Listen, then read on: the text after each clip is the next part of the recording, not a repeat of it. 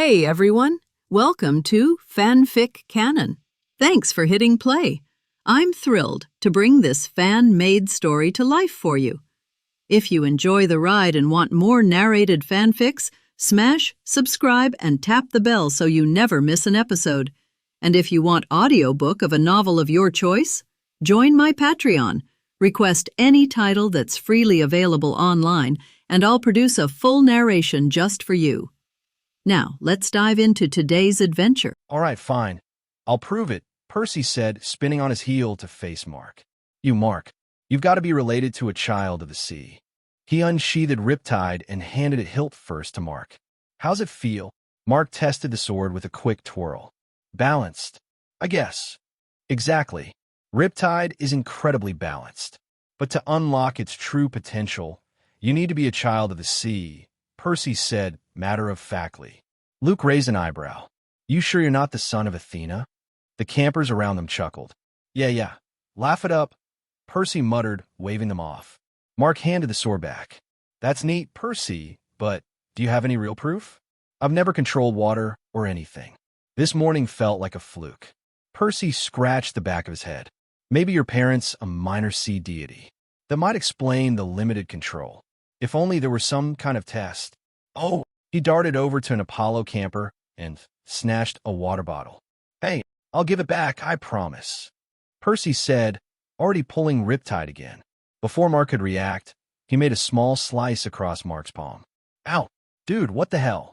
Oh, quit whining, you big baby, Percy said as he uncapped the water bottle. He poured a stream of water over Mark's bleeding hand. Gasps rippled through the camp as the cut began to heal before their eyes. As I thought, Percy said smugly.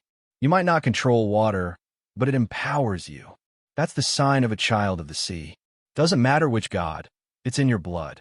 Mark was about to respond when a glowing green trident flared above his head, with a seashell symbol behind it. Camp went dead silent. Chiron hurried over, his face tightening in surprise.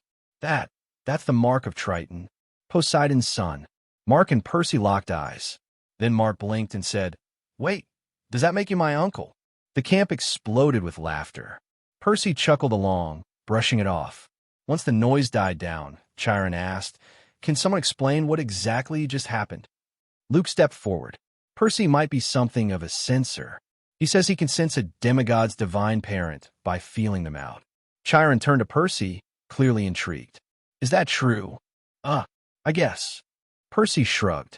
Immediately, a mob of unclaimed demigods swarmed him, begging to know their parentage. And so began Percy's most chaotic night yet. He spent hours sensing campers, giving them their divine lineage. Some cried tears of joy, others not so much.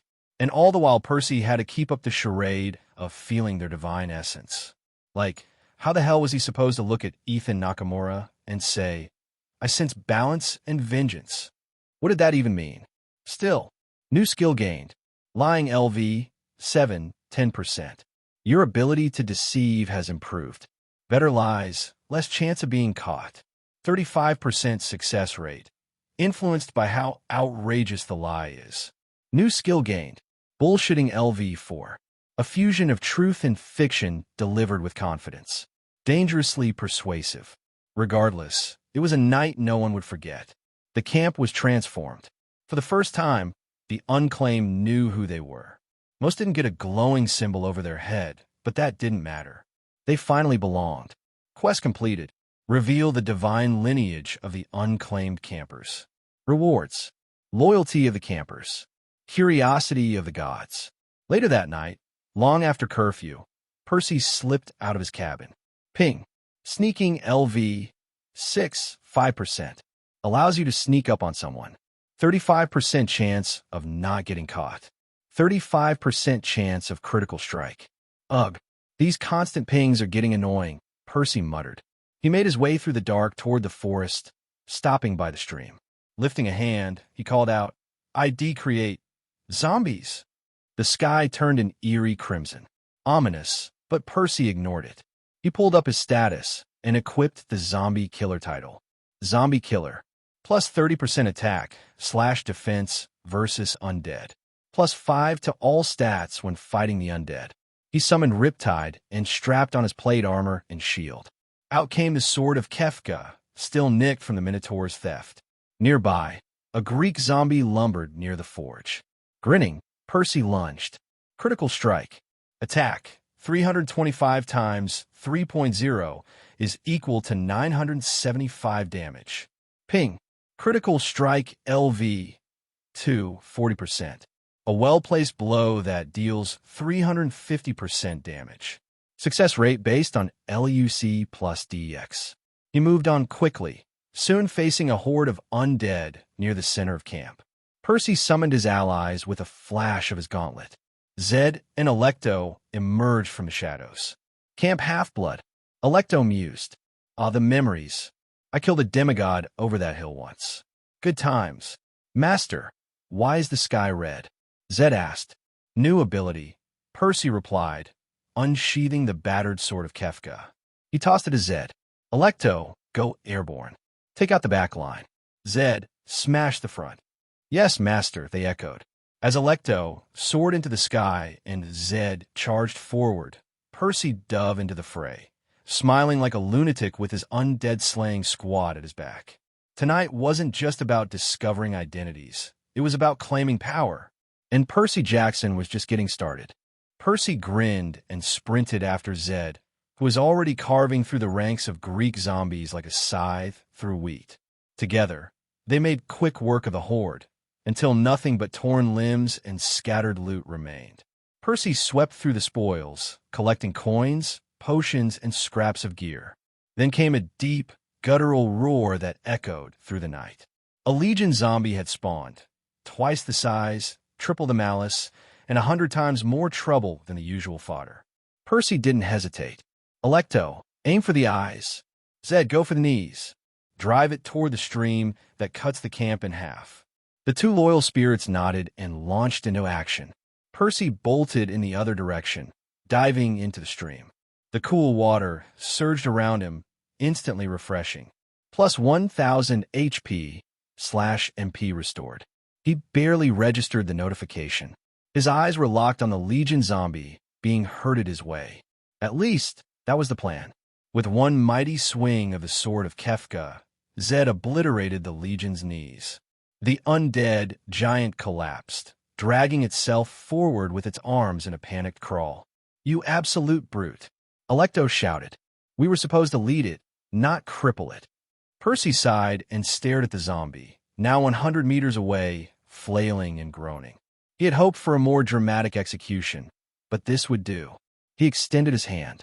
From the stream, water coiled and twisted into a long, gleaming spear. Percy narrowed his eyes. Let's test something. With a sharp motion, he hurled the water spear, sending it whistling through the air like a javelin. It drove straight into the Legion zombie's head, embedding itself deep. Ping. Skill leveled up. Water control LV. 11, 12%. Manipulate water from any source. Shape, weaponize, defend, or even manipulate blood. MP cost, 10 per minute. Special attacks. Water spikes, 210 DMG, 80 MP. Water shield, 35 durability, 95 MP. Blood control, 46 MP/min. No ping for unique move. Maybe it wasn't flashy enough. Percy shrugged and waded out of the water. The Legion zombie's body had begun to disintegrate, but not before leaving loot behind. Loot gained. Health potion X2. $1,000. Shovel buster. A knuckle duster with a shovel-shaped end. Doubles as a digging tool or a piercing weapon. ATK. 50+. Hand-to-hand combat level plus STR %. Example. 50+. 1+6% equals 53.5 ATK. Huh. Weird, but kinda cool. Percy tucked it into his inventory. Zed and Alecto had already looted the rest of the Greek zombies. Another $500 worth. Percy stashed that too. He didn't feel tired at all. In fact, this barely felt like a warm-up.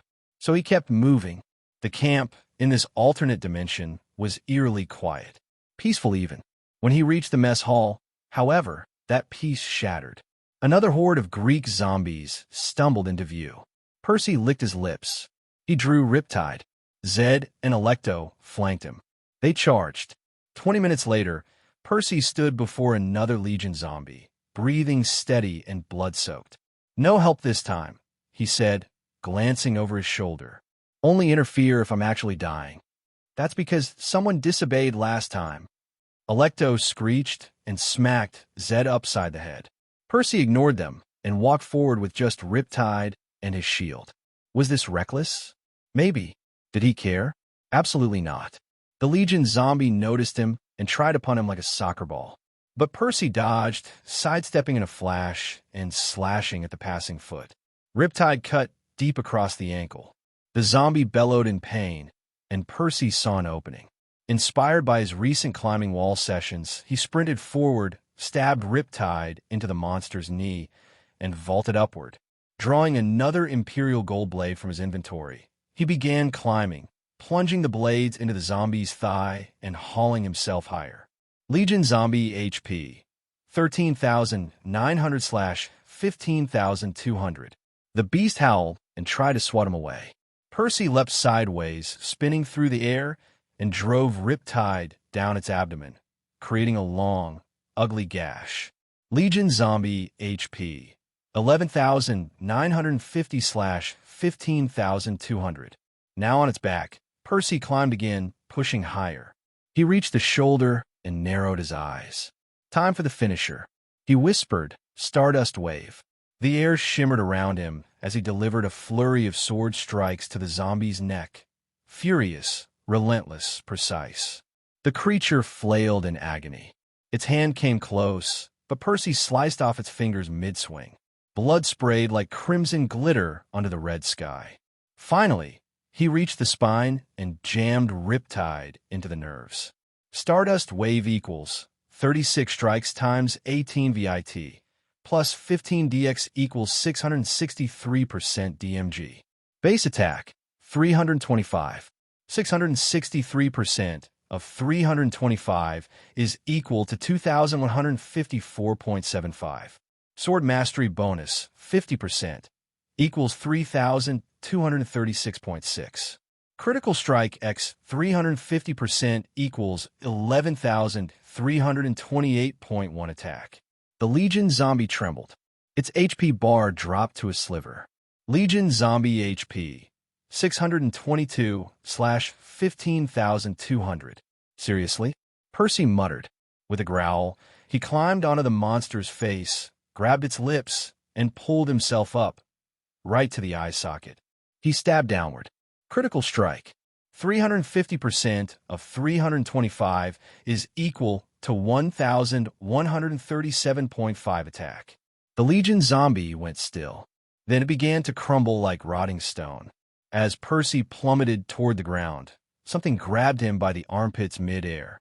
"Hey, boss," Alecto said, flapping her wings with a grin. She lowered him gently to the ground, just as the Legion zombie disintegrated behind them. Percy landed, bloody, bruised, and grinning like a maniac. Another night, another victory, and Camp Half-Blood would never be the same. Ping. You have gained a total of 14,370 EXP. Ping. You have leveled up. Percy Jackson. Health 550 of 550. Mana 425 of 425.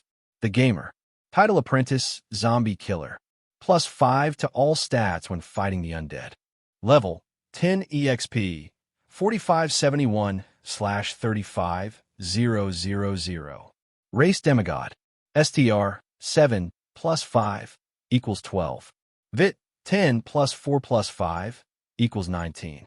Dex 7 plus 4 plus 5 equals 16. Int 23 plus 5 equals 28. Wis 22 plus 5 equals 27. Luke 14 plus 5 equals 19. Points 25. Money $4247/90D. Percy Jackson is a demigod, the son of Sally Jackson and Poseidon. He has ADHD and dyslexia, making it difficult for him to sit still in class. His behavior has gotten him trouble over the years in various schools. Percy is aware of who his father is and wishes to find meaning in his life. Percy loves his mother and hates Gabe, who is a dick. Status, demigod, giving Percy plus 4 VIT, plus 4 DX, and the ability to breath underwater, enhance strength, communicate with fish, create earthquakes, talk to horses, control water, and look cool. Percy noted this and then quickly went to see what loot the Legion left behind. There was a pile of money, $1,000, a necklace, and what looked like a rolled-up piece of parchment. Necklace of the Damned. A necklace that gives its user plus 2,000 HP, but if the wearer takes it off, they get cursed with dash 5,000 HP for an equal amount of time they wore it. Scroll of Hidden Treasure. A scroll that leads to a dungeon which is rumored to have hidden treasure in it. Percy opened the scroll first and saw a map of what looked like New York. And according to this map, there was a dungeon somewhere in Central Park. Maybe you should investigate this later. After putting that in, and careful putting the necklace away as well, if he wore that thing and removed it at any point, it could kill him. Percy then looked at Zed and Alecto. You guys want to continue? Zed and Alecto nodded, and so they did. They then began to look around camp again for the next horde of zombies. But strangely, they didn't find any. Not even one normal zombie. Percy looked all over and eventually came to the center of the cabins in the camp in a last-ditch effort to find one zombie, since this was where they were usually there. Then suddenly, warning, high-level monster forming above. Percy looked up and saw a black ball floating above the hearth. It radiated danger as it slowly descended down and stopped 5 feet above the ground. Percy was scared. His area sense never mentioned whenever a Legion zombie was forming, so whatever that was coming was definitely bad news. Percy moved back, Zed and Alecto following his example. Percy then remembered something. It was something from the Legion zombies bio. Some say that if one kills enough of these Legion zombies, there is an even higher level of enemies to face. Percy gulped and quickly took out Riptide and brought his shield up. Suddenly the black orb started cracking as red light poured out of the sphere. The sphere then cracked open and a figure stepped out. He had a sword as big as the blade of Kefka behind his back, and his armor was black, thick and sharp with red lines running through it. Along his body chains flew around, and his helmet had only 2 openings for his eyes. Percy gulped a wad of saliva and used Observe. Knight of the Damned. LV 50. HP 30,000/30,000.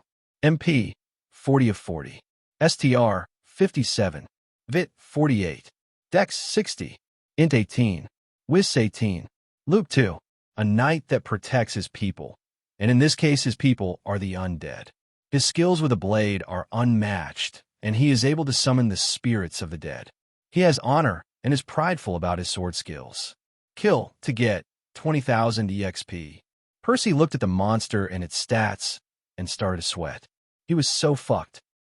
The Knight of the Damned, or Craig, as Percy took to calling him, charged at Percy and his party with one hand on the hiz of his blade. Percy jumped back and Zed charged Craig, slashing him with his equally gigantic blade. Craig jumped back like Percy, and Zed embedded his blade deep into the ground. Craig then drew his blade, which was as black as his armor, with red line running along its length. He then swung the sword like a twig, and a huge gust of wind blew past, whipping Percy's hair back. All that force, and he was at least 30 feet away. Percy needed a plan, something clever, something smart. He turned to Zed. Keep him busy, Zed. The red-armored servant nodded and charged Craig. The 2 clashed swords, and a huge shocks wave spread out, causing Alecto, who was flying, to be pushed back by the wind. Percy then reached into his inventory and took out a bow and a quiver that he got as loot. Alecto catch. Percy threw it to the Fury, who caught them both and quickly put the quiver on. Shoot if you see the chance. Alecto nodded and flew as Percy now looked at Zed and Craig's fight. One thing was obvious. Zed was far stronger than the monster as Percy's servant was pushing back. Seeing it was not in his favor to continue, Craig gave one final shove and jumped away from Craig. Seeing her chance, Alecto fired several arrows at Craig, and it looked like they were going to hit the monster in the head. But in the last second, Craig brought his blade up, causing all the arrows to break upon contact. Craig then lowered his blade slowly and bent his legs and jumped toward Alecto. Craig brought his sword up for a downward strike, and just as he was above, Alecto's fist made out of water collided with him, pushing Craig to the ground. Percy stood with several empty water bottles painting. He used most of the water he had in that attack. Alecto was too useful. Alecto now. The Fury nodded and shot several arrows at the down form of Craig. The knight managed to block most of them, but two managed to hit him. One between the leg armor's joints, and the other between his shoulder and his chest. Zed then charged at Craig with his sword held above his body and swung the blade down. Craig used both hands to block the strike with his blade, and with his good foot kicked Zed back. Craig then got up and opened his helmet. Inside, Percy saw nothing. There was nothing except darkness underneath that helmet of his. Suddenly, the darkness spread all around him and covered a 20-foot diameter. When the darkness retreated back, a swarm of Greek zombies stood there. Zed, take care of the knight. I'll handle the zombies. Percy cried out as Zed then quickly fought the knight one-on-one.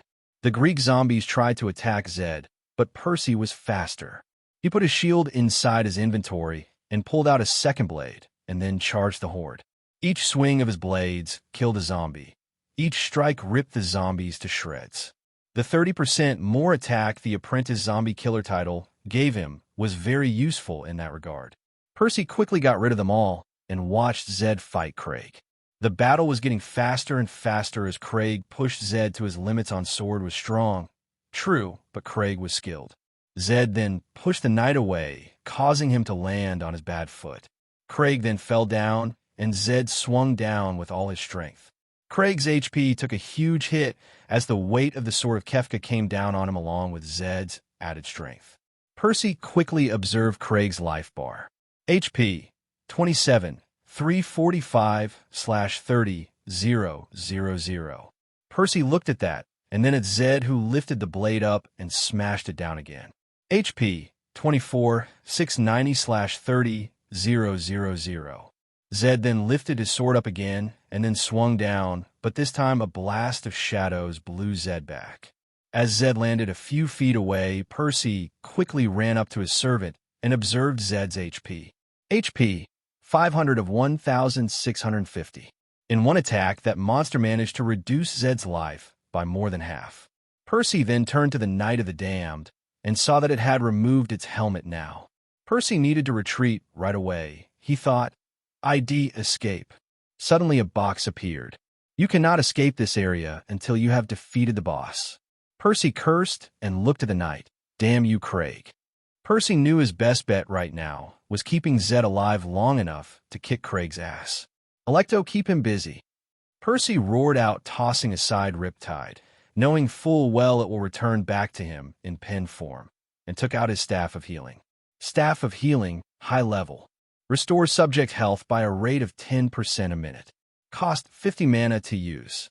Percy then pointed at Zed, healing him quickly, while Alecto shoot arrows which Craig blocked with his sword. Then suddenly the knight jumped up at Alecto, nearly cleaving the Fury in two. Luckily, the Fury was an expert at maneuvering at the last second and escaped while shooting an arrow into the thing Craig had for a face. Percy then saw the form of Craig stand up with an arrow sticking out of his head. Calmly, the Knight of the Damned pulled the arrow out of the mass of shadows and threw it away. 1 minute over. Zed's HP, 665 of 1,650. Percy gritted his teeth and looked up to see the knight look at him and Zed. He then charged at Percy. Shit. Percy then threw the staff towards Alecto, who caught it. Heal Zed, I'll hold him off. Percy saw Alecto's MP was 1430, more than enough to heal Zed. Percy took out Riptide and another random sword from his inventory and charged Craig, who had his blade up. They crashed, and Percy immediately felt his bone groan from the weight of the knight's strike. Quickly disengaging, Percy moved away from the knight, trying to escape from the monster, whose Vit status were more than Percy's. Suddenly, Craig's blade turned into a blur and Percy quickly brought both blade near to his chest and blocked the oncoming strike, which threw Percy through the air. Percy landed a full 10 feet away and quickly rolled to his feet. His hands were numb, and his face felt warm along the right side. Percy cursed as he looked at his HP bar. HP, 250 of 550. That was too much life lost in one hit. Percy quickly pulled up his stats page and distributed his stat points. He put 10 in Vit, 10 in Dex, and the remaining 5 in Luck, because if he was going to survive this guy, he would need speed, flexibility, and luck. STR, 7 plus 5 equals 12. Vit, 20 plus 4 plus 5 equals 29. Dex, 17 plus 4 plus 5 equals 26. Int, 23 plus 5 equals 28. Wis, 22 plus 5 equals 27. Luke, 19 plus 5 equals 24. Percy then cursed as he quickly brought up his sword just in time to block the knight's swing. He then pushed himself underneath the legs of the knight and ran away from him. The stream that cut through the camp was about 20 feet ahead of him. All Percy had to do was reach the water. But just then Craig landed in front of Percy, forming a crater where he landed. Percy cursed and immediately called out his special move, Stardust Wave. Percy's blades moved like water as he attacked the knight relentlessly. The knight brought his blade down only to have Percy sidestep it and swiped at the knight's abdomen, causing the knight to flinch. Percy then brought his knee up and smashed his face, or the black shadow thing, causing Craig to move back a few cms. Percy then swung his swords again, constantly chipping away at Craig's armor, and as Percy brought Riptide around for another cut, he was swatted away by Craig like a fly. Percy flew head over tails through the air and finally slid across the grass. Percy then looked up and felt some of his bone were broken and the armor around his chest was ripped to pieces. He looked at his HP bar. HP, 50 of 550. Percy gritted his teeth and slowly got up. Riptide and whatever blade he was using was on either sides of the field, and the Knight of the Damned was calmly walking over to Percy. Percy then looked at the knight's health. HP, 23, 292/30,000. H's attack did nothing. Absolutely nothing. Just a 1,000 points of attack. He only had to die nearly 23 times to kill him now. Percy then looked back and saw the stream there. It seems Craig had thrown him exactly where he wanted to go. Percy took 3 quick steps backwards, and then, ping, you have entered a water body. Due to your parentage, you have gained a boost. Plus 1,000 HP. Plus 1,000 MP. All wounds are healed. All ailments cured. Water breathing ability active. Percy then smiled, and then turned to Craig. Come one fat ass. He shouted, taunting him. Warning attack coming straight ahead. But Percy was ready. He took out Riptide, and just as Craig's attack was upon him, he pulled up his water shield. The sphere of water rose up around him, and Craig's sword was trapped in it. Percy smiled. He had him now. Percy then lifted his hand, water spikes. Craig was then skewered by water spike that rose from the stream and cried out in pain. Roar! Percy then lowered the water shield near Craig's midsection and trusted Riptide outwards into Craig. Percy then pulled out another sword and did the same. Percy then continued this action until he ran out of swords, and Craig looked like a pin cushion. HP, 15, 292/30,000. Percy smiled and then waited for his mana to regenerate to use water spikes again. But just then Craig's body started to move. His fingers reached up to one of the sword inside him, and he pulled it out. He then roared, and an explosion of shadow opted out of him, completely obscuring Percy's sight from inside the water shield. Percy then waited and watched. Something was going to happen now. Something bad. Warning. Attack in front of you. Percy then watched as a fist collided with his water shield, cracking it. His eyes went wide. He honestly didn't know that could happen. Then another punch, and the crack grew bigger. Another, and the shield was now beginning to look like it was about to shatter. Percy noticed this, and so he dropped the shield behind him and ran out before the shield broke. Outside on the other side of the stream, Percy saw that the shadows were all over his shield. As soon as his shield broke, Percy saw Craig walk out of the shadow, and the cloud that was there before absorbed into his armor. Percy cursed and quickly brought out Riptide, which had returned before Craig exploded into a mass of shadows. Percy brought the sword out and readied himself for Craig's knight, then launched himself at Percy, but before he could strike the son of Poseidon, he was hit in the side and flew away like a ball being hit by a baseball bat. Standing where Craig was moments ago was Zed. "You took your time," Percy said with a grin. "I was charging up, and Alecto needed help with something." Percy looked confused at that, only for Zed to point at the raising from of the knight. Percy readied Riptide and observed Craig. HP 11 600/30 000. Percy smirked. Zed really was the reason he is going to win this battle.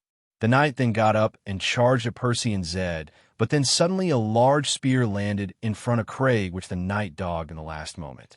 Percy turned and saw Alecto eyeing the statue of Zeus that was in front of the Zeus cabin.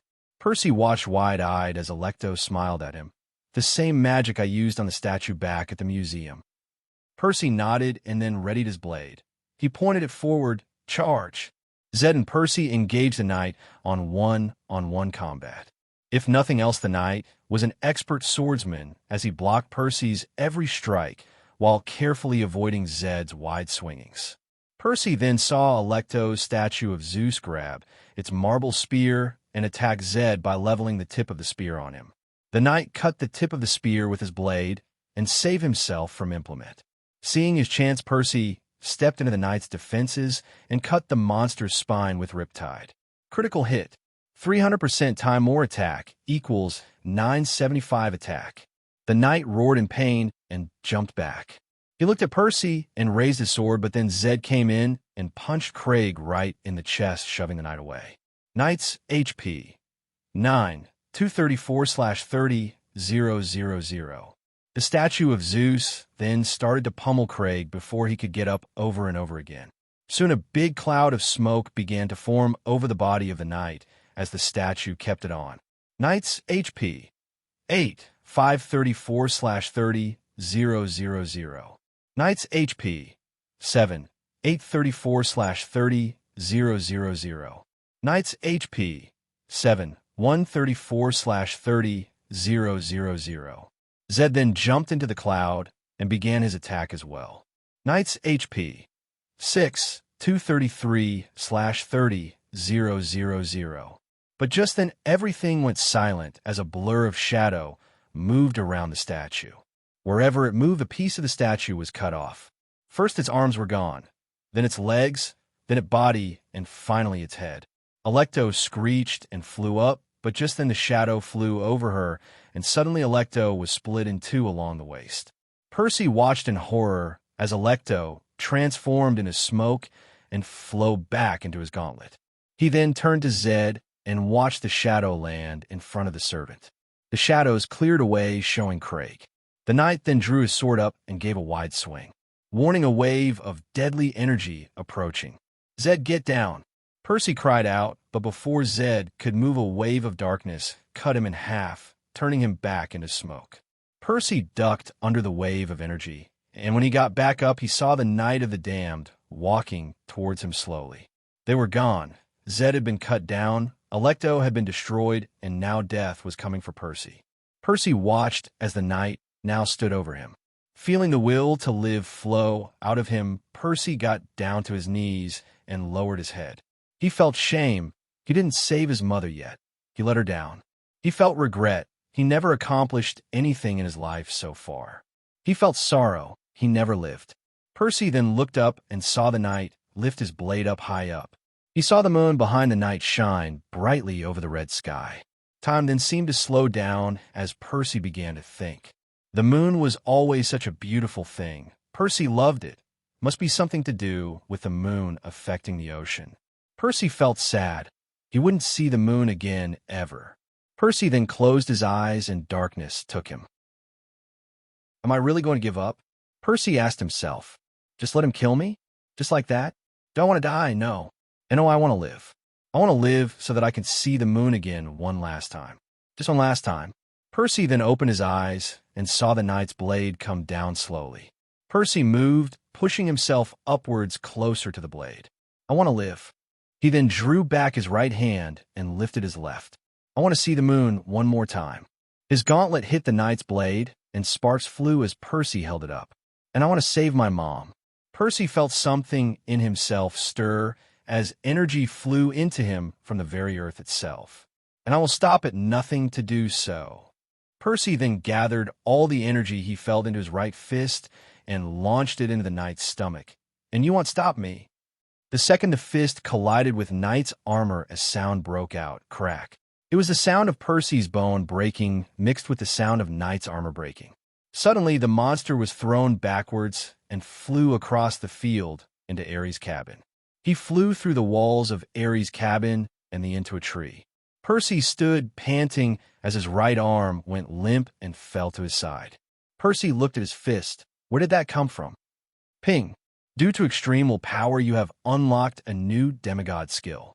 Earthquake Control, LV, 1, 30%. You can cause an earthquake thought any part of your body. Attack, 500. Cost 100 MP. Magnitude, 1. Percy dismissed the box, and slowly he realized what happened. That energy he felt come from the earth. It was the power to form earthquakes. He must have unknowingly infused that power in his fist, and when he punched the knight with it, caused an earthquake inside the knight's body. Percy looked at the knight's HP. HP, 5, 733/30,000. And then his HP and MP. HP, 50 of 550. MP, 225 of 425. Percy frowned. He then equipped his title Dead Man. Dead Man gives the user a boost of plus 40 in all stats if their HP is less than 20%, which made his stats this. STR, 7 plus 40 equals 47. Vit, 20 plus 4 plus 40 equals 64. Dex, 17 plus 4 plus 40 equals 63. Int, 23 plus 40 equals 63. Wis, 22 plus 40 equals 62. Luke, 19 plus 40 equals 59. Percy then looked at Knight, who just managed to get up, but was still holding his chest, which was now completely shattered. Percy smiled at this. He then pulled up the Knight status. Knight of the Damned, LV 50, HP, 5, 733/30,000. MP, 40 of 40. STR, 57. Vit, 48. Dex, 60. Int, 18. Wis, 18. Luke, 2. Thanks to the Dead Man title, he was now faster than the Knight.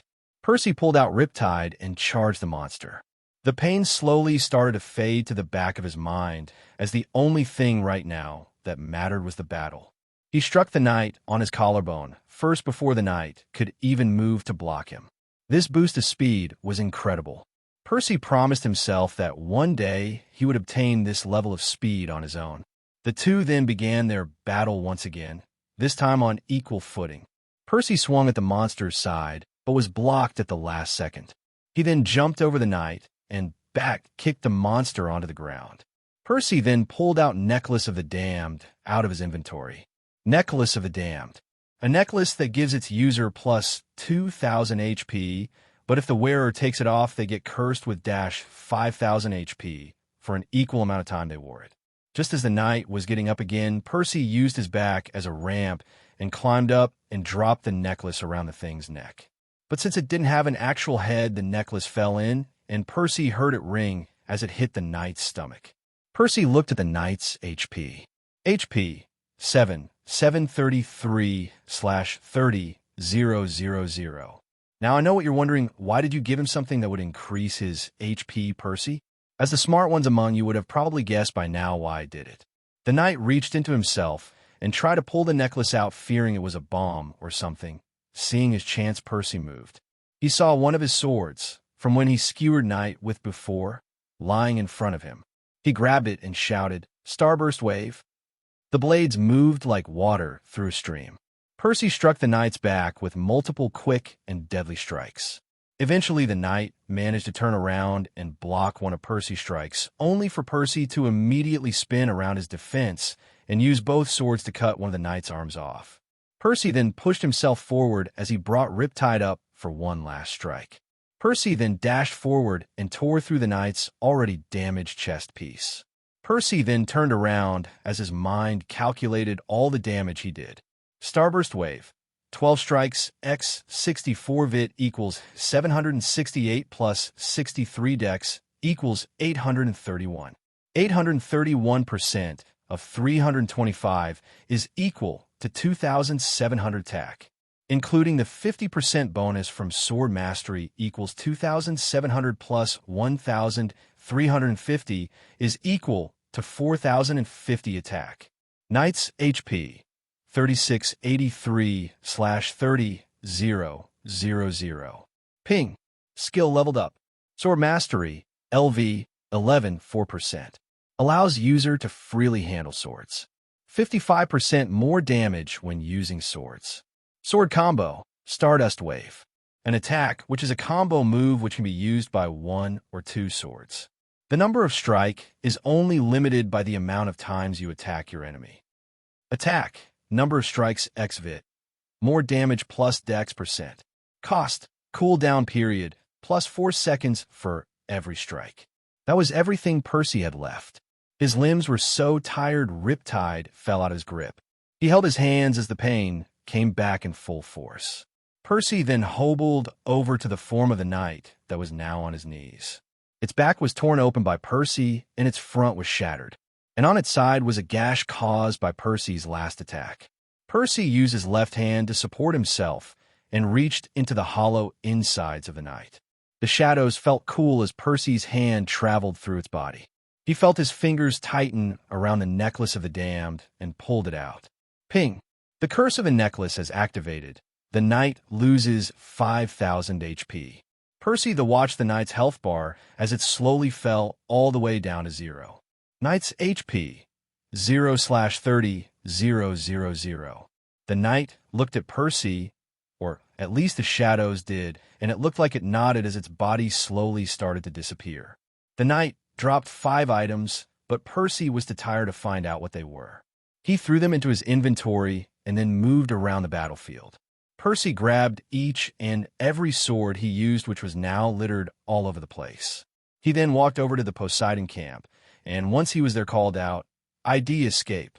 The red sky shattered as the normal-looking sky took over. Percy then looked up at the moon and smiled. He did it. He won his greatest challenge yet. Percy then walked into his cabin and unequipped his armor. As he reached for his gauntlet, Percy got an idea. Gauntlet of Kefka. The Gauntlet of Kefka, Zed's uncle, was stolen by Zed and was used for his own plans. The power of the gauntlet release on the int and the whis of the wearer. Its ability is to raise from the dead and store inside it warriors that user has slain and slain by the user's minions. Power level, int plus whis, % of total power of the summoned servant, meaning a level 100 warrior will be a LV5 servant when the gauntlet's power level is LV5, 45. Number of servants usable by the user, 4, plus 1 for every 10 int or whis. Percy then wasted no time as he focused on the gauntlet and was brought to the well of souls filled with all the souls he had slain. But there was only that Percy needed. He looked up at the form of the Knight of the Damned, whole and undamaged from all the battle scars Percy and his servants gave him. Percy then grabbed the knight and pulled him out. The gauntlet glowed, and smoke came out which then solidified into the knight. He bent to his knee. "You obey me now," Percy spoke, causing the knight to nod. Percy quickly dismissed him, and he removed the gauntlet. He then went to his bed and fell into it. He was beyond exhausted, and he felt himself go numb with pleasure for finally getting some rest. The next morning, ping, you have slept in your own bed. HP and MP have been restored 100% each. All ailments and negative status effects have been cured. Percy closed the box and sat up on his bed. He stretched his arms and yawned. All his wounds had been fixed, and his body felt great. Yesterday was a life or death situation, and Percy was lucky to be alive. Yesterday's experience taught him this. He needed to get much more stronger. Percy then opened his inventory and looked at the things that the night had dropped for him. Money, $5,000. Enchanted sapling, a sapling that can grow anywhere. It enriches the room it's in and gives berries that provide plus 200 MP. Skill book, shadow spying. Essence of shadow, crafting item. Sword skill book. Percy sighed. He wasn't ready to deal with all of these yet. He then shoved them back in and quickly got out of his bed, took a shower, and finished his morning business. He quickly changed his tiles from Dead Man back to Son of Poseidon, then quickly left for the mess hall. As he passed by the statue of Zeus Electo, used yesterday, he noticed it was still intact, meaning the one they used was the one in another dimension. This proved his theory about being able to create an alternate dimension, which is a copy of this one, but doesn't affect it. Percy ate his breakfast quickly and made way to the climbing wall. Once there, Percy spent the entire afternoon grinding his VIT skills. By the end, his VIT rose by 2 points, and due to the weights, he was wearing his STR raised by 3. It was afternoon now, and Percy decided to finally do something about his low deck stat. So he made way to the arena to practice his archery. As he was going there, though, he noticed the Stoll brothers approaching him. "Hey, Travis. Hey, Connor, what's up?" Percy asked, looking at the two sons of Hermes. "Hey, Percy, could you just come with us for a second?" Connor asked with a smile. "Yeah, it won't be long, and it is important," Travis said with an equally charming smile. Percy laughed. "Okay, but I'm warning you too, you try and trick me into doing something stupid, and I'll shove Riptide down your throats." Connor laughed. "No, Percy, we would never do that."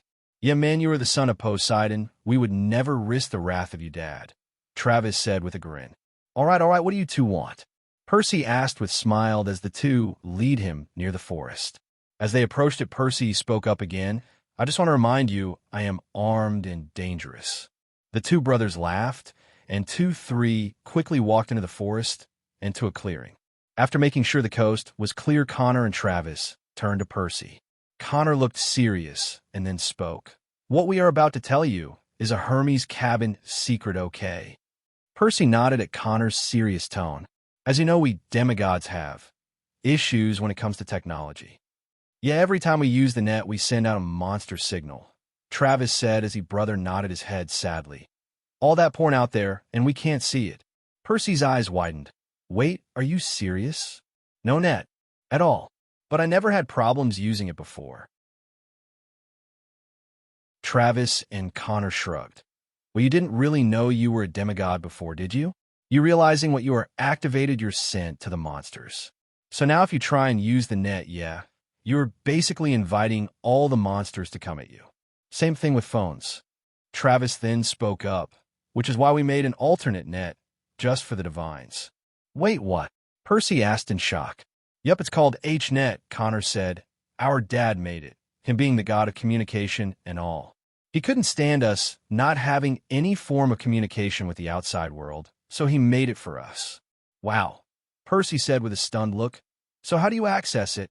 With this, Connor then took out a black metal cylinder. Connor then pressed on end and showed it operated like a clip. "This is a Hnet interface, HNI. Clip this to the top of any piece of paper and an image will appear on the paper. It's basically a tab." Connor then gave the HNI to Percy, and Percy observed it.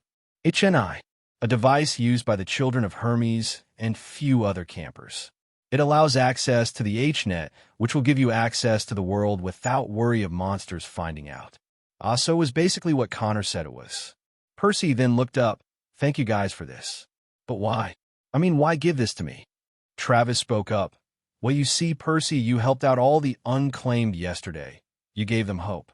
Some of them got claimed after we went to the cabin, and your feeling about who their godly parents were proved true. You helped a lot of them, man. So we thought we should return the favor somehow. I don't know what to say, you guys." Percy stumbled, and Connor stepped in. "Just don't go showing it off. Last thing we need is Chiron finding out about this. Some other campers have it also, but not all of them know the HNI even exists." Percy nodded, and then after taking for a few more minutes, the twins and Percy separated. Percy then pulled out his bow and quiver, the ones he gave to Electo yesterday. He reached the arena and then went to the archery side of the place. Percy moved in front of one target and quickly notched an arrow.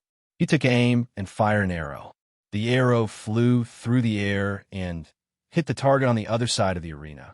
Percy blinked in surprise and then tried again.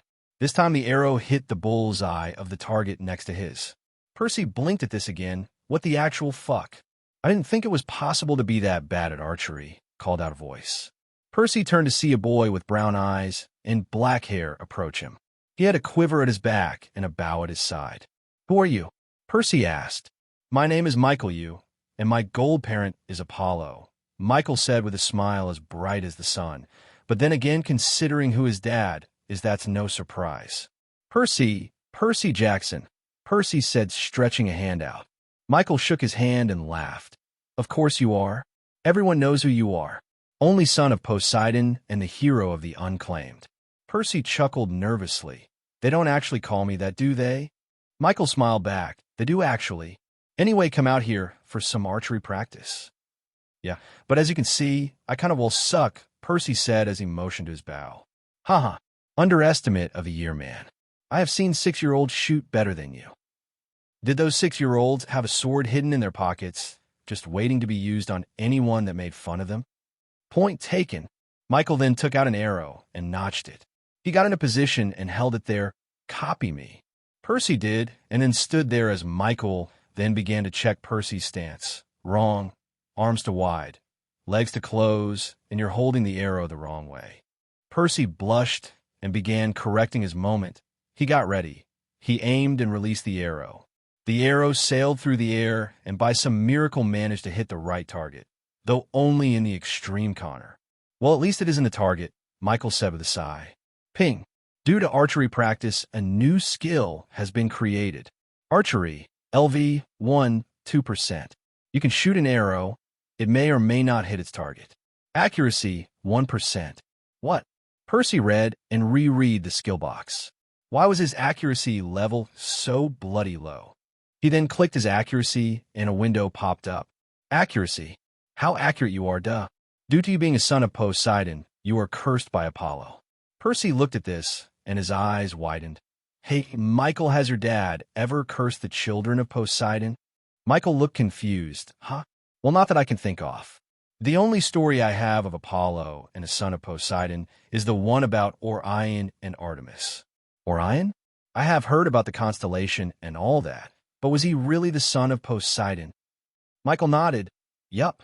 It is said he was such a great hunter that he won even Artemisia' heart. And my dad didn't like that. So he tricked Artemis into shooting Orion, thereby killing him. Wow, Percy stated, your dad is kind of dick. Michael snorted, yeah, but that's the only story of Apollo and a son of Poseidon that I know of. Percy nodded and looked back at his accuracy box, especially the words in brackets. Due to you being a son of Poseidon, you are cursed by Apollo. Did Apollo's grudge extended to every son of Poseidon? Did he curse us to suck at archery? And if so, how do I get rid of it? Percy sighed and closed the box. He was going to figure this out the only way he knew how, by charging through it. So over the next hour, Michael helped Percy with his archery. He showed him how to stand, how to pull the arrow back, and even how to not shoot the targets next to him. Eventually, after Percy got most of it, Michael left him alone, and Percy began grinding through. Most of his arrows missed while 1 or 2 hit the target. After collecting all the shoot arrow, Percy moved back to a shooting point and began again. After an hour, Percy's finger wears sore, but he kept going. After he emptied his quiver for the 3rd time, it happened. Ping. Due to constant bow and arrowing, you have leveled up a skill. Archery, LV, 2%. You can shoot an arrow. It may or may not hit its target. Accuracy, 2%. Percy looked at this, and his face became cold. All that, and only a 2% increase in his archery? Fuck you, Apollo. If I ever see you, I will shove an arrow down your throat and a bow up your ass. You just made my shit list. Percy's shit list. Hades. Apollo. The Minotaur. Oh yeah, he wasn't done with him. Mr. Kenny, 5th grade science teacher, don't ask. Percy then turned to the target and quickly drew an arrow from his quiver. He aimed for the center of the target, but before he shoot it, he stopped. If every shot I aim for has a 98% chance of missing, then why don't I just miss on purpose and see where that goes. With that logic in mind, Percy aimed for the target next to his and released the arrow. The arrow flew and it hit near the center of his target. Percy grinned at this, and then suddenly, ping! Due to constant bow and arrowing, you have leveled up a skill. Archery, LV, 3, 20%. You can shoot an arrow. It may or may not hit its target. Accuracy, 3%. Percy then quickly started to shoot arrows faster and faster and made sure to always not aim for the target, and this made sure his arrows did make the target. After 20 or so arrows, ping! Due to accurate shots, somewhat +1 to dex.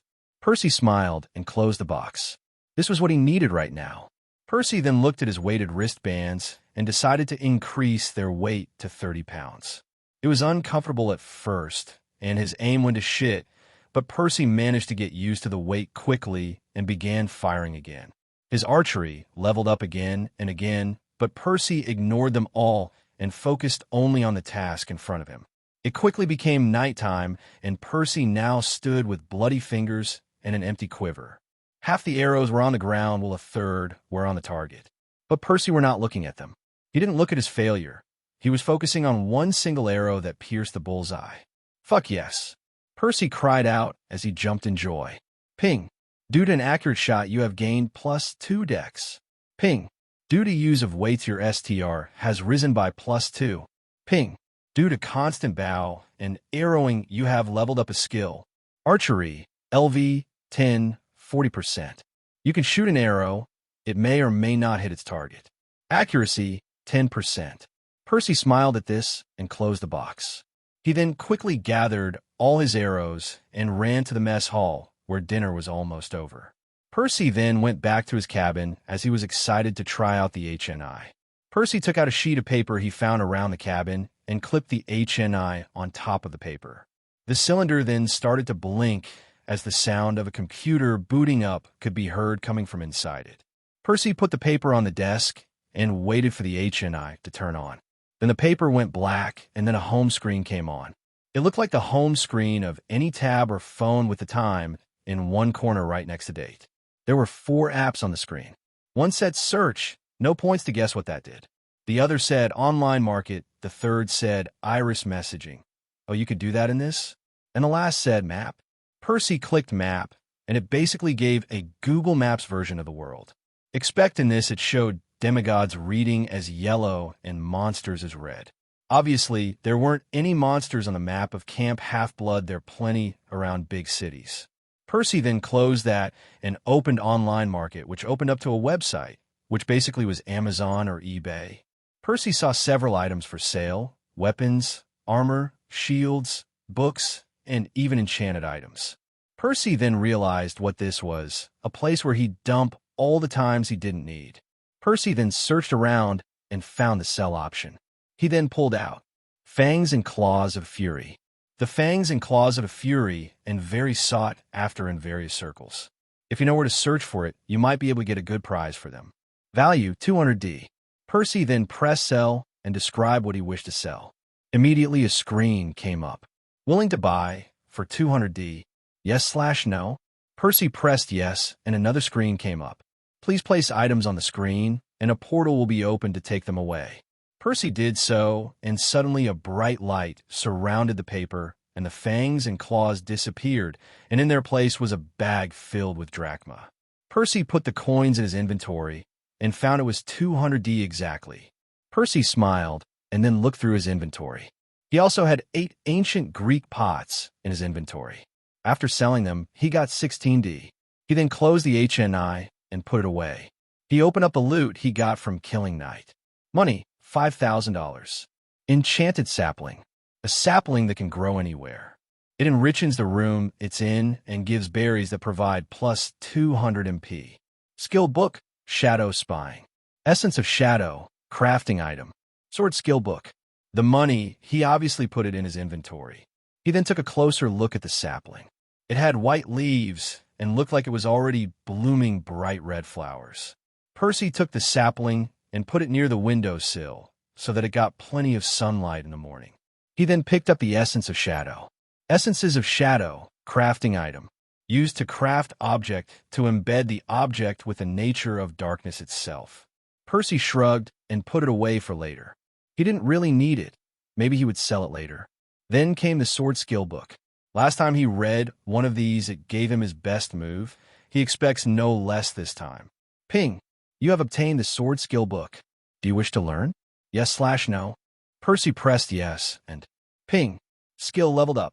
Sword Mastery, LV, 12, 0%. Allows user to freely handle swords. 60% more damage when using swords. Sword Combo, Stardust Wave. An attack which is a combo move which can be used by 1 or 2 swords. The number of strike is only limited by the amount of times you attack your enemy. Attack, number of strikes xvit. More damage plus dex %. Cost, cooldown period plus 3 seconds for every strike. Ping, please select 2 of these attacks. Water plus sword technique, water's kill. A technique that uses both water control and skill to perform. The user locks the target in place with their water control and then coats his blade with several water blades. When striking the opponent, the water blades rip into the enemy's body, ripping them to shreds. Attack, level of water control plus level of sword mastery. Cost of water control. Angel Strike, a technique that uses multiple blades as a source of attack. The user attacks with one blade and then abandons it, grabs another blade, and strikes the opponent again. This is done several times until the user runs out of blade.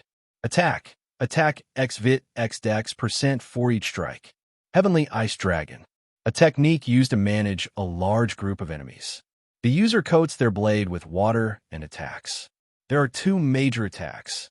Dragon's Fangs. If you draw blood from the enemy, a small part of the water from your blade travels in their blood, and the user may choose when to freeze the water.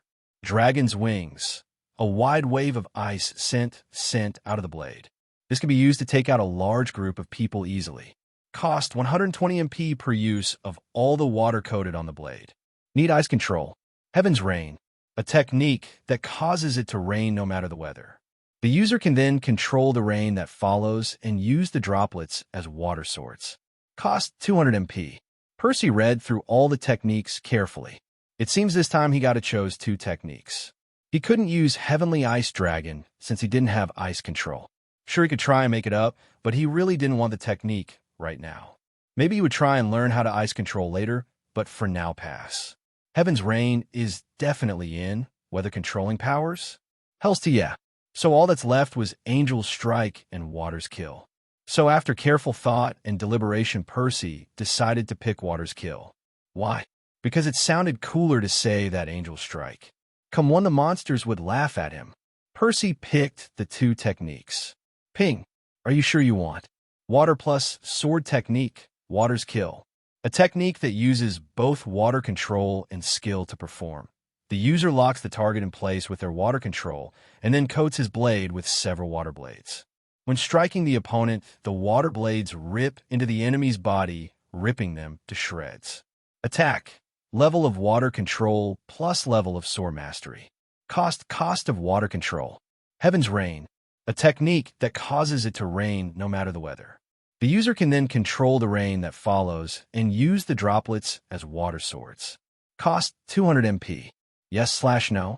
Percy pressed yes, and the box disappeared, and the memory of how to do the 2 skills came into his head.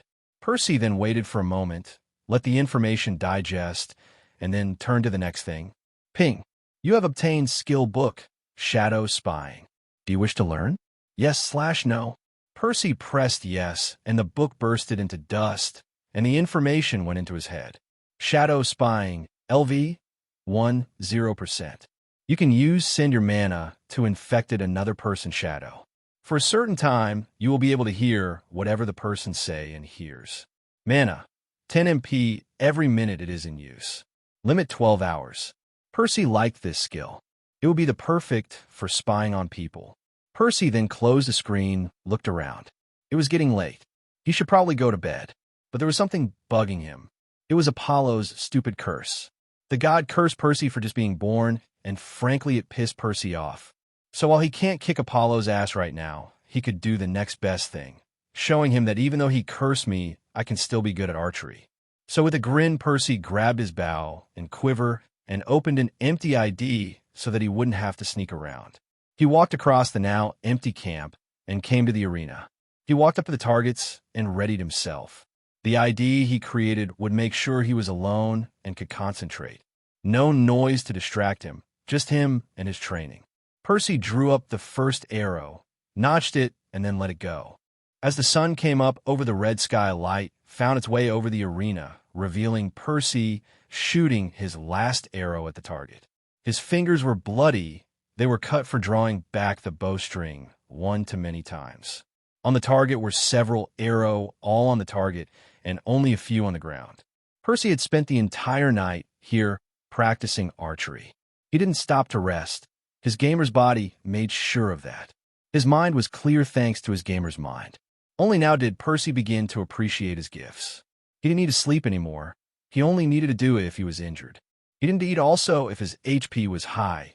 He only did it because he liked eating.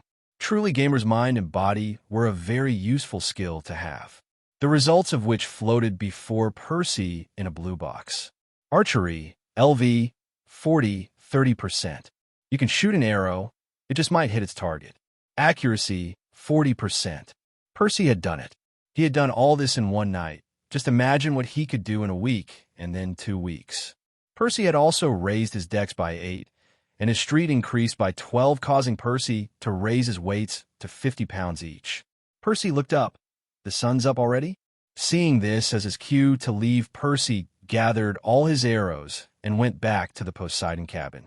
The then thought ID escape, causing the red sky out there to break and turn blue again. Percy could hear the sounds of birds chirping now and smiled as he saw various people run across the camp to the mess hall. Percy may not need to eat anymore to survive, but that didn't mean he didn't like eating food in general. Percy put away his bow and quiver in his inventory and then walked out of the cabin. He then walked to the mess hall and grabbed himself a huge plate of meat, cheese, and grapes, truly the food of the gods. He gave some for his dad, and ain't no one was watching, shaved most of it into his inventory. Percy then began to eat what was left slowly as he made plans for the day. Percy then pulled up his stats. STR 24. Vit 22 plus 4 equals 26. Dex 28 plus 4 equals 32. INT 23. WIS 22. LUC 19. Not bad at all. Today maybe he should. Hey, Percy. Travis Stoll called out, interrupting Percy's train of thought. Percy looked up and saw both the Stool brothers standing over his shoulder with identical grins. Oh, hey guys, what's up? Did you use it? Asked Connor as he tried and failed to control his laughter. Use what? Percy asked, confused. Use the HNI, Travis explained. Oh yeah, I used it, Percy said, smiling. I managed to make some drachma sealing some useless junk on the online market. Travis and Connor looked like owls as they stared at him. Wait, you're telling me the first thing you did when you got access to the internet was go shopping? Yeah. Percy replied hesitantly. Wow, Connor said, actually surprised. So you didn't look at porn? No, not even a little. No. Didn't shop for any Playboys? Nope. What did you do all night? The two brothers yelled together, causing Percy to chuckle nervously. I was training, Percy explained. My archery skills suck, so I wanted to practice. They don't just suck, Jackson. They are non-existent. Michael, you called out from the Apollo table. Shut up, Michael, and stop listening to other people's conversations. I can't help it, Percy. My dad is the god to truth. I have to interfere when someone tells a lie. Percy chuckled and turned back to the Stoll brother. So no, I didn't visit any porn sites yet. The two nodded. All right, then we just want to say and see whether you got the HNI working. See you around, Percy. Percy waved them away and turned back to his stats. Now where was I? Yes, improving his int and dex. It was true he had a high amount of stata, but he needed more. But maybe he could do that later. For now, let's focus on improving Vit. The speed Percy felt when fighting the Knight of the Damned was exhilarating. It was like a drug, and Percy wanted more. But first he needed to get some things fixed. Percy walked out of the mess hall, and when he was alone walking down the main path, pulled out his plated armor. The poor thing was torn apart from yesterday's battle. Percy slung it over his shoulder and then went to the forge where again he walked to Nina's table where the girl was working on a bronze sphere of some kind. "Hey, Nina," Percy called out with a smile. "EP." The cried out and turned to see Percy there. Nina then saw Percy and smiled. "Damn, Percy, are you a ninja or something?" "Yeah, I wish. That would so cool. Imagine me being all stealthy and shit. Yeah, it might be a little fun. Anyway, what can I help you with?" Percy then pulled up his armor and laid it on her workbench. "My armor got pretty messed up. Think you can fix it?" The daughter of Hephaestus looked at the piece and formed. She took out a plate and inspected it against the light and found no fault in it. "This is a good pace, Percy, something most Greek demigods don't wear. But it's far too messed up. It's torn at the leather, and if you fixed it, it would be a patch job at best." "I see," Percy replied with a frown. "So what do you suggest?" "Well," Nina then took out a roll of paper and spread it out, showing a Greek-designed armor. "I can make it into this. I'll turn the leather into the Greek armor and put the plates on top." Percy nodded. "Okay, quick question. Can I not be wearing a skirt?" "What?" Percy pointed at what the Greek used to wear instead of leg armor. "That thing. Can I not wear a skirt? I'll admit I have some fine legs, but I don't want to put them on display." "Haha. Well, I'm sure you can just wear a pair of jeans if you need a, Percy." Percy smiled back. "Okay, let's do it. When will it be ready, Nina?" 2 days, meaning you can't use it for capture the flag tomorrow." "Oh yeah, I forgot about that," Percy said, scratching his head. "Well, can you get it done by then? Is money not an issue?" "Yep, I can get it done by then." Nina then took the armor off, and Percy quickly turned to walk out. But just then Percy saw a huge tire sitting in the corner of the forge. Suddenly an idea popped into his head. "Hey, Nina, can I borrow that for a second?" A few minutes later, Percy now stood in the arena with a chain around his torso and the giant tire behind him.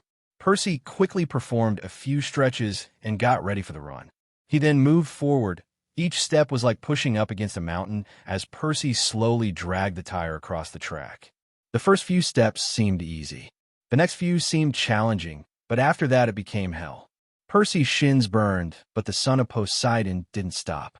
He pushed himself, and by the time he finished half a lap, ping, due to strenuous exercises you have gained, +2 STR and +4 VIT. Percy closed the box and focused only on pulling the tire along. The weighted wristbands on his hands were helping improve his strength, and he was carrying a freaking tire. Him pushing himself increased his stamina, and hence this should be the perfect exercise to improve both STR and VIT. As soon as on round was down, Percy collapsed onto the ground and started to pant. It was done, 1 full round done. Percy then looked around and saw several campers that were training in the arena before were now looking at him. "Can I help you guys?" Percy asked, and immediately most of them turned away, leaving Percy confused. Well, whatever, he had a job to do anyway. Percy got up and began his second round. By the time Percy finished the second round, his STR had gone up by 2 and his VIT by 3. Now Percy collapsed on the ground exhausted. Gamer's body might make him not feel fatigue, but he was still exhausted beyond belief. Percy took the chain around him and then moved the tire upright. He then began moving the tire back towards the forge, all the while the campers were giving him weird looks. After Percy put the tire back inside the forge and thanking Nina for letting him use it, Percy walked over to the Athena cabin. Inside, Percy found the Athena kids busy with their own projects, so Percy just sat down and looked over all the research material he gathered on the underworld and Hades. He was prepared to go down there and fight, but he had no way of beating a god. So Percy spent most of his time here doing research about what he could use to defeat Hades. Annabeth walked over. "Hey, Percy, you're early today." "Yeah, I want to get more work done," Percy said with a smile. "So, are you going to be here the whole day?" "Yup," Percy smiled. "Aren't you a lucky girl?" Annabeth grinned. "No, Mr. Jackson, you are the lucky one. You get to be in my presence all day long." "Being vain doesn't suit you, Annabeth." "Oh, please, it suits me just fine," the child of wisdom said with a smile. "No, get to work. We children of Athena don't like laziness." Percy saluted and quickly got down to his business. Over the next 5 hours that Percy spent in the cabin, the longest he had ever spent, he read about all the myths surrounding Hades, and he thinks he finally found something to defeat the bastard. or at least stop him. Ping. Due to constant studying, you have gained +5 int and +5 wis. Percy closed the box and quickly walked out of the cabin. After a quick lunch at the mess hall, Percy went to the campfire where the Apollo kids sang songs and everyone was in an active mode. Percy wondered why, and just then Annabeth came up to him. "Hey, Percy, got a second?" Percy nodded. "Yeah, sure, no problem, what up?" "Well, you know that the Capture the Flag game is tomorrow, right? So that's what everyone is excited for." "Yup. Anyway, I was wondering, want to join my team?" "Really? Wow, Annabeth, that sounds great. Who all is there?" "Well, there's us, Athena cabin, and Hermes cabin. And we just managed to get Apollo cabin in as well." "Sweet. Okay, I'll join. Where do I sign up?" Annabeth chuckled. "You don't have to sign anything, C-head, just be there." Percy nodded, and the two talked for a while after that. Later at night, Percy was in his cabin alone. He put his hand up, ID create, empty. The outside world turned red, and Percy quickly grabbed his bow, an arrow, and left for the arena again. The next morning, it was the second morning that Percy had gone without sleep, and so far it hadn't actually affected his body. Before, if he stayed up a few hours past 10, he would start getting drowsy, but now he felt fine. Ping. Due to constant bow and arrowing, your skill has leveled up. Archery, LV, 63, 30%. You can shoot an arrow, it just might hit its target. Accuracy, 63%. Due to semi-accurate shots, you have gained +3 dex. He gained nearly half the amount of levels he gained last night, but that was all right. He wasn't going to win any trophies for a fancy shot anytime soon, but he didn't care about that. All he wanted is to be a good shot. Percy then walked back to his cabin, broke the ID, and then came out. After breakfast, he went to Athena cabin and borrowed a couple of handheld puzzles he saw the Athena kids solve. He then went to the forge and grabbed the tire and chain. In the arena this time, while Percy pulled the tire with the chain around his stomach, he also began to try and solve the many puzzles he had grabbed. One of them was a cube, which you had to open by twisting and turning. Another was a sphere, where you had to twist it until you found the secret image printed on it. Hence, the strangest tradition of camp began. When many campers came to the arena to train, that morning they were both shocked and impressed at what Percy was doing. He was dragging a tire while solving puzzles with his hands. What's next? A unicycle? What would help with balance? After spending the entire afternoon doing this, Percy ran out of puzzles to solve. He then stopped and took the chain of his body and put all the puzzles away. Percy then looked up at the boxes floating in front of him. Due to solving several puzzles using your head, you have gained +4 wis. Due to you dragging a tire and having weighted wristbands, you have gained +4 STR. Due to you dragging a tire around in circle, you have gained +5 VIT. Percy then put the tire and puzzles back in their respective building and walked along the stream. It was a tiring day, and Percy had actually managed to do something good today. Since the Capture the Flag game was tonight, Percy didn't want to push himself too much. Well, all right, that was a lie. There is no such thing as pushing yourself too much when you just dragged a tire across a field for the past 3 hours. There was actually something Percy wanted to do ever since he came to camp, but he was too preoccupied with training and fighting for his life. And that was going to the beach for a swim. He walked to Fireworks Beach and smiled at the sight of the ocean. The wind blew across his face, and the smell of the salty sea was begging him to come inside. Percy took off his shirt and put it in his inventory. He then ran across the sand, and the moment his foot hit the sea water, he felt energized. Ping. You have entered a water body. Due to your parentage, you have gained a boost. +1000 HP. +1000 MP. All wounds are healed. All ailments cured. Water breathing ability active. Percy ignored the box and swam deeper and deeper into the sea. Percy then swam along the coast and saw several sea nymphs setting along the mouth of the stream that separated the forest. They waved to him, and Percy awkwardly waved back. Just then, one of the nymphs jumped into the sea and came at Percy. Percy was stunned at her speed and realized she might have been faster than him. She then appeared in front of him and spat water on his face. Percy looked at the nymph and narrowed his eyes. The nymph's eyes went wide as it turned tail and swam, but Percy wanted revenge. Percy kicked off after the nymph and cased the spirit all over the ocean. Percy used the water to make him faster and caught up to the girl quickly. He grabbed her ankle and, using his water control, threw her upwards. The nymph shrieked in fear and then landed back into the water with a big splash. Percy then laughed his ass off as he saw the poor girl get angry. Then, suddenly, Percy felt it. Bloodlust from the nymphs in front of you. Percy looked up slowly, and needless to say, there they were. All the nymphs Percy saw before now stood in front of him, cracking their arms with a look of vengeance on their face. "Come on, guys, let's not do something we'll all regret," Percy said as he slowly moved back away from them. "Why?" the nymphs cried out as they charged after him. Percy turned and swam with all his might. "Ping, your skill leveled up. Swimming, LV 15, 80%. Your speed in swimming is that of an advanced swimmer, 7 miles an hour. Not now." Percy then swam to the coast, but before he could reach it, he felt something tug on his pants. Percy then saw one of the nymphs holding him in place, while the other brought back their fists. Oh shit.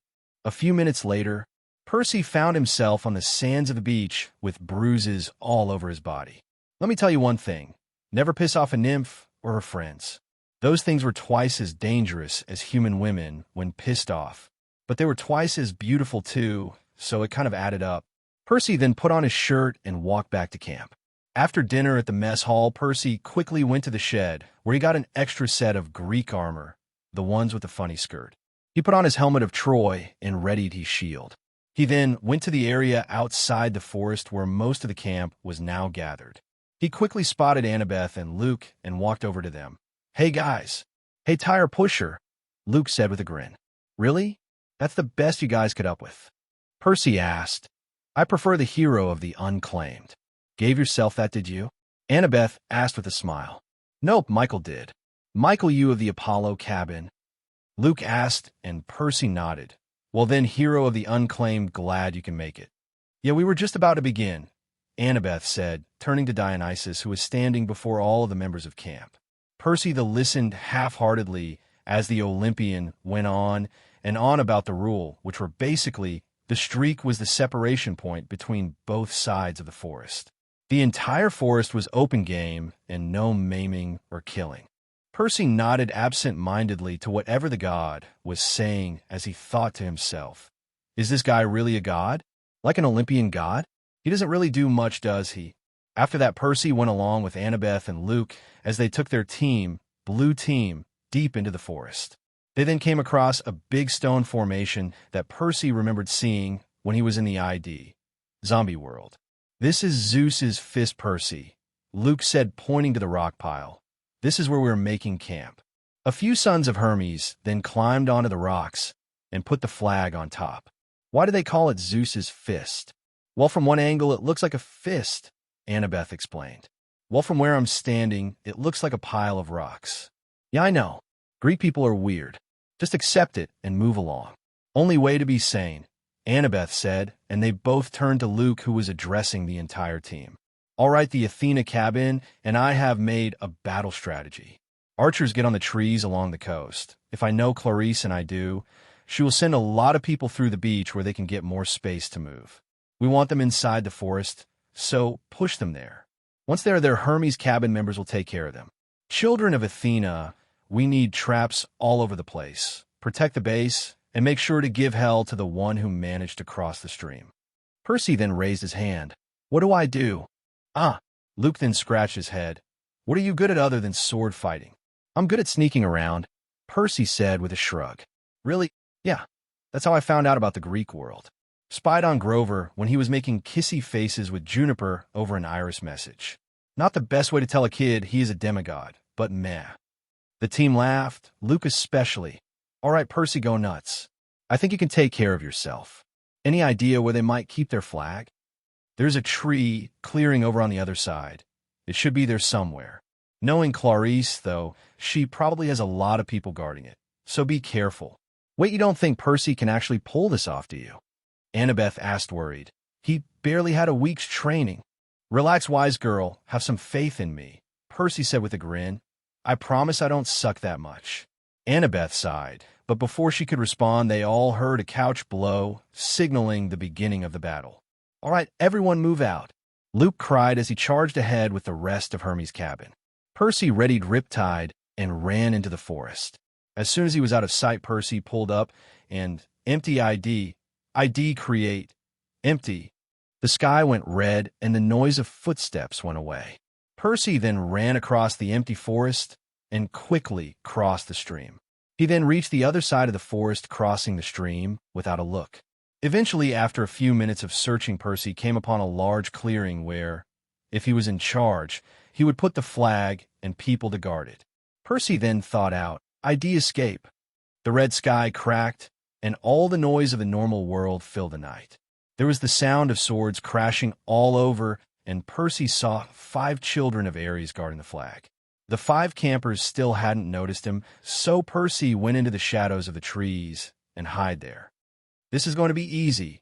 Percy then took out his bow and quiver and readied himself. His archery was at a 63% accuracy rate, and since he was hidden right now, his stealth skill had a 35% of critical.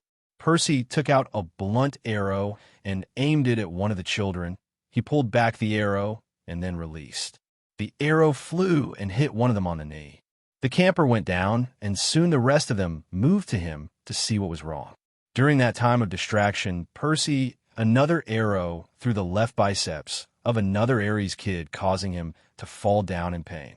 He didn't get any critical, but at least his aim was true enough, even though he aimed for the last guy's legs. Percy tossed his bow and quiver into his inventory and took out Riptide. The Ares children spotted him running towards them and quickly brought up their shields. Percy smirked and then jumped, used their shields as a diving board, and landed in front of the flag. He grabbed the handle and then ran away. "Come back, you coward," they called after him. "Bite me." Percy called back as he ran into the forest. Percy then thought, ID create, empty, and he and the flag were transported to the red sky dimension. Ping. Due to constant use, a skill has leveled up. ID create, LV 10, 21%. Used to create instant dungeons. Higher the level, stronger the dungeon. Current list. Empty dungeon, no monsters. Monster dungeon, zombies. Monster dungeon, goblin camp. ID escape, LV 10, 21%. Used to escape from instant dungeons. I guess I got a new dungeon, Percy noted and then dismissed the boxes. He then began to walk to the stream, and just as he reached it, he called out, ID escape. The red sky shattered, and the noise of battle came back. Percy then casually walked out of the forest and crossed the stream, holding the flagpole behind him. He then put the flag on his team's side of the forest and waited for them to realize the game had been won. Yet he was way too OP for this. As Percy began to wait for everyone to notice he had won the battle, a growl came out of the forest. Holding up Riptide, Percy turned and saw a big hound walk out of the tree line. It looked big, black, and scary, with teeth red with blood and eyes that were sulfuric yellow. Percy observed this thing. Hellhound, LV 25, HP 1,500 of 1,500, MP 20 of 20, STR 40, Vit 35, Dex 32, Innate, Whiz 4, Luke 6, a hellhound from Hades itself. These beats are the unholy spawn on Nyx and spread chaos and death wherever they go. They love eating demigods as they think demigod meat tastes like chicken. Kill to gain 800 EXP. Percy's eye winded. What was a beast from Hades itself doing here? Shouldn't it be in, well, Hades? The beast then growled and looked like it was about to pounce on Percy. The son of Poseidon smirked. Does the little doggy want to play? The hellhound growled and charged. Percy jumped back into the stream. You have entered a water body. Due to your parentage, you have gained a boost. Plus 1,000 HP. Plus 1,000 MP. All wounds are healed. All ailments cured. Water breathing ability active. Percy then drew Riptide to his left, and with his free left hand brought 2 fingers up, water's kill. The water from the stream then jumped out at the hellhound. The monster jumped up to try and escape whatever Percy was doing, but the water followed it. It grabbed the monster's 4 limbs and brought it down on the ground. The water then helped the beat over there while Percy coated water. The water covered his blade like a second skin, as Percy readied his blade. He then dashed forward at the beast and swung his blade across the monster. As Riptide sliced through the beast, the water on it started to spin like a buzzsaw, cutting into the beast and turning it into minced meat before it burst into golden dust. Percy then searched the loot it dropped and found $50 and a tooth. After he put it away, a voice called out, "Percy?" Percy shot up and turned to see Annabeth there with a cap in her hand. "Annabeth, what are you doing here?" "I heard something growl and saw I came here to make sure nothing happened. I saw you taking care of a hellhound." "Percy, what's going on?" "Did she see me picking up the loot?" "No, the golden dust of the hellhound was everywhere. She couldn't have seen it." "I don't know, Annabeth. The hellhound just attacked, and I took care of it. I thought the camp's barrier was supposed to make sure these kinds of things didn't happen." Annabeth nodded. "Yet they were. Something must have happened. Somebody must have summoned it here." Percy's eyes winded, but before he said anything, Luke's voice called out, "Percy? Holy shit, Percy, you got the flag." Luke then came out of the forest running towards Percy. Suddenly, the entirety of camp was all around him as his team carried him on their shoulders, cheering for him. "Percy is the best. Percy is the best." Percy smiled at this, but his head was filled with one question. Who sent the hellhound after him? Who would want me dead? Who would gain the most from me not living? Hades? No, he thinks I have a lightning bolt. Was it? The only person who would gain from me dying is the lightning thief. If I died, then I wouldn't be able to say that I wasn't the lightning thief, meaning war would break out among the gods, and the real thief would be scot-free. Ping. For coming to a logical decision, you have gained +1 whiz. Percy closed the box and quickly focused on what was going on around him. The people who had him on their shoulders brought him to the campfire where there was a party going on. Food was all over the place, as well as drinks. Percy, however, couldn't enjoy any of it because he was constantly being dragged to one group or another. Most congratulated him on a battle well won. The Stoll brothers kept asking him how he managed to sneak past all of Ares' cabin, to which Percy replied, "Trade secret." After half an hour of talking with people, he knew Percy finally excused himself and was practically drooling over himself when he saw the huge plate of steaks there. His fingers shook as he reached for the food, and Percy Jackson. Oh great, what now? Percy then turned and saw a huge figure in the fire. It stood over 8 feet tall and was covered in flames with bat wings behind it and horns on its head. "Where's Percy Jackson? I Hades command you. Bring him to me." "Oh, so this guy's Hades? Well, he just saved me the trip." Percy then walked up and took a water bottle out of his inventory. He opened the cap and then moved the water into spheres and made them float high up in the air away from view. Percy then walked up the fire and grinned. "You called? You, lightning thief. You shall bring the master bolt to me." "Well, that's great and all, but I don't have it. I'm not the lightning thief." "You lie. You have stolen it. I order you to bring it to me." "Well, how would like to suck me balls?"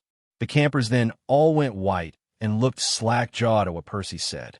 "WH, what did you say?" I'm sorry. What I said was, how would you like to suck my balls?" Percy then ordered a water ball down. Percy then threw the water ball at Hades' fire face, causing it to sizzle and release a lot of smoke. "Stop that."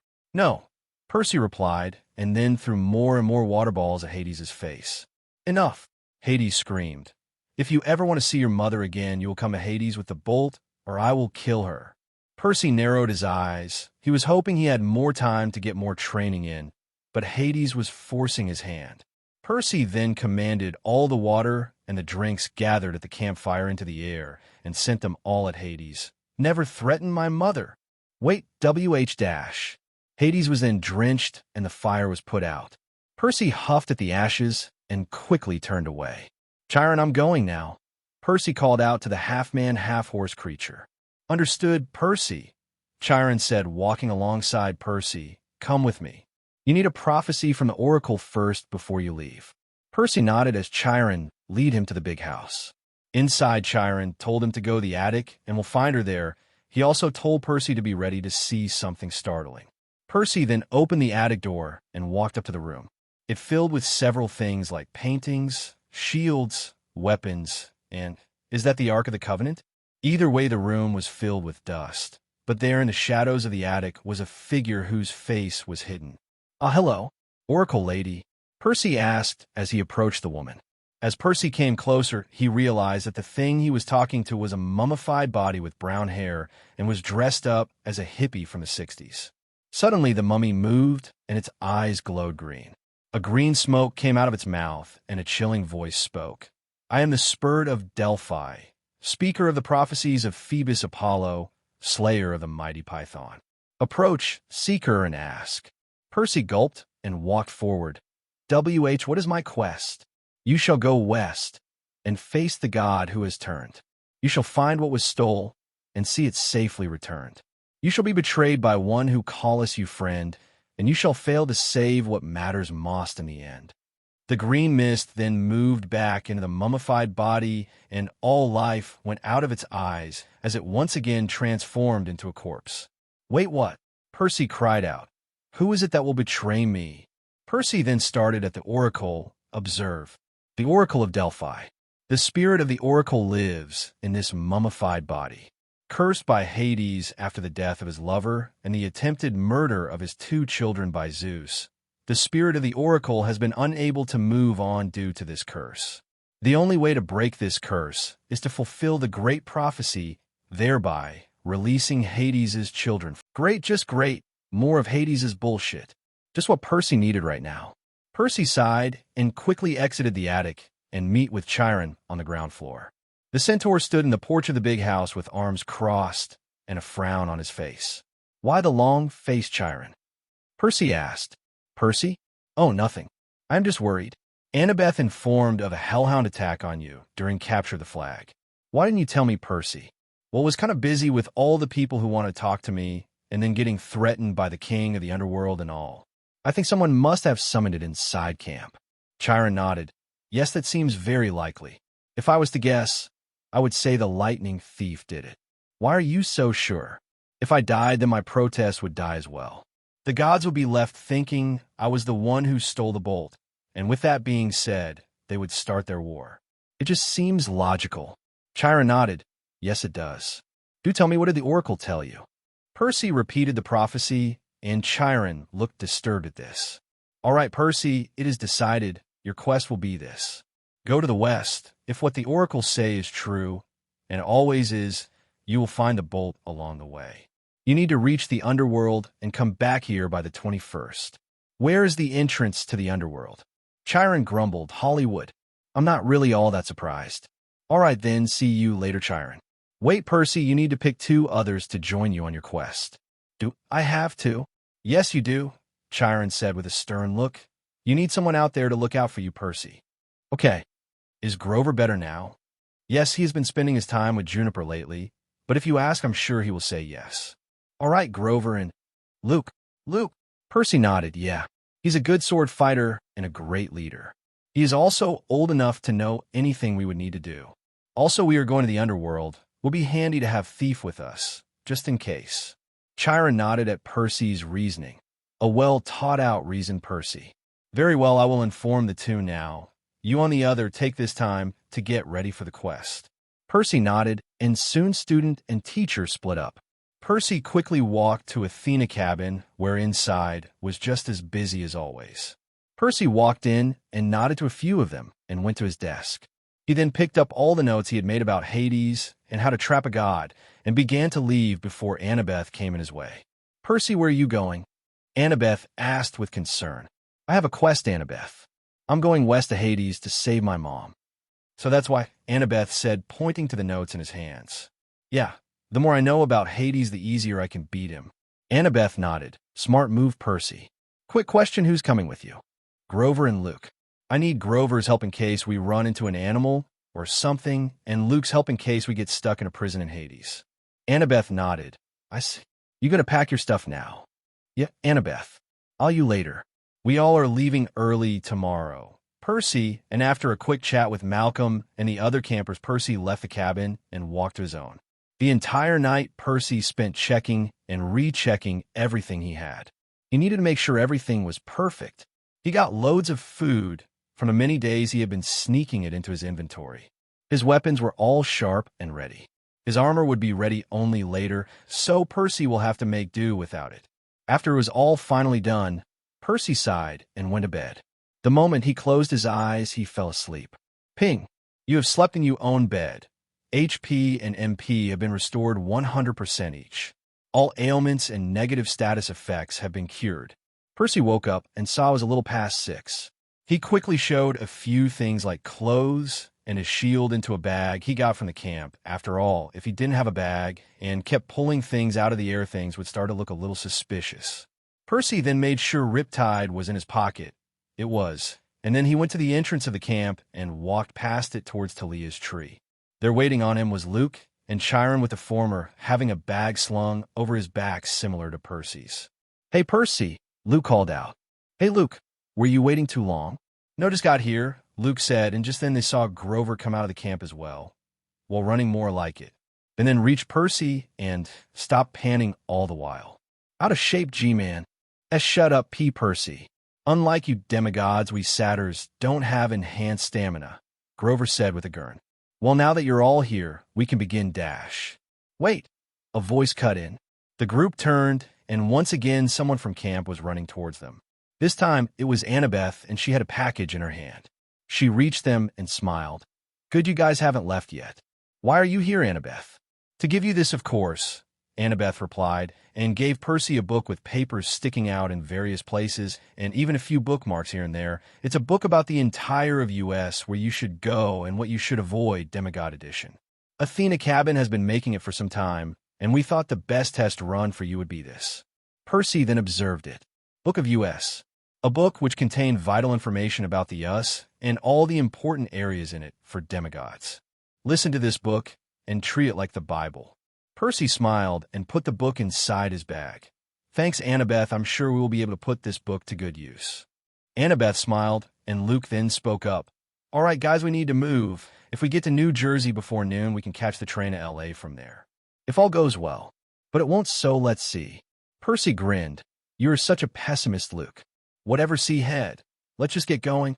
Percy smiled, and the three began their quest to find the lightning bolt. But as they were going, Percy couldn't shake this feeling of despair in his heart.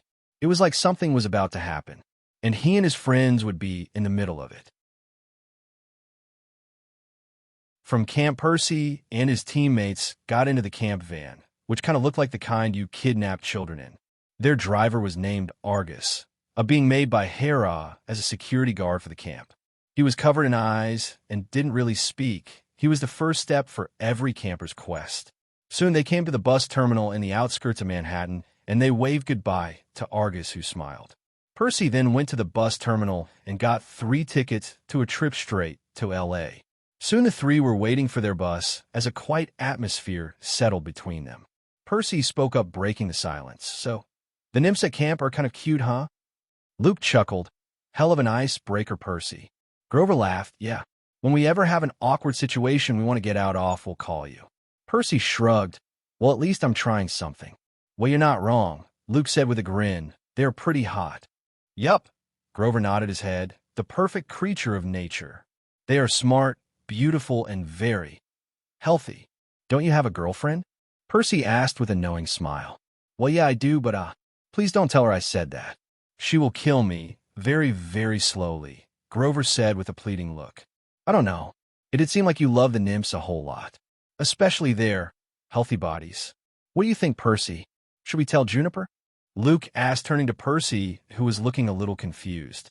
"Wait, quick question. When you guys say healthy bodies, you mean like the fact that they're a very good swimmer, right?" Percy asked with a questioning look on. No, Percy, we don't," Grover replied with a sigh. "What we mean is, gods, why did I have to be the one to explain the birds and the bees to you? Why I mean is dash. Boobs," Luke cut in. "We were talking about how the nymphs have huge jugs." Percy's face went red, and he finally got the picture. Now that he thought about it, the nymphs that beat him up the other day did have some huge boobs. Wait, why am I stammering in my own head? That's just silly. Let's try this some more time so that I don't stammer. Boobs, boobs, boobs, boobs, boobs, boobs, boobs, boobs, boobs, boobs, boobs, boobs. There we go. Wait a minute. So wait, when Grover was talking about their healthy bodies, he was talking about their boobs? Luke and Grover nodded, and the former replied, "Yup, perverted little goat. Hey, Grover cried out. Then we definitely go tell Juniper. Percy replied and smiled, seeing Grover's frightened look. Fear bus came soon after that, and Percy and the other two got on quickly. They sat in the middle where there were fewer people, with Percy and Luke on one side and Grover on the other. Poor Satyr had to sit next to a fat man in a wife-beater who smelled like beer and nachos. But better him than me. As the trip began, the last two passengers got on, and immediately Percy's bloodlust detect went off. Ping! Bloodlust detected. In front of you, Tisiphone and Magira. Percy recognized the names immediately. They were the other two Furies, Alecto's sisters. Well, shit, now what? Percy looked around nervously and realized the back of the bus was less crowded, with the last 3 rows deserted. Luke Grove, get up and follow me, Percy said, and got up from his seat. He then turned to see them look at him questionably. Now? Luke nodded, and Grover was more than happy to abandon his seat. What's going on, Percy? Luke asked with worry in his voice. How good are you at manipulating the mist? Percy asked as he sat in the last row, occupying the center seat, getting a view down the bus at the two Furies who were slowly passing the middle of the bus. Very. Why? We have 2 monsters on our tail. When I say so, put the mist up around the back 3 rows and make sure the mortals can't hear us. Luke nodded. Okay, but I won't be able to hold it up and fight, Luke said as he sat at Percy's right and started to suddenly use the mist.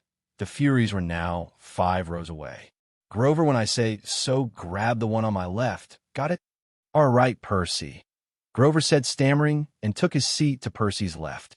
Percy then lowered his head to look like he was sleeping, and the Furies were now in front of him and the others as Percy felt Luke use the mist to block out everything else. We were waiting for you, see Spawn, said one of them with a raspy voice. I'm sorry, but who are you? Percy asked with a confused look on his face. We are the Furies Tisiphone and Magira, said the other. And you killed our sister. Luke's eyes went wide and Grover became white. Oh, now I remember, I said with a look of recollection. In my defense, the bitch failed me in pre-algebra. The 2 sisters growled, and Percy quickly opened up his inventory. Now, Grover. The Satyr grabbed one of them, while Percy quickly took out Riptide and shoved the other one down the rows of seats on his right. He then swung Riptide and cut off her head. He then moved, not even looking at her body as it turned into dust, and kicked the other Fury into the left row of seat. Percy then swung Riptide at her and cut her along her left arm, but she wasn't dead. She then jumped out of the seat and grabbed Percy by the neck and pushed him into the opposite row. Percy then struggled to hold her hands away from his neck as he rolled over the golden dust of the recently killed Fury. Stop rolling all over my sister's decomposing body. Then stop trying to kill me, Percy cried back, and then managed to kick the Fury off of him. He then jumped on the seat and pulled up Riptide and swung downwards at the Fury, cutting off her right arm. H. Grover screamed, dwarfing the cry of pain coming from the Fury as the goat man fainted at the sight of blood. The Fury held her stump in pain and tried to make a break for it by running away. Percy, stop her. I can't control the mist beyond the 5th row. Luke cried out as his face was red from holding up an illusion. Right. Percy then ran after her, and just as she reached the end of the 5th row, caught her by the collar of her shirt. Percy then pulled and threw her over his shoulder. He then stood up straight and looked at the Fury as she tried to crawl up and scratch his eyes out with her nails. Fucking die already, Percy cried out as he began to panic. He swung Riptide widely, and accidentally, he hit her behind the head, knocking her out cold. I totally mean to do that. What were you waiting for? Kill her, Luke called out as he slowly reduced the size of the mist barrier he held up. No, Percy replied with a savage grin. Let's send a message. Luke, you wouldn't happen to have a permanent marker, would you? Luke then grinned as well and pulled out a pen. Never leave camp without it. Percy then put away Riptide and grabbed the pen. He then started to draw all over the Fury's face and even on her neck. After a quick check to make sure her whole face was covered, Percy looked up at Luke. How do we get her out of here without going through the main door? Luke went to an emergency window in the back of the bus, and with a little bit of prodding managed to open it without tripping an alarm. It's a Child of Hermes thing. Though here, Percy nodded and dragged the Fury to Tisiphone to the window. Just then the bus started and slowly began to roll out of the bus terminal. Percy quickly grabbed the Fury and shoved her through the window, and Luke promptly closed the thing and fully lowered his mist shield. "I think Hades is going to be pissed when he gets your message," Luke said with a smile. "Oh, that's the point, my good man. That's the point," Percy said with a smile as the two then turned to their next task, waking Grover the fuck up. The Fury they had dropped woke up a few minutes later, and when she saw was all alone realized she had failed. She then quickly went to the underworld to report to her master. Tisiphone bowed her head in shame as she approached her master in his throne room. "I am sorry, my master, but I have failed in capturing the child of Poseidon." Hades nodded. "It is fine, the boy will come to me." "Lift your head, Tisiphone." The Fury did so. "You have no what the fuck? What is it, master?" Tisiphone asked nervously at the shocked expression of Hades. The Lord of the Dead quickly summoned a mirror and put it right in front of the Fury's face. Tisiphone gasped as she saw what was drawn all over her. There was a dick drawn on her left cheek with the balls near her mouth. On the other side was a big piece of smiling poop with flies all around it. And on her forehead were the words, "How would you like to suck my balls?" And a little near the end gave away just who did it to her. "Jackson!" Tisiphone roared out with fury. Percy sneezed as a cold draft went through him. "You okay, Percy?" Luke asked the boy as he polishes his sword with whetstone. "Yeah, think I might be getting down with something," Percy said as he rubbed his shoulders. "It's pretty cold in here." Luke nodded. "Yeah. So where are we going?" "Boston," Percy replied. "It will be a day's trip to the city, but once we're there the quest will begin for real." Luke nodded. "Okay then. I'm assuming we will be getting a train from Boston to LA?" "Yup," Percy replied back, "after we run a small errand." "Oh, like what?" "It's a surprise," Percy said, putting a finger to his lips. "I'll tell you guys when we reach there." Luke nodded and then looked to his right at Grover, who was still unconscious.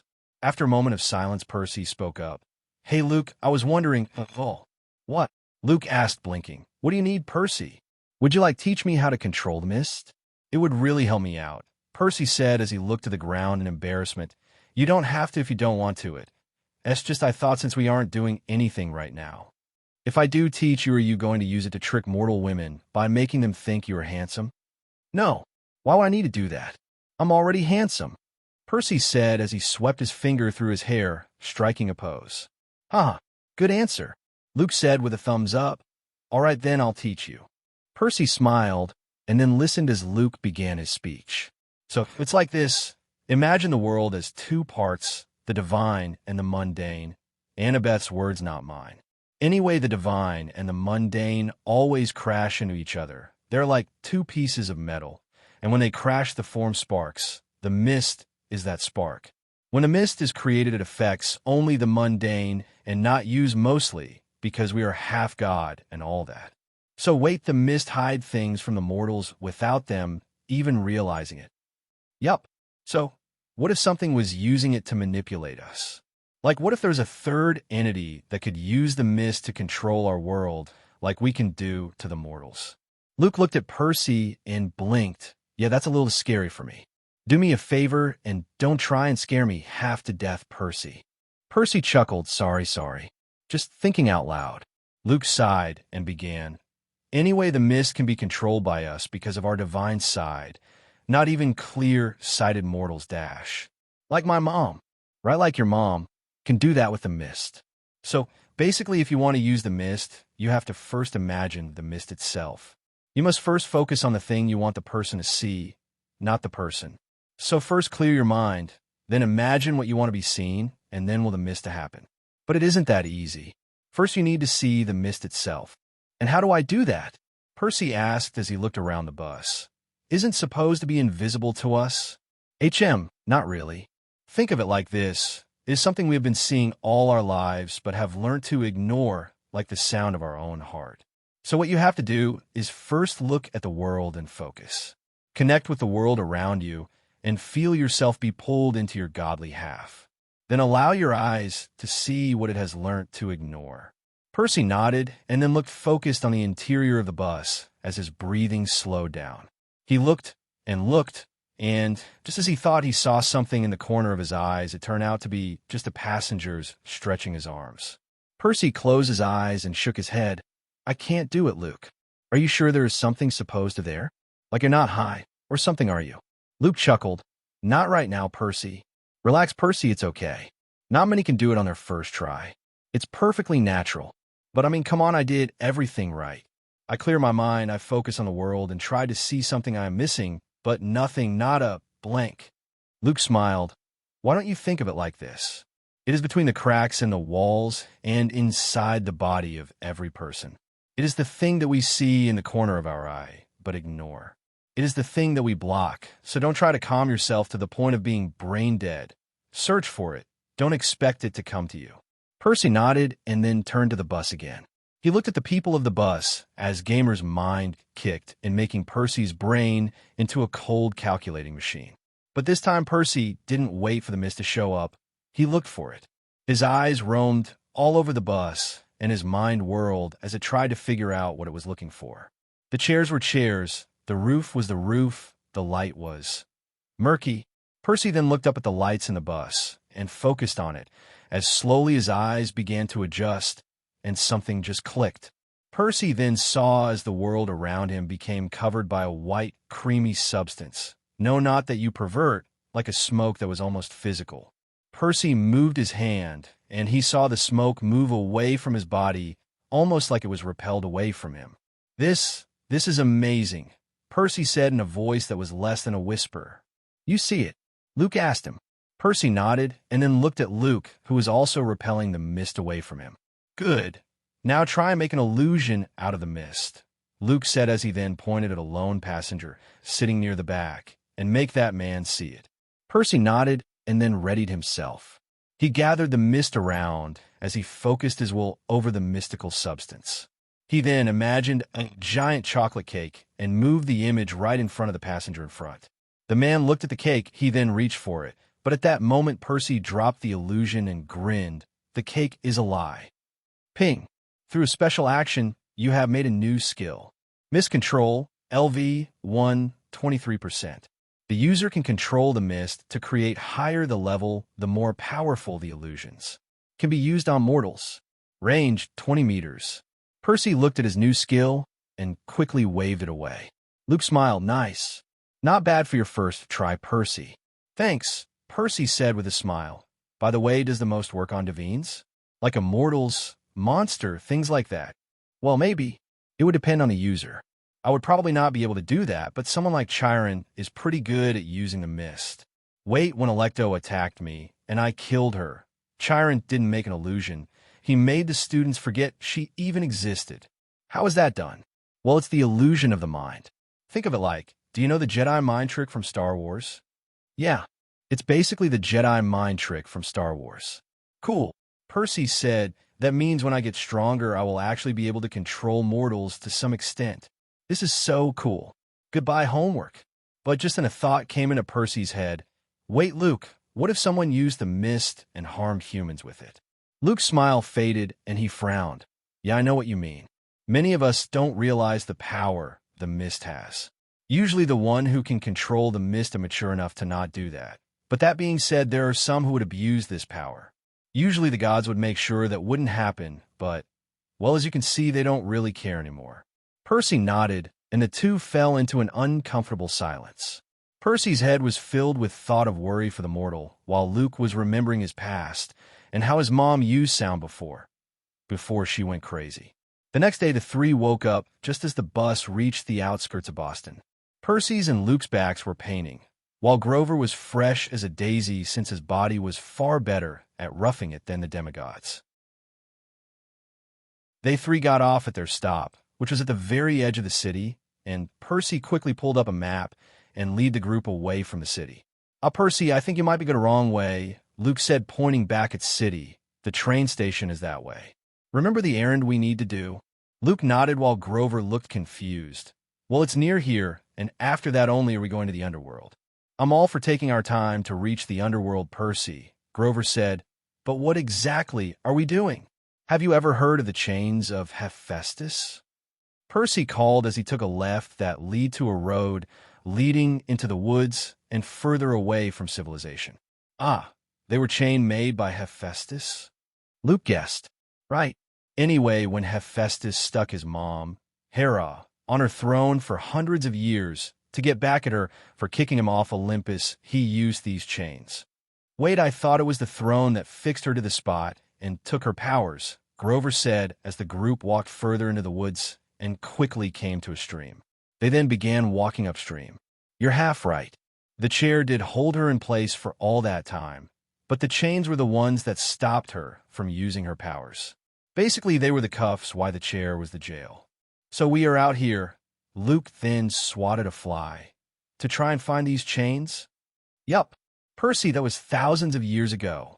Grover cried out. Heck, they probably would have been lost to the sands of time. Grover, if you had a chain that could block a god's power, would you ever let it get out of your sight?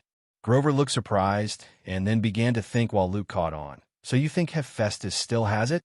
Percy nodded. Like Grover said, it's been hundreds of years, so he might have just thrown it into one of his old forges for safekeeping. But Percy, he is the god of forges. He might have a forge in every city. True, but after I braided a couple of Hephaestus kids with a few drachmas, they mentioned one of their dad's favorite storage places was his forge outside of Boston. Percy then stopped as he came face to face with a rock wall under which the stream came out off. On the surface of the rock wall was a hammer carved into the stone. Is that dash? The entrance to the storage room of Hephaestus? Yes it is. Percy then pressed the hammer and the symbol started to glow red. The rock wall broke apart in the center, leaving a large opening for Percy and the others. You guys coming in or what? Grover gulped and looked afraid, as always, while Luke smiled, nodding his head. The trio entered the forge, and as soon as Percy set foot inside, this happened. Ping! You have entered the dungeon. Forge of Hephaestus, Boston edition. Recommended level 12. Do you still wish to enter? Yes/no? Percy quickly pressed yes and continued forward. Inside was a long corridor with pipes and the sort lining the wall with steam leaking in the corners, blocking their view. Percy waved his hands forward, tried to push the steam away, if only he could move it all back. Wait. Steam is water, and so could he do that, actually control it? Percy put his hand up. Wait, guys, I want to try something here. Grover and Luke stopped and waited for Percy to move. Percy then channeled mana out of his hands and tried to grab hold of the mist surrounding them. It was a strange feeling as his mana spread out like a spider's web and circled around the mist. Percy then felt something tug in the back of his stomach, so he concentrated on that feeling and he pulled. The steam in front of them then split away and went up against the sides as the slowly condensed and fell down as water drops. Wow, Percy, I didn't know you could do that. Grover exclaimed. Nowhere did I. Ping. Due to you using your imagination and logic, you have created a new skill. Water controlling LV 1162%. Allows you to control any form of water from any source of water. You can reconstruct it in any way you wish, and it will obey your every command. Cost 10 MP per minute. Special attack, water spikes, 210 damage, cost 80 MP. Special defense, water shield, 35/35 durability, cost 95 MP. Special control, blood control, cost 46 MP per minute. Special control, steam control, cost same as water control plus 10 MP. Percy smiled at this and quickly closed the box. So let's get a move on, Percy said as the group began to walk again. The deeper into the forge they went, the hotter it got.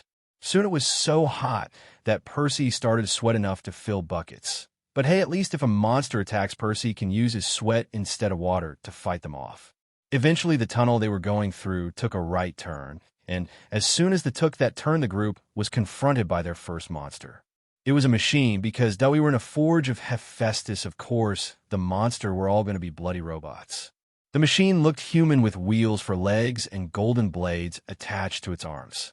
Its face and body were marble with several symbols etched on it, which looked vaguely familiar. Percy held up his hands and slowly took the group backwards away from the view of the monster. Once they were away from the bend in the tunnel, Luke spoke up. That must be a guardian for this place. Any ideas? Percy peeked a little from the side of the wall and observed the robot. Robot Guardian, LV-13, HP, 800 of 800, MP, 50 of 50, STR 55, VIT 23, Dex 33, Int 21, Wis 1, Luke 0, a guardian of the Forge of Hephaestus. Its job is to make you into minced meat. It hates intruders and loves the movie Gone with the Wind, but then again, who doesn't? Kill to get 75 EXP. Percy sighed. It wouldn't be too much trouble. Sure, it was crazy strong and pretty quick, but Percy had faced stronger foes than him. All he would have to do is summon Zed and... oh fuck, Luke and Grover were right there. He couldn't bring out the gauntlet of Kefka now. His secret would be revealed. Shit, okay, think Percy. Percy then moved away from the wall and turned to Luke. Okay, Luke, that thing seems like it is pretty strong.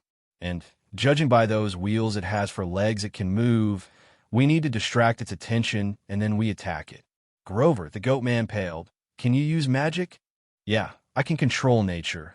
Grover then pulled out 3 seeds. I plant these anywhere, and once I plant my reeds, they will sprout vines which I can control. Percy nodded, turning to Luke. You ready? Born ready, Luke grinned. The 3 got in position at the end of the tunnel with the robot, turning its back towards them. Percy then dashed forward with Riptide in hand with Luke right behind him. Hey, metalhead! Percy called out, causing the robot to turn around. Percy's blade came down with the full force of Percy's strength and chipped the robot's marble body at its shoulder. He then jumped back, avoiding the robot's right swing, and threw Grover's seeds at the robot. Now, Grover! Percy called out, and watched as Luke connected a robot's head, causing it to stagger backwards. Grover then began playing his reeds as Percy and Luke backed up. The robot then began charging forward with its blades ready for killing. But just as its wheels came over the seeds, vines exploded outwards and circled around its lower half. Percy smiled as the robot tried and failed to get away from the vines. It then tried using its arms to cut the vines, but Percy quickly swung Riptide, cutting off its arms at its shoulders with one swing. Percy then swung across its head again and again until the marble head fell off. Percy panted and saw the robot slowly disappear into dust, leaving its blades behind. Wait, why did it disappear? Luke asked as he inspected the dust left behind. It wasn't a monster. It should have just, stayed here without its head. Percy shrugged and replied calmly. Maybe Hephaestus defined them differently. But inside, Percy was panicking. Shit. The stupid robot was affected by my gamering powers. Fuck. I just hope Luke believed me. Luke looked at Percy and then back at the remains of the robot. The world seemed to stop for a moment before Luke shrugged and stood up. Yeah, maybe you're right. Meaning the blades are the spoils of war. Ping, your extreme lie was successful. Percy sighed and then quickly waved the box away. He then picked up the 2 blades the robot left behind. Celestial bronze blades. Blades made out of celestial bronze, crafted by Hephaestus himself. They are a mixture of various celestial metal, and is not 100% celestial bronze because that shit is rare as fuck, hence why the blades are colored gold and not bronze. Attack 80. Percy looked at the blades. They did have a handle, but no cross garud. If anything, it would take a skilled swordsman to use a blade like this. Percy tossed one to Grover. Here, G-Man, in case you need it. The satyr barely caught the blade and handled it carefully. Ah, thanks, Percy. How much more of those seeds do you have? A lot. I managed to get a lot of them from the forest. Percy nodded and then looked at the remaining blade and handed it over to Luke. Want it? Luke nodded and took the blade. Not a bad balance. He then swung it around and grinned. I always did want to dual wield. Percy nodded, and quickly the 3 moved deeper into the tunnels. Quickly they met another robot, and this time Luke took charge. The son of Hermes had a look of happiness on his face as he charged after the robot. He blocked the robot's blades with his sword, while using his newly found blade to cut off the wheels, which was attached to the main body with basically pipes. Luke then took his time cutting off pieces of the marble, laughing all the while. The robot then stopped moving as Luke looked up to a scared Percy and Grover. What? Remind you never to piss you off, Percy said as he promised himself the same thing. You are very scary when you are fighting, Luke. Grover replied as looked at the boy with a tiny bit of fear. Have I ever mentioned how amazing you were lately? Luke laughed at this and then turned to the robot.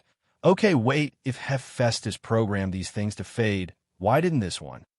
Because I didn't attack it, duh. Percy thought, maybe that one is faulty. Percy lied. Ping. Due to constant lying, the skill has leveled up. Lying, LV8, 12%. This is your ability to lie to people. The higher the level, the better the lie, and less chance of discovery. 40% chance of success. Less based on how extreme the lie is. Ping. Lie failed. Luke shook his head. No, I don't think so. Something's going on around here. He then turned to Percy and Grover. We need to be careful around here. I have a bad feeling about this place. Percy nodded, but on the inside he was glad that Luke didn't start to suspect him. The trio walked ahead and came across several robots. Percy and Luke teamed up and destroyed them, all causing more blades to be left behind. Percy then went to grab the blade and quickly managed to grab 3 and put them in his inventory, while he physically carried 2 in his backpack so that Grover and Luke wouldn't get suspicious. What? The blades could kill bloody monster. Do you know how rare this shit was? Eventually the tunnel ended and it led them to a big room that looked kind of like a factory floor. There were several factory lines along the sides of the room with pipes running all over the place. On the top of the room was a glowing ball of light which light up the entire place. Percy walked slowly into the room with Riptide ready for battle. Percy then saw that on the other end of the room was a pedestal with light falling on it. Kind of a cliché place for the treasure to be, but whatever. Percy walked slowly to the pedestal. Come on, there must be a catch. It can't be that easy. Where's the part where the room is suddenly filled with robots, which we all have to fight off and dash? Ping. Warning. Robots incoming. There we go. Guys, heads up. Percy told his friend, who were right behind him. The two quickly got into attack position. Luke brought up both blades while Grover threw seeds all over the place. The goat man then pulled up his reeds to his mouth with one hand and held his new blade with the other.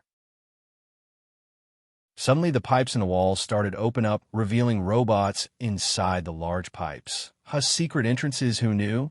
The robots then began flowing out and quickly surrounded the heroes, encircling them. Percy, there's a lot of them, Grover said in a scared tone. Good, I needed I work out anyway. Luke replied with a ferocious grin. Grover, make a vine wall around us now. Percy yelled out just as one of the robots rolled towards them with blades ready to kill. Percy parried the robot and brought him away from the rest as Grover made a huge wall of vines separating them from the army of robots. Percy then quickly got rid of the robot and looked at Luke, get ready to fight. He then turned to Grover. When the robots cut through the vine wall, make some more, but leave one entrance free. Make it as if there's only one way they can get in. If we bottleneck them, we might just win. Grover and Luke nodded, and just as Percy predicted, the robots started to cut away at the vines. The first entrance was made in front of Percy. The robots then started to pour in as the wall over there fell. Percy, however, was on it, with Luke taking care of the hole forming in the south, and Grover focused on rebuilding the vines. Percy was free to use his inventory. Percy grabbed several bottles of water and threw them at the robots. The things quickly cut through the bottles, and Percy smirked. The son of the sea then commanded the water into the robot's body through the holes near the joints, and short-circuited each robot from the inside out. Who said water wasn't cool? Percy then quickly took care of all the robots near his area and put up a wall of water blocking the hole made. Grover, close this up. Right, the satyr replied as he turned to Percy's opening, creating more vines around that area. Percy then went to Luke and started helping the young adult out. The two worked together almost flawlessly as Luke cut the robot's legs. Wheels. On a side note, why wheels? Why not whatever the fuck tanks use? As Percy short-circuited them with his water. Soon the robots created more opens in the vine wall, and the three of them moved in perfect harmony, with Percy and Luke beating up the robots and Grover closing the holes made by the robots. It seemed like the battle was going to last forever, but eventually the number of robots started to decrease as less and less moved out of the opening in the vine wall. Guys, I'm running out of seed, Grover called out as Percy was just finishing up the last robot coming out of his opening. Luke, are you finished there? Percy called out. Yeah, I think that's all the robots, Luke called out as he finished of another robot. Grover, I think you can drop the vines, Percy said as the satyr nodded. Slowly bring the vines down and spread them out on the floor. Percy then looked around and saw several loots littered all over the place. So many blades. Percy, however, sighed. He couldn't carry them all physically, and if half of the blades disappeared, Grover and Luke would start asking questions. That was amazing, Luke cried out with a grin. We should totally do that again. Percy was a little bit worried about the mental health of the older boy, but nodded. Yup, it was kind of awesome slaying these things with you guys. Hell yeah, Grover said, excited now that the danger was over. With my awesome wall of vines, your water powers, and Luke's fetish to beat up things dash. Hey, we are unstoppable.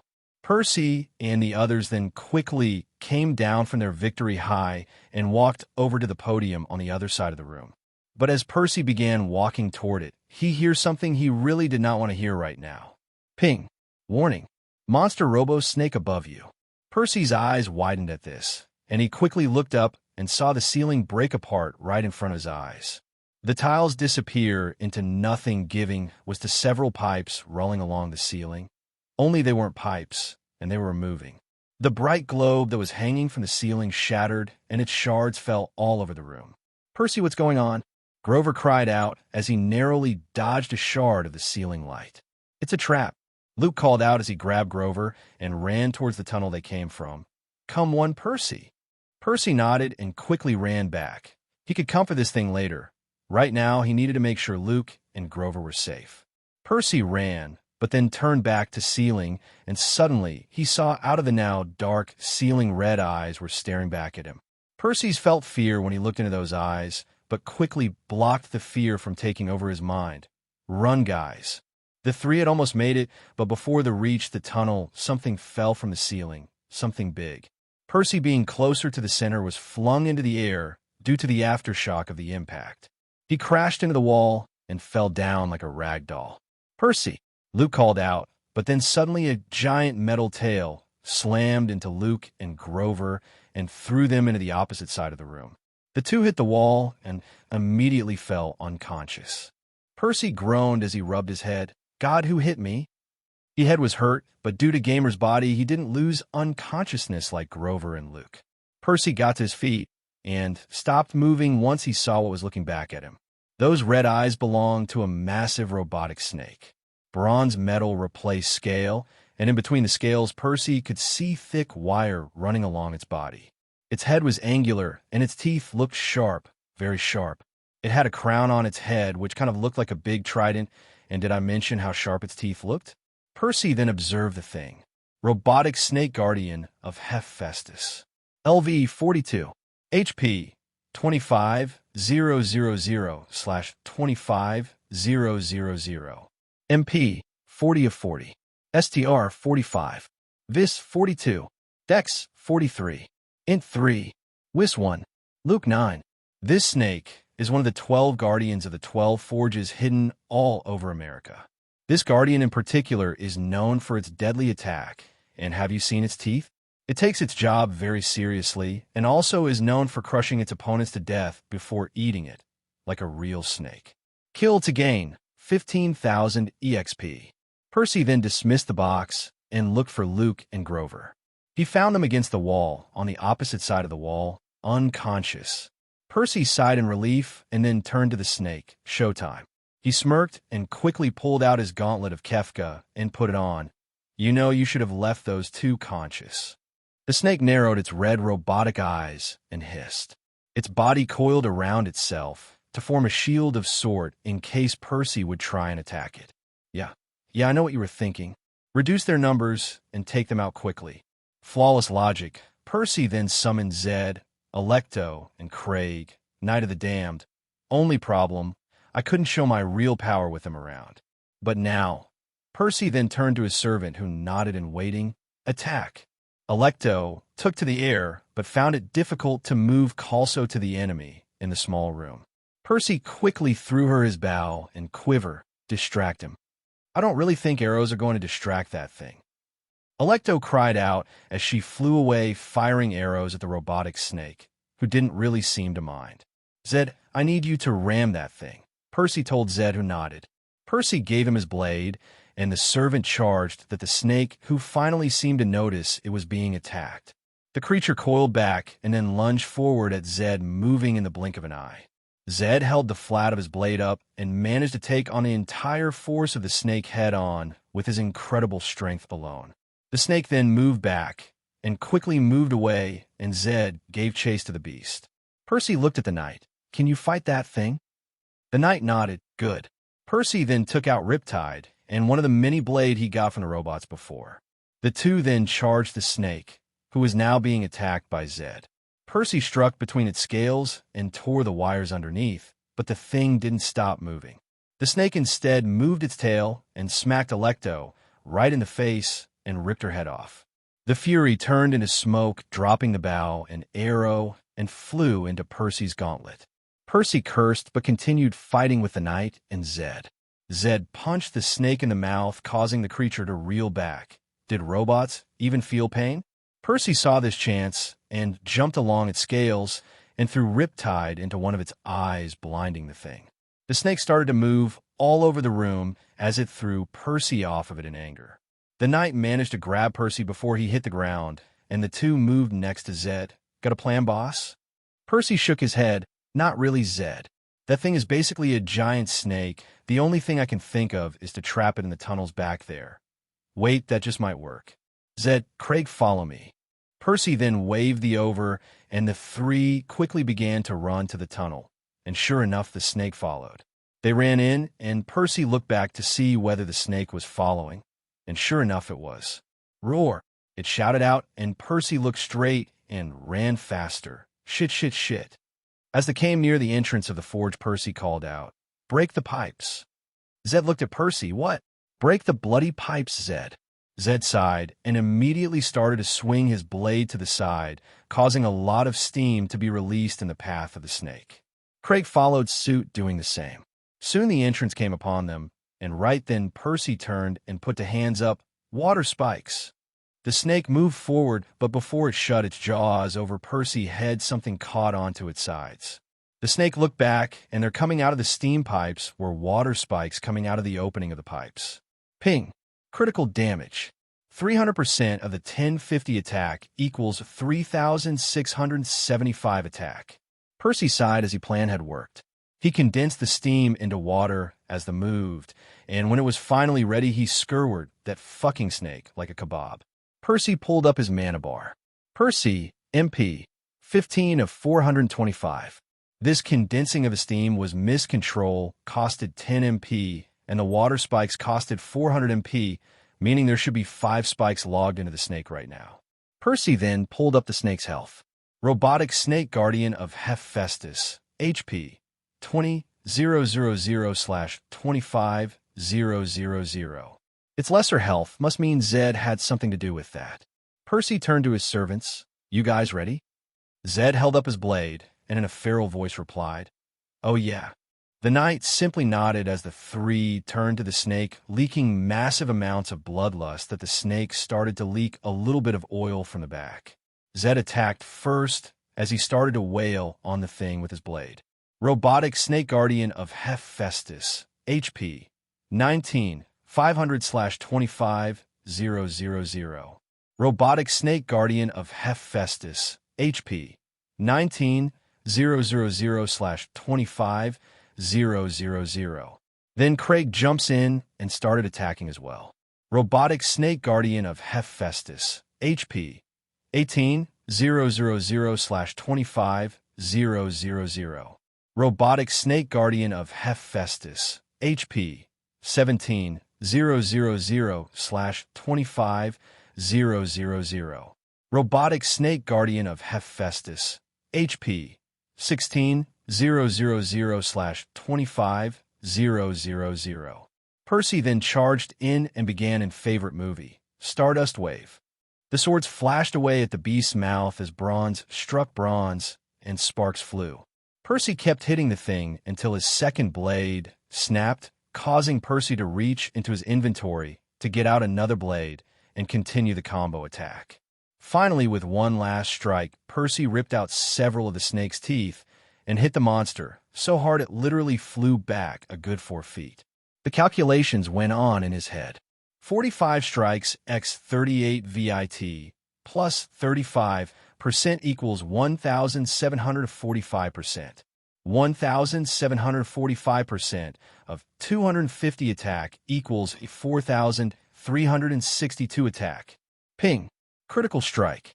350% of 4,362 attack equals 15,267 attack. Percy panted as the snake started to groan in pain. Its life was almost gone. Robotic Snake Guardian of Hephaestus, HP 733/25-000. Percy looked at Zed. Want to finish this one, Zed? The red armor man nodded. Definitely, boss. He then lifted his sword up high and brought it down, smashing what was left of the monster's head. It then began to slowly melt into dust, leaving behind a couple of very strange items. But just then, ping, you have leveled up. Percy Jackson. Health 700 out of 700. Mana 500 of 500. The Gamer. Title, Son of Poseidon. Plus 20 STR, plus 20 Vit, plus 20 Dex while in water. Level 11 EXP 5 971/40,000. Race Demigod. STR 32. Vit 34 plus 4 equals 38. Dex 31 plus 4 equals 35. INT 28. WIS 32. LUC 19. Points 5. Money 12 $297/306D. Percy Jackson is a demigod, the son of Sally Jackson and Poseidon. He has ADHD and dyslexia, making it difficult for him to sit still in class. His behavior has gotten him trouble over the years in various schools. Percy is aware of who his father is and wishes to find meaning in his life. Percy loves his mother and hates Gabe, who is a dick. Status, demigod, giving Percy plus 4 VIT, plus 4 DX, and the ability to breath underwater, enhance strength, communicate with fish, create earthquakes, talk to horses, control water, and look cool. Percy smiled at this, and then closed the box and went to quickly pick up the loot.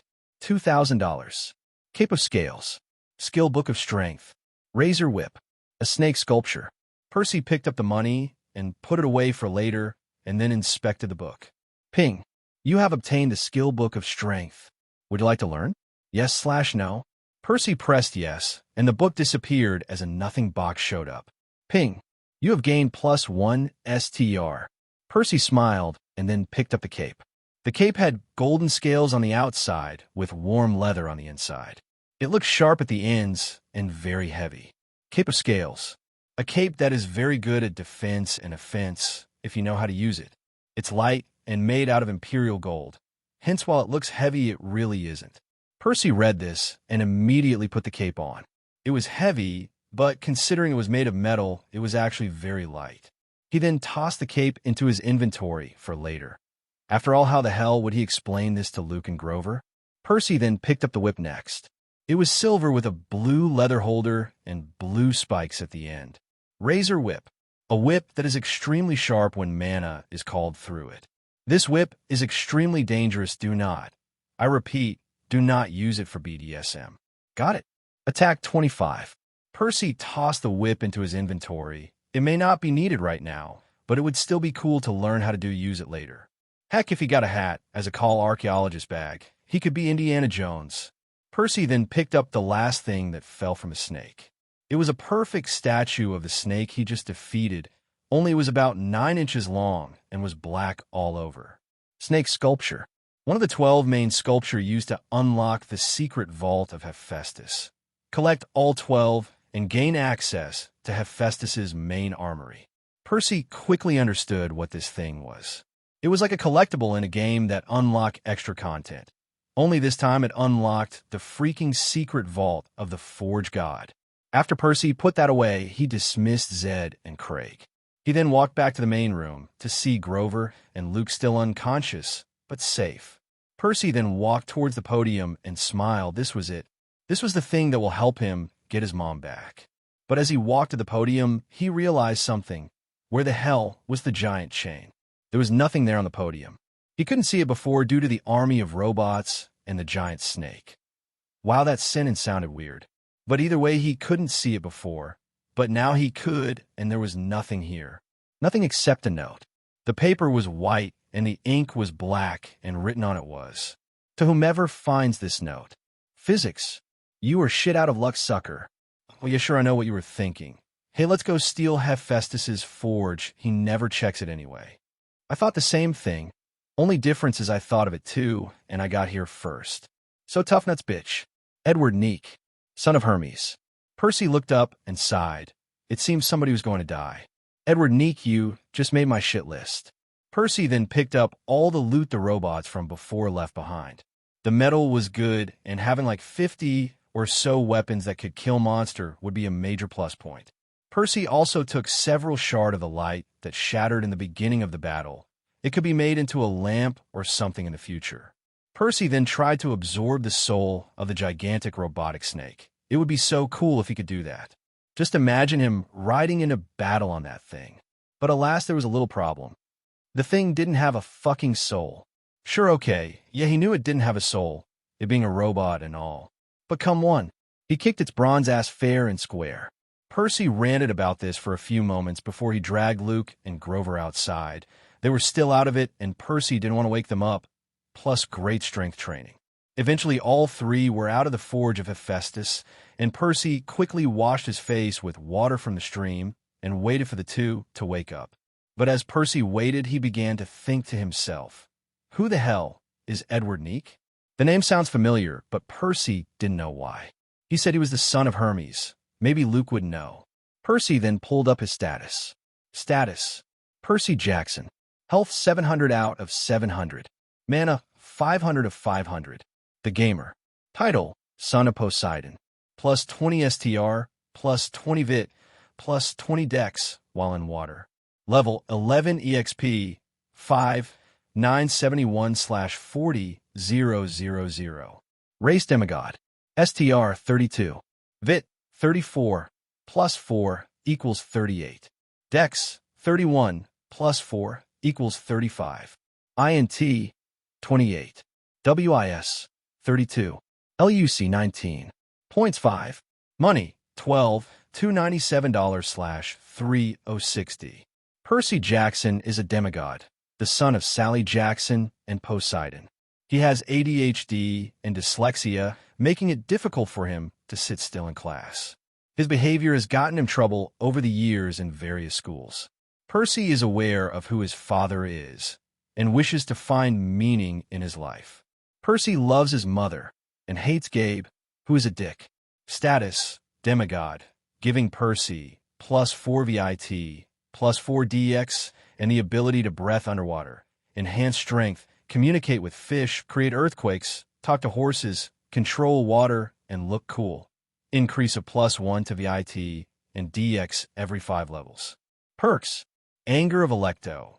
Whenever the user succeeds in taunting an enemy, they are infected with the anger of Electo, which gives them double their strength, but also makes them clumsy and highly ignorant of their surrounds. HP regeneration, 25%. MP regeneration, 25%. Just then Grover started to groan as he came to. Percy closed his status and immediately went to his friend and helped him to his feet. Easy there, G-Man. You just got your ass handed to you by a giant snake. I think you can take it slow. Percy? Wait, what happened? Grover asked as he looked around. Are we outside the forge? Percy nodded. Yeah. I managed to get you and Luke out of there in time. Wait, Grover called out and then began looking all over the place. Where is that giant snake thing? Percy shrugged. It didn't follow us out here. It was the lie he had prepared beforehand. It must only attack those who are inside the forge. Ping. Lie success. Percy smiled as Grover visibly calmed down. Okay then, that's good.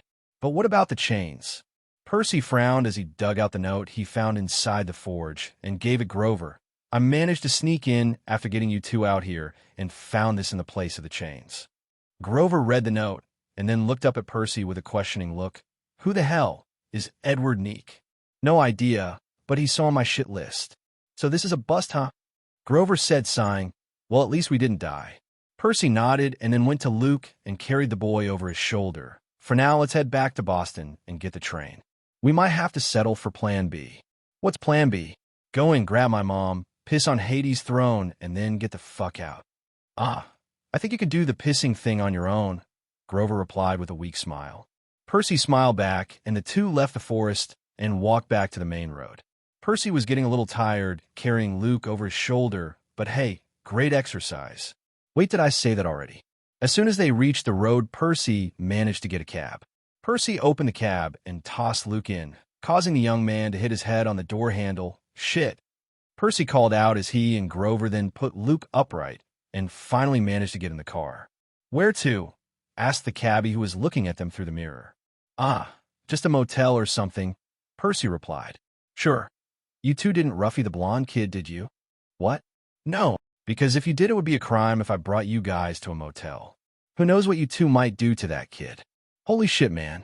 We aren't going to rape Luke, Grover exclaimed. Actually, I meant it would be a crime for me to not bring him to a hospital, the cabbie replied, as the situation slowly became more and more awkward. Jay, just drive, Percy replied as the cabbie took off. They made it to a motel where Percy paid the man and took Luke out. Grover got them rooms, and the three quickly went in and shut the door. Inside, Percy and Grover waited in silence for Luke to wake up. Grover was looking at the news while Percy was checking his inventory. He had 30 bottles of water, tooth of a hellhound, torch, 34 pancakes, 20 meals, 7 apples, 6 bananas, 10 oranges, picture of mom, Gabe's head, horns of the minotaur, potion, low level X5, staff of healing, high level, 13 swords, 6 katanas, 3 helmets, 3 shields, 17 helmets, a bow, a quiver, a Greek spear, 25, cape of scales, helmet of Troy, gauntlet of Kefka, sword of Kefka, imperial gold spear, climbing gloves, shovel buster, necklace of the damned, scroll of hidden treasure, Hni, essences of shadow, crafting item, celestial bronze blades, 50, shards of light, 6, razor whip, snake statue. Yeah, a lot of shit. Maybe it was time to sell some on the Hni. Percy heard a groan and turned to see Luke waking up. Hey, take it easy, Luke, Percy said as he helped the boy up. What happened? Luke asked as he shook his head. Did something hit me? Yeah, giant robotic snake, Grover replied as he handed Luke a bottle of water. How are we even alive? I managed to get you two out. The snake didn't follow you once we left the forge. I did, however, manage to sneak back in and find this. Percy then handed Luke the note from before. Luke emptied his bottle of water and then took the note. After reading it fully, he looked at Percy with a raised eyebrow. Who the fuck is Edward Neek? We thought you might know, Percy replied with a shrug. Him being a son of Hermes and all. I don't know who this Edward guy is, but whoever he is, he now has the chains, Luke replied as he rubbed his forehead. Damn, I must, and hit my head pretty hard. Percy and Grover shared a look as a flashback to the cab came to mind. Yup. Percy said, totally. You must have hit your head pretty hard. Luke then reached into his backpack and took out a tin box. He opened it, and inside was a square piece of yellow cake. Kind of looked like a lemon square. Luke ate the cake, and in front of Percy's eyes, the bump on his head vanished, and Luke became more focused as the dizziness vanished from his eyes. Whoa, Percy exclaimed. What is that? Is that like a healing pill only a son of Hermes can use? Luke handed Percy the tin box, and Percy used Observe. Ambrosia, food of the gods. It heals demigods when eaten, but eat too much, and they will burn from the inside out. Warning, never give to humans. They will instantly combust. Plus 100% HP restored with first-time consumption. Minus 25% HP restored with additional consumption. Cooldown period before someone can eat this with no minus 25% HP, 12 hours. Percy's eyes widened. Holy shit. Luke smiled. Yeah, I know it smells great, right? It's called Dash. Ambrosia. Percy replied as he inspected it again. Yeah, that's right. You know your Greek myth, Percy. It has its twin, Nectar. Luke then took out a thermostat and gave it to Percy. Percy saw inside was a golden liquid that kind of looked like caramel syrup. Nectar. Food of the gods. It heals demigods when drank, but eat too much and they will burn from the inside out. Warning. Never give to humans, they will instantly combust. Plus 100% MP restored with first-time consumption. Minus 25% MP restored with additional consumption. Cooldown period before someone can eat this with no minus 25% MP, 12 hours. Luke then continued, "Anyway, I'm surprised you didn't know about this sooner. Didn't the healers feed you some?" Percy shook his head.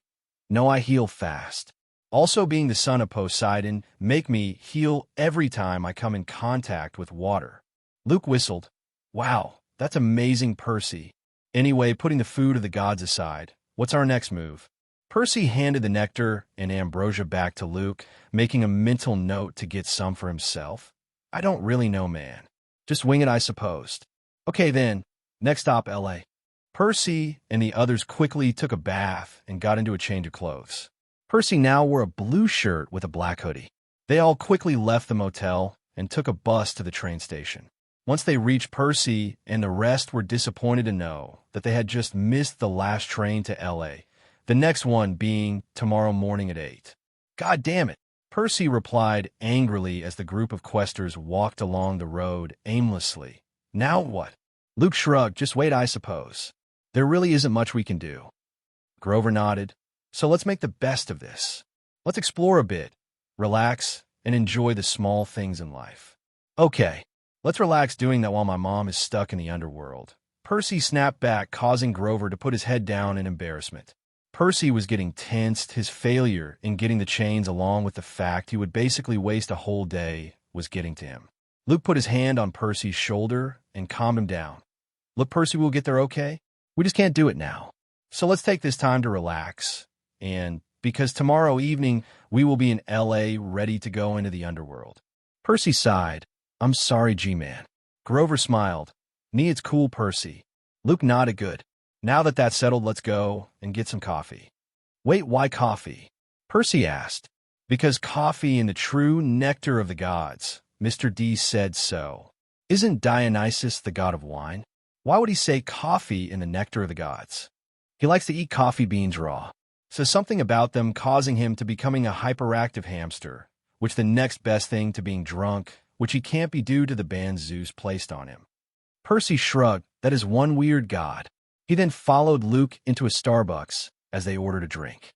Percy got a cappuccino, while Luke got a double-shot vanilla mocha cocoa with whipped cream in extreme form. Yeah, needless to say, Luke is basic as fuck. Grover, on the other hand, got a black coffee, which he spiked with a little bit of nectar when no one was looking. The three sat near the entrance with a view of the door, in case monsters managed to find them. The three enjoyed their drinks as Percy felt his worries wash away. "You know what, this was a good idea," Percy said with a smile. "I feel better already." Luke smiled. "See what I tell you? Starbucks is the best." Grover laughed. "Says the basic white girl." "What was that?" Luke asked with narrowed eyes. "And nothing." "What? You want me to iris message Juniper and tell her you have been thinking about nymphs and their—" "Help me out here, Percy, what was it?" "Healthy bodies," Percy supplied.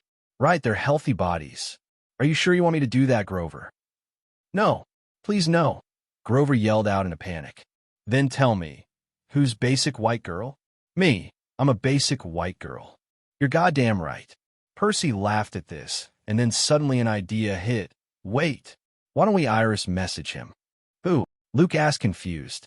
"Edward Neek," Percy exclaimed. "Let's just iris him and ask him for the chains."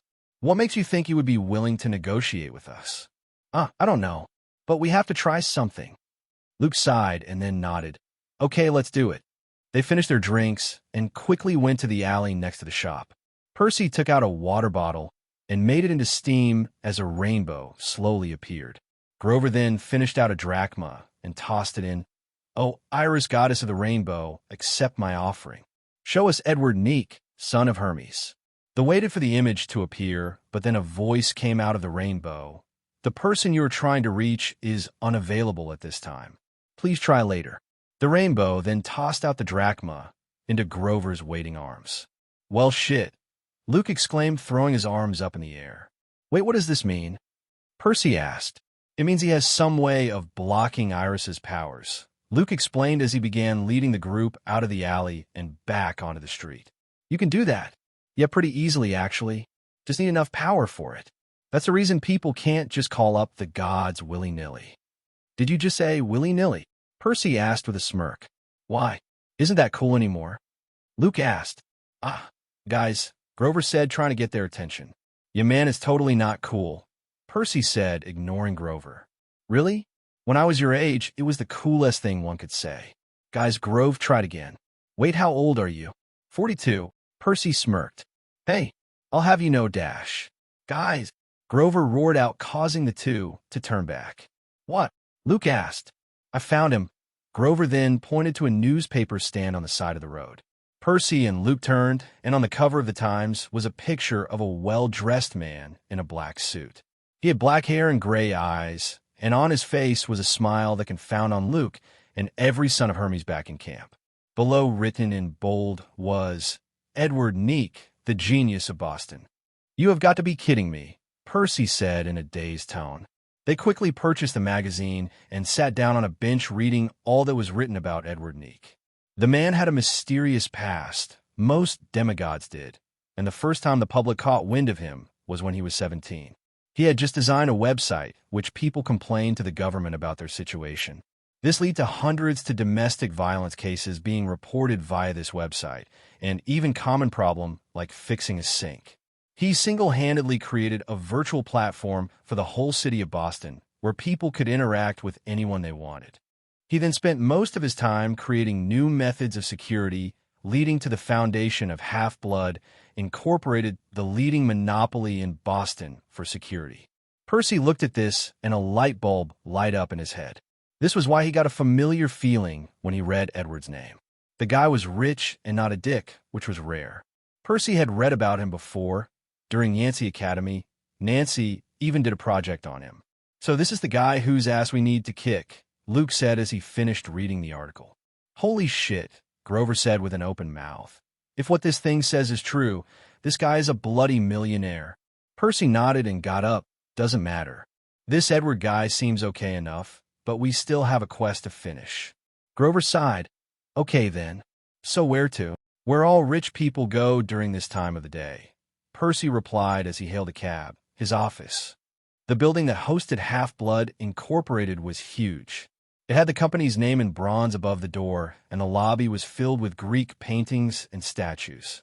This Edward guy was really pushing it with all this Greek stuff. As they entered, they were searched by 2 security guards, let's call them Dumb and Dumber. Percy used the mist to conceal some of the divine stuff in their bags, like the nectar and ambrosia, and the 2 let them through. Percy and the others got into a lift and pressed the top floor button. What? He is the owner and CEO of a very powerful company. Of course he would be in the top. The doors opened, revealing a woman with blonde hair sitting behind a gray desk. All around the room were paintings of Hermes. Okay, this guy was obsessed with this stuff. The woman saw the 3 boys and smiled. Hello. Can I help you? Luke took charge as he put on a charming smile. Yes. You see, me and my friends here have a Dilbert from Mr. Edward. He then waved his hand over his backpack, manipulating the mist. We need to see him. The blonde woman continued smiling as she looked at the bag. That's a bag. Luke looked stumped. He waved his fingers again. No, this is a box. No, that's a bag. Luke sighed in defeat. A clear-sighted mortal great. Just tell Edward his family is here to see him. I was unaware Mr. Neek had family, the blonde said in surprise. Yeah, I'm his half-brother. And those 2 are his cousins, Luke said, pointing at Percy and Grover, who waved. You do have the same smile as him, the secretary said. Okay, I'll tell him. By the way, whatever drug you're on, please make sure Mr. Neek doesn't find out. He hates the stuff. What? I'm not on any drugs. You just pointed to your bag and called it a box, the blonde explained with a raised eyebrow. Did you just call him okay? Luke said with a sigh as he walked away to a laughing Percy and Grover. Shut up. Percy and Grover agreed to stop, and the 3 then sat down on the couch in the corner of the room and waited. Soon, after what felt like forever, the blonde woman called them over. Mr. Neek will see you now. Luke muttered, finally, under his breath as they walked to the door on the other side of the room. Look, guys, while we are in there, let me do all the talking. Maybe we can convince this guy to help us instead of kicking his ass. Percy and Grover nodded. Lead on. The door led to an office which had glass windows instead of walls on two sides, leading to an amazing view over the Boston skyline. There, standing behind a large desk, was a man in a gray suit whose back was turned to them. Drama queen, Percy thought as the man slowly turned around to face them. Edward Neek, CEO of Half-Blood Inc. LV 32. HP 2800/2800. MP 500 of 500. Race demigod. STR 23. Vit 44. Dex 32. Int 42. Wis 21. Luke 9. The son of Hermes. He ran away from camp when he was young and built himself an empire using his skills as a son of Hermes. He now owns a powerful company and uses it to try and help whoever he can. A nice guy at heart, but seriously, do not trust him with your food. Dude's a stress eater. Edward Neek then smiled a familiar smile. I heard a little brother of mine wanted to speak to me. Edward had an old smiling face. If Percy was to guess, he looked around 30 years old, making him the oldest demigod Percy has ever seen. Luke stepped up. My name is Luke Castellan. I'm a son of Hermes. Edward Neek then stretched his hand out, which Luke shook. Now how did you know I was a son of Hermes? I kept that secret well hidden and away from public eye. Well hidden? Percy asked with a look of disbelief. Bullshit. You have Greek painting and statues littered all over your lobby and an 8-foot-tall statue of Hermes right outside. Edward shrugged. I was hiding in plain sight. Luke sighed. Okay, look, we found you because we need your help in our quest. Edward's eyes light up with a spark of mischief. Oh, was this a questing party? How exciting. But that still doesn't explain how you found me out. With this, Luke then handed Edward the note they found in Hephaestus's forge. Edward looked at it and smiled. Ah, yes. Uncle Hephaestus' forge. I remember that. You have no idea how difficult it was to sneak in there, get the chain, and get out without activating the giant robot snake. Who even builds something like that in the first place? We know, Luke said with a sigh. We recently got very personally with the thing. You actually fought that thing? Edward asked, impressed. More like ran away, Luke replied as the two half-brothers nodded in memory of the robot. So what do you need? We need the chains, Luke replied frankly. Well, okay then, how about, no. Why not? Well, basically they're mine, and I don't want to give them to you. Well, actually they're Hephaestus. Percy cut in, and I'm sure he would love to know you have them. Are you threatening me? Edward asked with narrowed eyes. Basically, yeah, Percy replied back, shrugging. Edward smirked as he sat down his seat. Well, good luck with that. Percy frowned. Look, we need your help. I promise I'll give the chains back after we are done using it. Edward raised an eyebrow. Really? You promise? Percy nodded. Yes, I do. Do you swear on the sticks? Percy was about to open his mouth when Luke cut in. Percy, wait. Luke interrupted. You don't know what you are doing. If you swear on the sticks, you will be making an unbreakable promise. And if you do break it, something bad will happen to you. Something really bad. Edward laughed. He doesn't even know that? What type of idiots did the gods send on this stupid quest of theirs? Percy got angry. He was pissed beyond belief. Gamers' minds kicked in and helped him control himself, but that didn't change the fact that Percy wanted to slap Edward across the face. Look here, asshat, the gods did not send me. I am doing this quest to find my mom and bring her back. Really? Edward looked intrigued. So you didn't get a quest from the Oracle sending you to get something or another for the gods? Yeah, I did, but I don't give a damn about that. All I care about is getting my mom back. And where is she right now? Percy looked Edward dead in the eyes and in a serious tone replied, in the underworld. Edward looked surprised. What? Hades kidnapped my mom and is holding her for ransom. He wants the lightning bolt of Zeus, which he thinks I stole. So I need the chains to capture Hades and get my mom back because I didn't steal the damn lightning bolt. Who the hell are you, kid? My name is Percy Jackson. I am the son of Poseidon. Edward looked at Percy, at his face, eyes, and then smiled and threw his head back laughing. Ha ha! Oh gods, this is amazing. You're like a modern-day Orpheus. Percy grimaced at the comparison. It was similar. Orpheus went to Hades to bring back his lover, and he was going to bring back his mom. Only difference is Orpheus failed. He wouldn't. So will you help me? Edward looked at the 3 kids in front of him and then got up and paced around his large office. The silence hung in the air for a long time before Edward spoke. Do you know I named this place Half-Blood Incorporated? No, I don't. Percy and Luke replied with Grover simply shaking his head. It's because of Hera, Edward explained. Her contribution to camp is just as important as the other gods there. You see, while she couldn't have demigods of her own, she still loved them all. It's just Zeus she hates, and by extension, some of his children. But when Camp Half-Blood was built, Hera took this opportunity to protect her new family. She placed a spell over it. This spell influenced everyone there to consider the people their family. It wouldn't affect everyone there directly, more like made way for them to think in such a way. Percy looked stumped. So did he like camp because of this spell? Or because he liked them? No. Wait. His gamer's mind made him immune to tricks like that, so he must just like camp because he does. When I left camp, I never wanted to return. The way the unclaimed were treated were inhuman, neglected, forgotten. I didn't want to see that anymore, so I came here. I used my demigod skills and built my empire. Whenever I can, I help this city, but for now, this is my home. But that being said, I still love Camp Half-Blood, despite how fucked up it is. But things have changed now, Grover replied in a pleading tone. People are being treated better. Sure they are, Edward replied with a dismissing wave. They will try, but in the end the unclaimed will remain the unclaimed. No, they aren't. Luke spoke up finally as he looked right in his half-brother's eyes. The unclaimed are no longer unclaimed. What? How is that possible? It's because of Percy. Luke then turned to the son of Poseidon.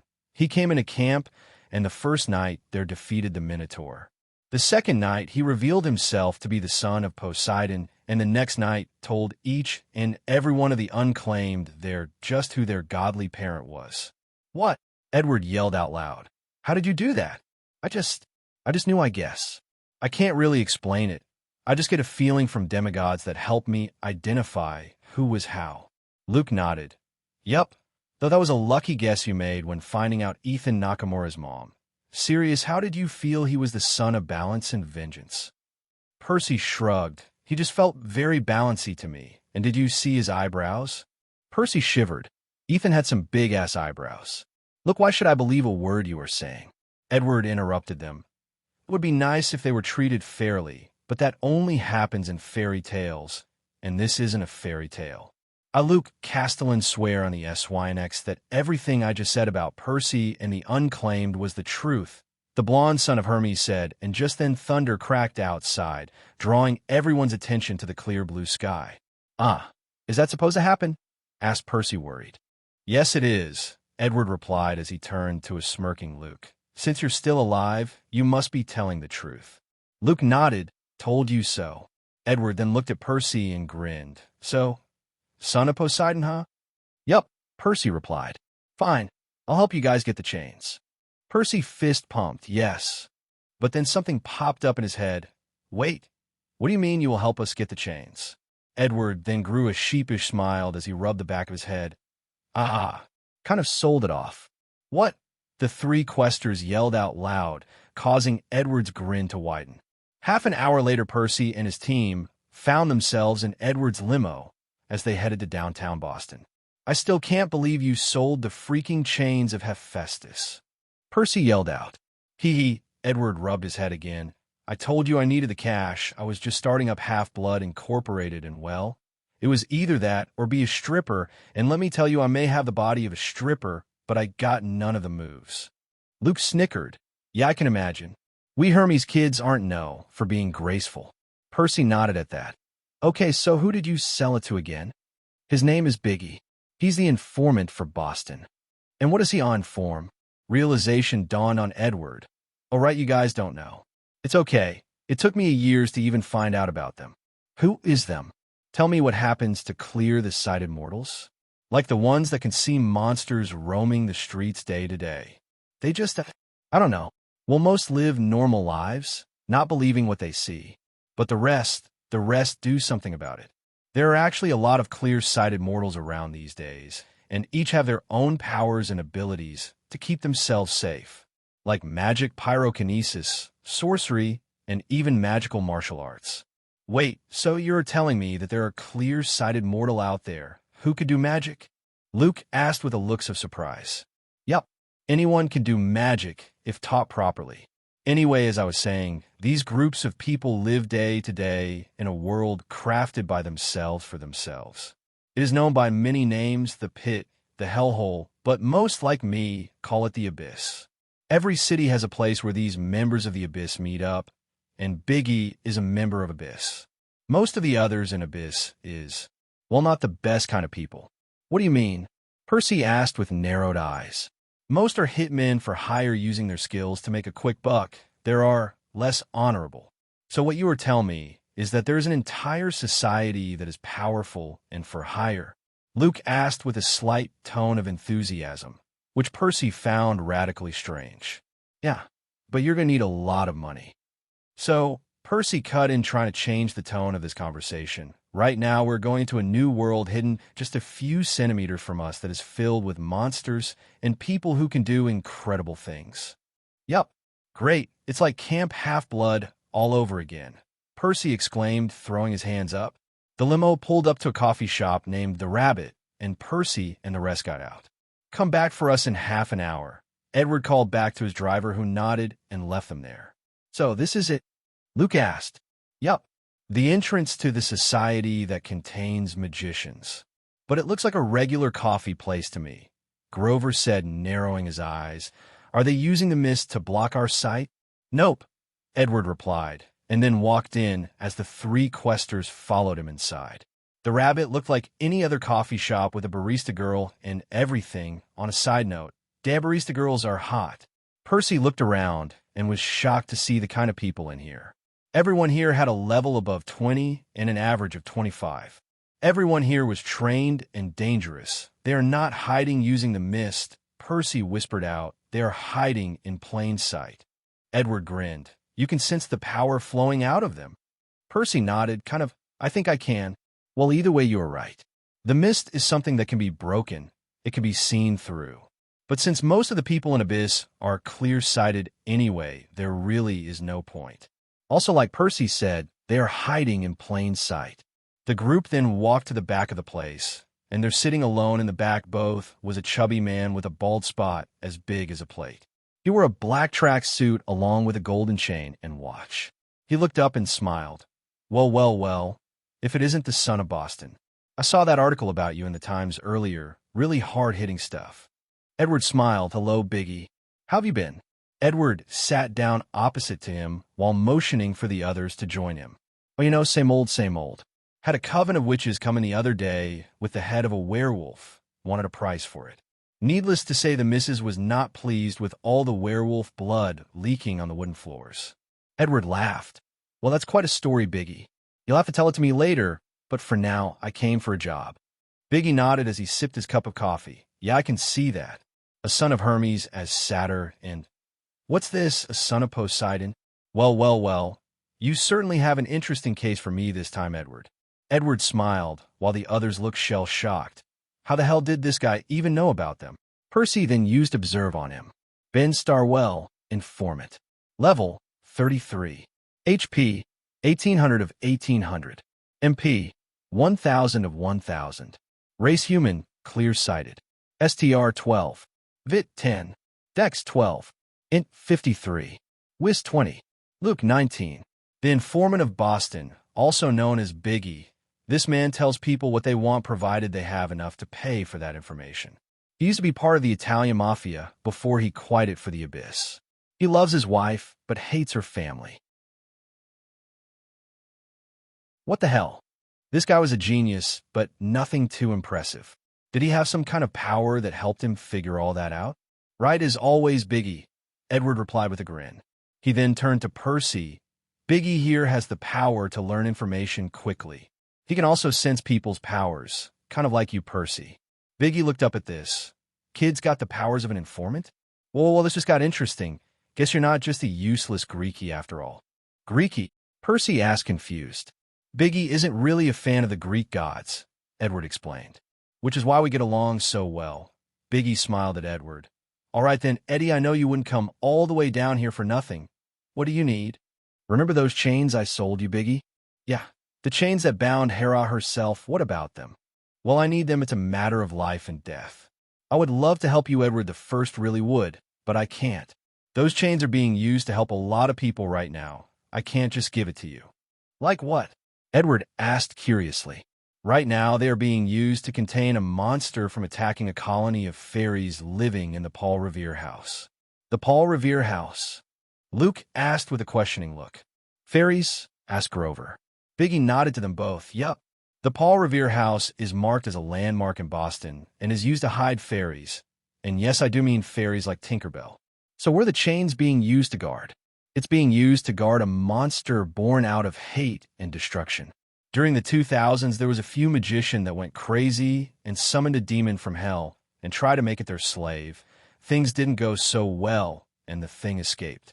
It went after the fairies, and the people from the abyss used those chains you sold to seal up the demon in the Paul Revere house. Edward sighed as he laid back. So we can't have them, huh? Biggie nodded, sadly no. But if you manage to defeat the demon, I wouldn't mind letting you guys keep the chains. Edward perked up at this. Seriously? Just like that. Biggie nodded. Yup. If you manage to defeat the things, I'll let you keep the chains. Interested?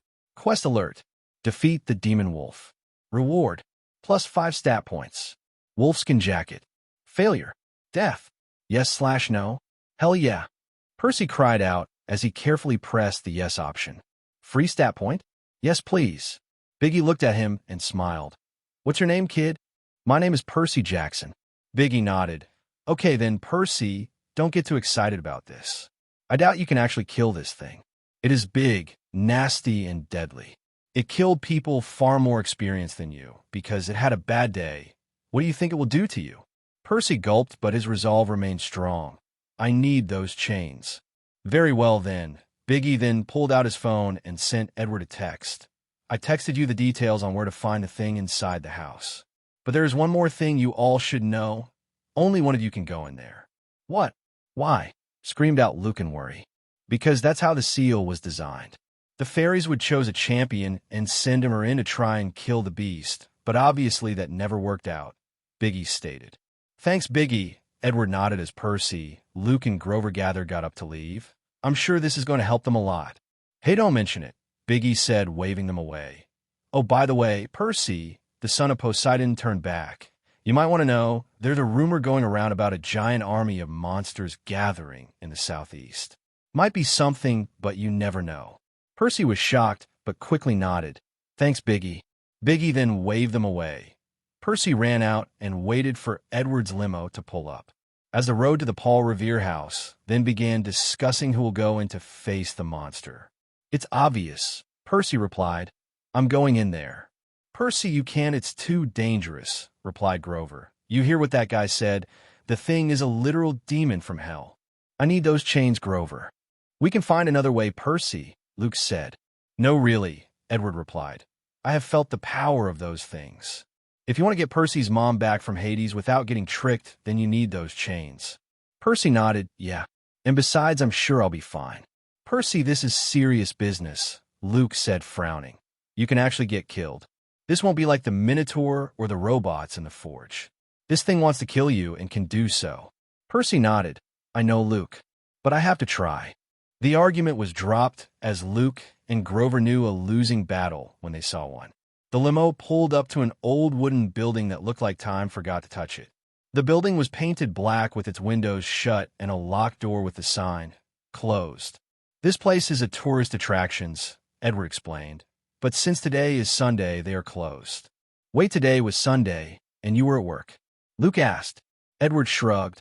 I'm a workaholic. And an alcoholic, but that's neither here nor there. He then sent the limo away and slowly walked to the house. The group then looked around. The coast was clear. Luke and Edward then set out picking the lock for the house. Here, let me. Luke replied, holding a lockpick in his hand. No, I got it, Edward replied, trying to pick the lock. I am faster. Well, I am better at this. Bullshit. Well, it's the truth. Edward the pulled, causing his lockpick to snap. Shit. Let me, Luke said as he went about unlocking the door. Suddenly the door clicked and opened inward. There's C. I was just a little rusty, Edward said as he walked in. Sure. Inside the house looked even more Victorian. There was a chair and table in the front with places on them describing them. It seemed they belonged to Paul Revere along with the bed on the side of the room. Who the fuck is this guy anyway? Edward pulled out his phone and took out the information Biggie sent him. According to this, it should be right around here, Edward said as he walked to one corner of the room and pressed a wooden plank which then glowed blue as the wall began to separate itself, revealing a pathway. There should be nothing there. Heck, the wall of the house should open up to the outside, but there it is, a secret passageway. Must be some kind of pocket dimension created by magic. Percy gathered his wits and walked in, followed by Luke, Edward, and at last Grover.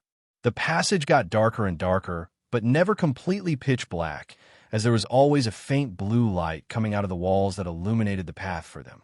Eventually, the passage led to a gigantic room, which looked like it should be used to store freaking ships. The room was illuminated by a fake sun that was floating on the top. Along the walls were stone-like buildings shaped like honeycombs, inside which were balls of light. Are those? Luke asked, unsure of himself. Fairies, Grover cried out as he ran to one of them. They were scared first, but eventually came out of their homes and began to circle Grover, some pulling up his beanie, messing with his hair and horns. I think they like him, Percy said with a smile. They should, Edward replied. Grover is a satyr. They both are creatures of nature.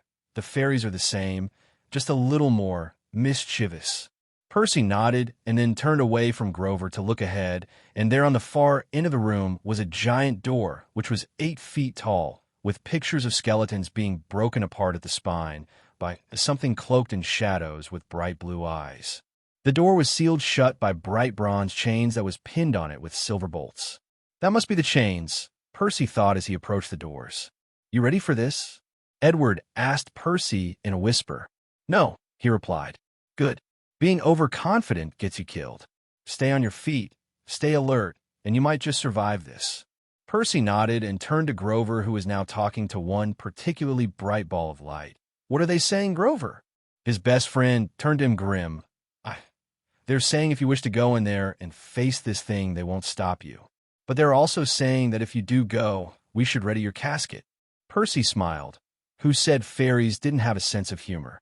Just then a ball of light squeaked up and Grover translated. She's saying that they aren't being funny. They lost a lot of people, good people, to this thing. Percy, I don't think this is a good idea. Percy sighed. I need to do this. He then threw his bag down and pulled out Riptide. Here, Percy, Luke said as he handed Percy the time box of ambrosia and the flask of nectar, in case you might need it. Percy nodded to Luke and put the things in his pocket. He then walked up to the door as the fairies all surrounded him. They then went to the chains and began chanting in a strange language, making the chains glow with red Greek words. Before Percy could read them, the words disappeared, causing the chains to disappear and the doors to open for him. Percy looked back to Luke and nodded. The son of Hermes looked unsure of this. He hated this plan, but he nodded back. He may not like it, but he would support it. Percy then turned to the open door. All that was seen beyond was darkness. Gripping Riptide hard, Percy walked into the darkness as the doors shut behind him, killing off all source of light. Ping, you have entered the dungeon, Cave of the Beast. You can only exit after killing the monster inside. Percy sighed, dismissing the box. Great, just what I need, another dungeon effect pulling me down. Well, at least I'm not alone. Percy then pulled out the gauntlet of Kefka and summoned all his servants. Zed equipped his swords, Electos or bow, and quiver, and Craig had his blade ready. Percy then took out the shard of light that he got from the forge and threw them all over the dungeon. The light revealed that Percy was now in a cave. The cave was 50 feet tall, with stalactites on the top and several pillars lining the walls. Suddenly, 2 giant blue orbs appeared, similar to the ones the shadowy figure on the door had. The light then revealed what was inside the cave. There, standing in front of Percy, was a 15-foot-tall beast in the shape of a wolf. It was pitch black with blood-red highlights running across. Its mouth was open as drool fell down in the buckets. Its teeth were long and sharp with claws just as big. On its back were the wings of an eagle with silvery feathers that looked sharp as steel. It opened its mouth and roared. Roar. Marcosius. LV-HP 38000/3800. MP 40000/40000. STR 42. Vit 43. Dex 33. Int 52. Wis 63. Luke 0. A Marquis of Hell. This demon lost its way and found itself here on Earth. It has since killed and ate all that opposed it. He gives true answers to all questions asked to it and is known to be an expert in battles. Kill to get 30,000 EXP. Percy took out a shield and held it up ready for the oncoming fight. He yelled out, "Bring it on, you stupid beast." All right, there we go, another one done. Everything was done. Sorry if some seem a little laid back, but they did just go dungeon hunting, so how the hell am I going to actually kill this thing? It is big and scary, but so is all the monsters I face. Maybe I should just ask? Heck, I never tried that. Maybe it just might work. Also, its info did say it gives true answer to questions. So what is the best way I can kill you? Percy asked the demon. And where are all your weak points? And how would you react if I force-feed you ambrosia and nectar? The demon looked at Percy with a look which basically said, "Really?" Percy shrugged. "Well, I tried. Get him, guys." Percy jumped aside as Zed and Craig charged the big wolf. Alecto drew up an arrow and fired at the thing's eyes. But before the arrow, Zed and Craig managed to hit the thing. It opened its mouth and roared. The shockwave alone tossed all three back onto the floor. Percy grimaced. This is going to be a lot harder than I expected. Percy then jumped forward just as it closed its jaws, and with Riptide, he cut across the thing's right eye. Ping. Critical hit. 350% of 250 attack equals 875 attack. Marcosia's HP. 37, 125/38,000. Percy then ducked down as Marcosia's moved backwards in pain. Black blood dripped along Riptide. It seemed demons from hell had black blood. Not really that surprising. Just then, warning, attack from front. Percy jumped back just as Marcosius swiped at him with one of his gigantic paws. Percy grimaced. Alecto, light him up. Right, boss. The Fury called out as she fired arrow after arrow at the monster. Some stuck while others couldn't penetrate the fur. Marcosia's HP. 37, 005/38,000. Zed bashed his skull in.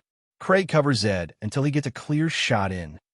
Percy called out as he put away Riptide and pulled out his climbing gloves. He had a crazy idea in mind.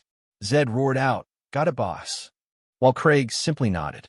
The knight charged Marcosius and swung at him skillfully with his giant black blade.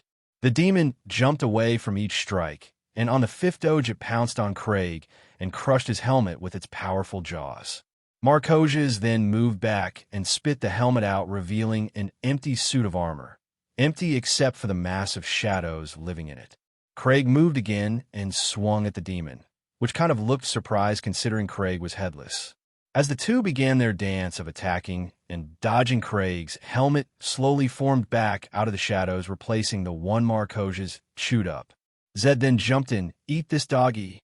He then swung downwards and hit Marcosius right on the spine. A loud crack could be heard. Marcosius' HP.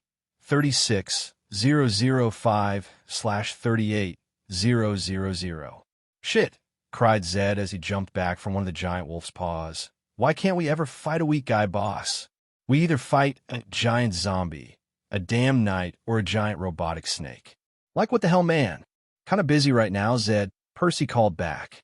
The son of Poseidon was now climbing the wall of the cave, using his climbing gloves. He reached the top and pulled out the razor whip he just got. Razor whip, a whip that is extremely sharp when mana is called through it. This whip is extremely dangerous. Do not, I repeat, do not use it for BDSM. Got it. Attack 25.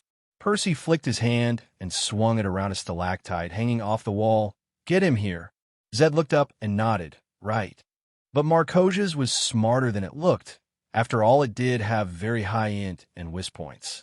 It knew Zed was trying to push it towards Percy and was constantly moving away, dancing between Craig and Zed's sword strikes. I really need to teach those two how to work together, thought Percy. Eventually, Percy got tired of waiting. He checked to see whether the whip was wound tight around the stalactite and then kicked off the wall. He swung himself towards and landed right on Marcoja's, stunning the monster in surprise. He then channeled mana into the whip, causing it to sharpen and cut the rock formation. Marcoja's buckled and threw Percy off, which is just what Percy wanted. He swung his whip forward at the wolf, causing the stalactite to soar through the air like a giant bullet. The wolf demon saw this and quickly opened its mouth. Dark wave. Percy's eyes widened in surprise as a blast of darkness flew out of Marcoja's. It destroyed the rock being hurled at it, and in the process ripped the whip to shreds. Percy then watched as it came to him, but Alecto jumped in the way, pulling him away from the path of destruction. Shit! Percy exclaimed the moment he got on his feet. The attack Marcoja's used hit the stone wall, causing a giant crater. Percy then looked down and saw the razor whip from before now destroyed. Well, that didn't last long, did it? Percy threw the whip away and looked at the beast. It was panting and looked tired, though it clearly had enough energy to spare. But the important thing was the fact it actually spoke. It wasn't a normal monster, that's for sure. Zed jumped into battle once again, and this time managed to hit the beast. Marcoja's HP, 35,005/38,000. Percy then pulled out several water bottles and emptied them all out. He quickly created a small puddle near the wall. All he needed now was to trick the wolf here. Craig, get him over here. The knight nodded, and quickly the two battled on. The knight pushed the wolf back along with Zed. But again, Marcoja's was smart. It understood human language. It refused to go anywhere near the puddle, but it was close enough for Percy. Percy took out Riptide and held it ready. Water's kill. The water from the puddle leapt up and caught Marcoja's feet before it could escape. The water held it in place, as Percy coated his blade with water, which then began to spin like a buzz saw. Craig, however, was not letting this chance slip as well. He attacked the beast furiously with skill and precision. Eventually, Zed got in on this as well. Marcoja's HP, 34,300/38,000. Its HP was getting low and dropping. The wolf got angry and then exploded outwards, sending a shock wave of darkness out, knocking Zed and Craig away. But Percy was far away not to be affected by it. He then saw his chance, and as soon as the shock wave ended, he charged the wolf with his... Percy drew back his sword and jumped, bringing Riptide down on its neck.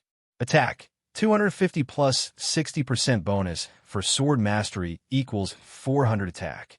400 attack x 11, water skill level, equals 4,400 attack. Critical strike, 350% of 4,400 attack equals 15,400 attack. Percy's strike didn't behead the thing, but it did manage to do a lot of damage.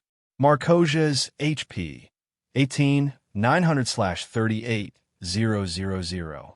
Maybe just another strike, and enough. The monster roared as it exploded into smoke, only to reform next to Alecto across the room.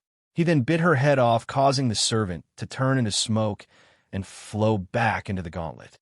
Marcoja's then sucked in all the water Percy had spilt during his water's kill attack, leaving the cave dry. It then turned to Zed. "Oh, boss, it's looking at me." Zed replied as Craig and Percy walked forward with their swords at the ready. Marcoja's then turned into a dark cloud again and flew ahead right at them. Percy jumped backwards as Marcoja's dashed into the wall of the cave. Okay, maybe he doesn't have complete control over that power of his yet, meaning I can use this to my advantage. "Hey, you know what I heard about you?" Percy asked with a smirk. "I heard your mama is so fat she went out in high heels and came back in flip-flops." Marcoja's looked at Percy with a look of confusion. Are you telling your mama jokes?" "Yup. Your mama is so fat she sued Xbox 360 for guessing her weight." Actually, the Xbox 360 is a product, not a company. Hence, it cannot be sued. Microsoft, on the other hand, can, replied Marcoja's with a know-it-all tone in his voice. Okay, so I am right now fighting a super strong demon that is smart, can turn into shadows, and maybe most dangerous of all be immune to my insults. He is like a child of Athena. So what would piss Annabeth off? Percy then took a deep breath and called out, "An ERD." Marcosius looked pissed at that and growled, "I'll RIP you apart." Ping. Taunt success. Ping. Perk. Electo's anger has been activated. Anger of Electo. Whenever the user succeeds in taunting an enemy, they are infected with the anger of Electo, which gives them double their strength, but also makes them clumsy and highly ignorant of their surrounds. Well, guess that worked. Percy thought out as Marcosius charged at them again in his shadow form, only to crash into the walls of the cave over and over again.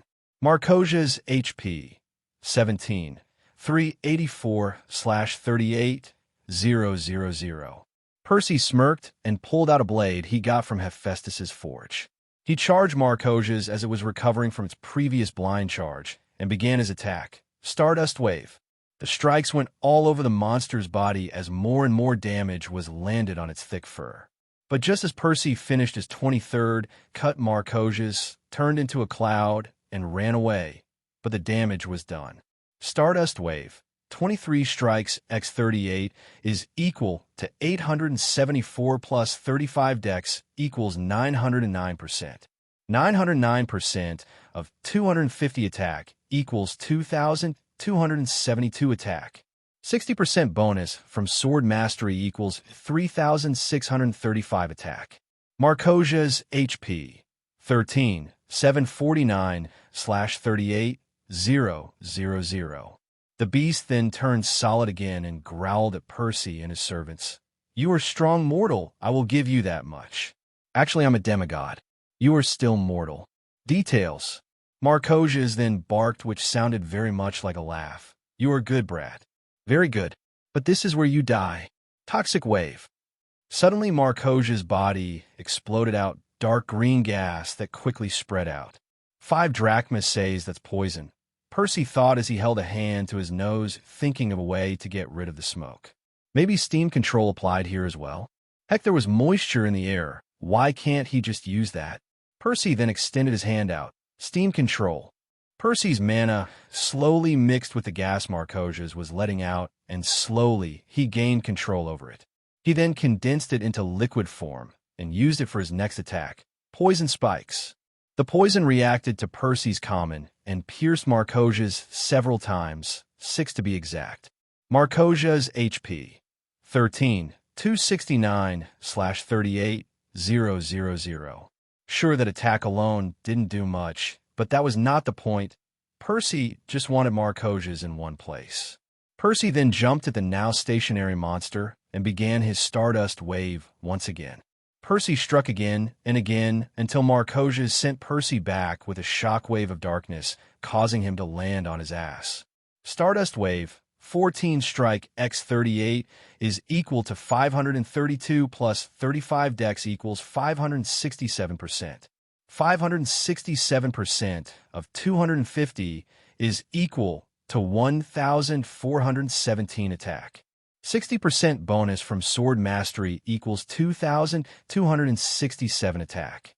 Marcosius HP 11,002/38 Percy then turned to use Water's Kill on the thing for one last attack. But instead of an impaled wolf, he saw nothing but smoke. Zed, Craig, get ready, he's going to try something desperate. And the demon was. Marcosius collected itself and charged at Percy. This time, however, when Percy tried to dodge, the solid wolf turned into smoke and flew inside him through his mouth. Percy coughed out as all the smoke went inside him. Was he trying to kill me from the inside? How do I get him out of me? Percy held his neck as wisps of smoke came out until suddenly everything went dark and Percy fell to the ground unconscious. Percy opened his eyes and found himself in a strange place. This wasn't a cave. There was no roof here, as the only thing above was darkness. He felt smoke in the air with no moisture. The only sound, there was the sound of his own breath. Percy himself was standing on a narrow walkway which was crumbling at the sides and extended forever on both sides with no end in sight. Below him was fire, a sea of fire that extended forever. All that existed was him, this walkway that led to nowhere, and the figure in front of him was covered in black smoke. Percy's mind quickly figured what was going on. Marcosius was trying to control him. I won't let you succeed, Wolf Breath. I won't let you control me. The shadowy figure then changed. It formed into a beautiful young woman with black curly hair and sky-blue eyes. His skin was dark, almost like burst hazelnuts, and she stood naked, displaying herself proudly. Her chest was huge, and her hips were wide, and not one fault could be seen on her perfect skin. I never expected it to be easy, child. Her voice was like honey. But I will. Why are you staring? Percy blinked and then shut his open mouth. No reason. You have never seen a naked woman before, have you? She asked with a predatory smile as she walked over to him, swaying her hips seductively. Well, I just never dash. Shoo. She was now right next to him as she pressed a finger to his lips. She then grabbed him by the shoulders and pulled him into a tight hug. Percy, being shorter, ended up buried in her large chest. It's okay. You can look all you want, she then leaned down and whispered. You can even touch if you want to. Percy looked up from the giant pair of breasts that he was showed into to protest, but suddenly the woman leaned down and caught his lips as a kiss. Percy tried to protest, but her grip was too strong and her lips too soft. Slowly, she pried open his mouth with her tongue and then began to explore every inch of him with it. Percy felt himself being sent to nirvana as a feeling of bliss settled in. Everything just felt so good to him. He didn't notice the darkness take over his body. Outside in the real world, Zed and Craig had watched Percy for minutes, hoping nothing happened to their boss, when suddenly the body got up. Percy's skin was now black with his eyes fully white. He was gone now. Marcosius had taken over. A boss? Zed asked cautiously, and he tried to approach Percy. Suddenly the possessed body moved, and with Riptide, slashed at Zed, causing the red servant to jump back on instinct. What the hell, man? Possessed, Craig replied in one word and began to battle Percy head-on. The possessed demigod was powerful before, but now with the demon possessing him, he was unstoppable. He attacked Craig with the vengeance of hell and was slowly pushing the knight back. Just then Zed stepped in and swung at Percy, forcing the boy to disengage Craig and jump away to avoid getting cut in half. Any ideas? Zed asked Craig as the two readied themselves for another attack from Percy. No, Craig simply replied. You know what, you are a great person to talk to, always so full of sagely advice, Zed replied sarcastically as the battle began once more. Back in that sea of fire, Percy found himself losing more and more of himself in the kiss. This woman was so warm and comforting. Being with her was better than anything Percy had ever felt. Her breasts were like pillows being pressed on Percy. He soon found his hands wandering all over her impressive body as it touched and pressed everything it could. Eventually, Percy felt his hands reach and grab her firm ass as he pushed himself deeper into the kiss. This was it. This was heaven. He didn't need anything else. Everything could go and burn for all he cared. This was ping, ping. Percy's eyes shot open. He felt the spell over him break. The sound of his life, the sound her had come to know as well as his own name, it snapped him out of it. Percy quickly pulled away from the woman. Gamer's mind helped him stay in control and not kiss her again. Percy looked up and growled, "Get out of my body!" Outside, the possessed body of Percy thrusted Riptide into Zed, causing the servant to evaporate into smoke and flow into the gauntlet of Kefka. Craig was now alone as he stood on the other side of the cave with a broken chest plate. The possessed Percy that turned to Craig and walked to the knight. The first step he took, though, caused the body to stop suddenly and fall to the ground like a puppet without strings. Out of Percy now came a cloud of black gas that flew away. Seeing this, Craig quickly approached Percy and helped him back to his feet. Percy's head was spinning, his muscles were paining, and his bones felt like dust. Marcosius had pushed him to his limit. He had gone beyond what was usually possible for him. Craig helped him up. Thanks. Seeing Zed was not here, Percy guessed Marcosius used his body to destroy the servant. He then looked up and saw the notification that saved his life. A new skill has been created. Kissing, LV2, 90%. It is what it is.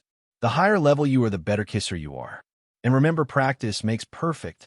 Your level is kissing, leave the person unfazed. Percy looked deadpan at that. That was the most unusual skill he had ever seen. But whatever, it saved his life, and he wasn't going to look a gift horse in the mouth. Percy closed the box and pulled up his HP and MP. Percy Jackson, HP 322 of 700, MP 100 of 500. Marcosius must have rode him pretty hard for him mana and health to fall so low. Wait, no, she didn't ride him. She possessed him. There was no riding of any form involved. Moving on. Marcosius, on the other hand. Marcosius HP 9000/38000. It took a lot out of the monster to try and posse's him, and him reject, it must have hurt it somewhat. Percy needed to finish this now before it does something new. The giant wolf was slowly getting ready for another round, so Percy moved. He turned to Craig. "Can you keep him busy?" he asked in a whisper. The knight nodded and soon charged the wolf with and began to fight the still exhausted wolf. He managed to get a few hits in, but so did Marcosius. Percy took out the nectar and ambrosia that Luke gave him and ate them both quickly. Percy Jackson, HP 700 of 700, MP 500 of 500. He had a plan. It was a crazy plan, and it just might get him killed, but fuck it, it was all he had. Any attack he did via sword, Marcosius could just block with his no-wait her shock wave of darkness. And any attack he did using water, Marcosius would immediately know was bad news and would just turn into smoke and fly away. He needed her surprised. He needed her to not see this coming. Percy then saw Craig being thrown back into the wall as Marcosius growled in victory. This was it. Percy opened his inventory and pulled out the shovel buster that he equipped on his right hand. Shovel buster, a knuckle buster made out of white metal. Its end is shaped like a shovel to pierce enemies with and to dig up dirt, whichever thing you want. Attack, 50+, level of hand-to-hand combat STR%. Percy then jumped on Marcosius and shoved the white metal into her neck. Critical, 350% of 91 attack equals 318 attack. Marcosius HP 8, 382/38000. The wolf shook her head and threw Percy off. He landed to the side of the beast and quickly got up only to have Marcosius shove him back down and then try and bite his head off. This was what he wanted. Percy then swung his left hand into her open mouth and called a skill he had just a few hour practice with, Marble Skin. Marble Skin, LV Max. A skill that uses mana that hardens your skin into marble. The more mana you use, the denser it becomes. Defense, amount of mana used. X vit equals durability. Cost, depends on the user. Percy poured 100 MP into the defensive move, just as Marcosius closed down her jaw, biting into his now marble-hard hand. Defense, 3,800. Percy grinned as the wolf struggled to tear off Percy's arm. He could almost see the confusion in her eyes. He stood up slowly, but the wolf didn't let go. She was determined to rip his arm. As he got to his full height, Marcosius' neck was now exposed, and that is exactly what Percy wanted. Ping. Skill has leveled up. Physical endurance, LV, 7, 82%. Your body's durability increased, and you take less damage. 20% less damage from physical attacks. Percy dismissed the bow and drew his free right arm back, channeling his powers into it. Earthquake Fist. Earthquake Control, LV, 130%. You can cause an earthquake thought any part of your body. Attack, 500. Cost 100 MP. Magnitude, 1. Percy then punched Marcosius right in the throat with the shovel buster in hand. He heard the crack of bone as a huge amount of damage was done to Marcosius. Earthquake Control, 500 attack, plus 91 attack from the shovel buster equals 591 attack. Critical hit, 350% of 591 attack equals 2068 attack. Ping. Skill has leveled up. Critical strike. LV, 3, 20%. A precise strike that can cause 400% damage to the target. Chance of success. Luke plus Dex. Marcosius HP. 6, 314/38,000. Marcosius tried to get away, but Percy was faster. He drew back his right hand and grabbed her head with his left, putting her into an arm lock. He then swung at her again. Earthquake Fist. Earthquake control, 500 attack, plus 91 attack from the Shovel Buster equals 591 attack. Critical hit. 400% of 591 attack equals 2,364 attack. Ping. A skill has leveled up. Earthquake control, LV 2, 10%. You can cause an earthquake thought any part of your body. Attack, 550. Cost 100 MP. Magnitude, 1.2. Marcosia's HP, 3, 950/38,000. Percy hit Marcosius so hard it flew away, bursting into a smoke cloud, and landed on the other side of the cave. Percy was panting now. Those last two attacks took a lot out of him. He saw his shovel buster crumble in his hand. It couldn't handle the pressure. Great, another item destroyed when fighting this thing. Percy looked at Marcosius. She was exhausted too.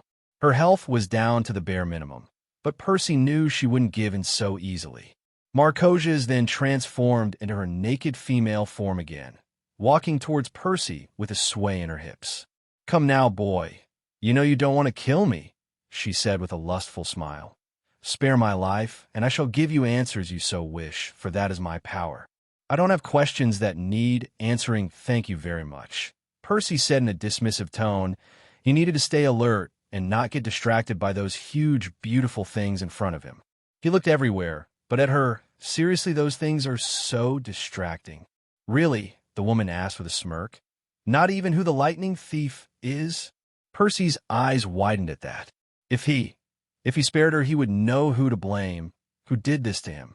But she could lie, no. No, he didn't think she would do that. She would gain nothing from that. And if he found out she did lie to him, she knew he would come back to kill her. So why? Why would she lie? No, she must be telling the truth. He could kill her, and with the gauntlet of Kefka, make her his slave, and then make her tell him, yes, that might work. But he would need to be strong, he would need to get her close, and like last time, a moment her defense is down, he could kill her. Percy resolved himself. He needed to know who the lightning thief was. He looked up at Marcosia's deal. The demon smirked as she walked over and grabbed Percy by the collar and pressed her lips to his. The moment their lips touched, Percy instantly knew this was a mistake. He lost all sense of control. The kiss was far more powerful than last time. Percy didn't stand a chance. She pushed her tongue past his lips and then began to explore him once again. She then opened his mouth wide and started to suck his tongue as she slowly grinded up against him. Percy couldn't do anything. He was losing himself again. He needed to break free. Ping. Skill has leveled up. Kissing, LV 3, 20%. Is what it is. The higher level you are, the better kisser you are. And remember, practice makes perfect. Your level is kissing, leave the person surprised. Percy Jackson HP, 600 out of 700. Percy's eyes shot up at the sound. Now she was trying to take over him again. He needed to escape. But her grip on him was too strong. Every time he tried to move away, she pulled him closer as her kisses became stronger and hotter. Ping. Skill has leveled up. Kissing, LV 4, 2%. It is what it is. The higher level you are, the better kisser you are. And remember, practice makes perfect. Your level is kissing, leaves the person in a pleasant mode. Percy Jackson HP, 500 out of 700. She then moved to his neck, sucking on the skin until they turned blue. She then pushed Percy into the wall of the cave and pulled back. "You shouldn't have trusted me, stupid boy. We had a deal," Percy growled out. The demon smiled as she lowered her hands to his pants. "And now I'm changing the deal. You will remain here with me forever. You're already mine." Percy then looked behind her and smirked. "Yeah, but he isn't." Marcosia's eyes widened as she turned around just in time to have Craig's giant blade cut her in half. She roared as she transformed into smoke and flew back, breaking Percy out of her control. Percy fell to his knees. "Thanks, Craig." The knight nodded as he turned to face Marcosius, who was now in her wolf form again with her health severely depleted. Marcosia's HP, 1, 250/38,000. Craig's attack had done a lot of damage to her. Percy reached into his pants and got riptide out. He uncapped the blade and got ready for the demon's next attack. He let her trick him once, never again. Craig had Percy charge Marcosius, but the demon was faster. She transformed into smoke once again and slammed into Craig, sending him back, and then turned to Percy. She took on the form of a wolf again and then pounced at Percy. The son of Poseidon held up his left hand in defense, and for his trouble Marcosius bite into his left bicep. Luckily, he still had his marble skin active, so he didn't get hurt, but Marcosius didn't care. She pressed on, and soon her fangs broke Percy's marble skin and drew blood. Percy cried out as he tried to shake her off of him. Instead, Marcosius began to chant something in a language Percy had never heard as slowly he felt something being injected into his bloodstream. Percy then swung his right hand, Earthquake Fist. The attack hit Marcosius in the face, finally releasing her from Percy's hands. Marcosius HP 750/38,000. Percy then got up holding his arm in pain. On his left bicep were 3 teeth marks where her fangs broke his skin. His blood was leaking out, and he could feel whatever she put inside of him moving across his body. "What did you do to me?" Percy roared out as he struggled to his feet. The wolf started to chuckle. "I curse you, boy. I have cursed you to a life of misery and resentment. From now till the end of time, you will always have to be careful. Always remain in control. Because if you falter for even 1 second, you will lose control and kill everyone and everything around you." Ping. Curse of a Lubet, acquired as a permanent perk. Lubet gives +50 to all stats, but will cause a complete loss of control every time Percy gets angry. For every person Percy kills while in this berserk rage, he will gain +2 stat points. Warning. The only way to stop this is to either kill Percy, shock Percy awake with something surprising, or have no more enemies left to kill. Percy looked at the box in horror. This was real. This was actually happening. He then turned to Marcosius. "You bitch." The wolf laughed. "Why, thank you, boy." Now, it lowered itself ready to pounce. "Let's finish this." Percy got up and pulled out a spare bronze blade from his inventory. He then looked at Marcosius as he felt his pure hatred for the demon rise up. The two stared at each other for a long time before the dash forward at nearly the exact same time. Stardust Wave. Percy and the wolf attacked each other relentlessly. She tore into his legs while he cut her ears off. Percy attacked her 9 times, and in the end Marcosius fell down after getting her health cut down to 0. Stardust Wave.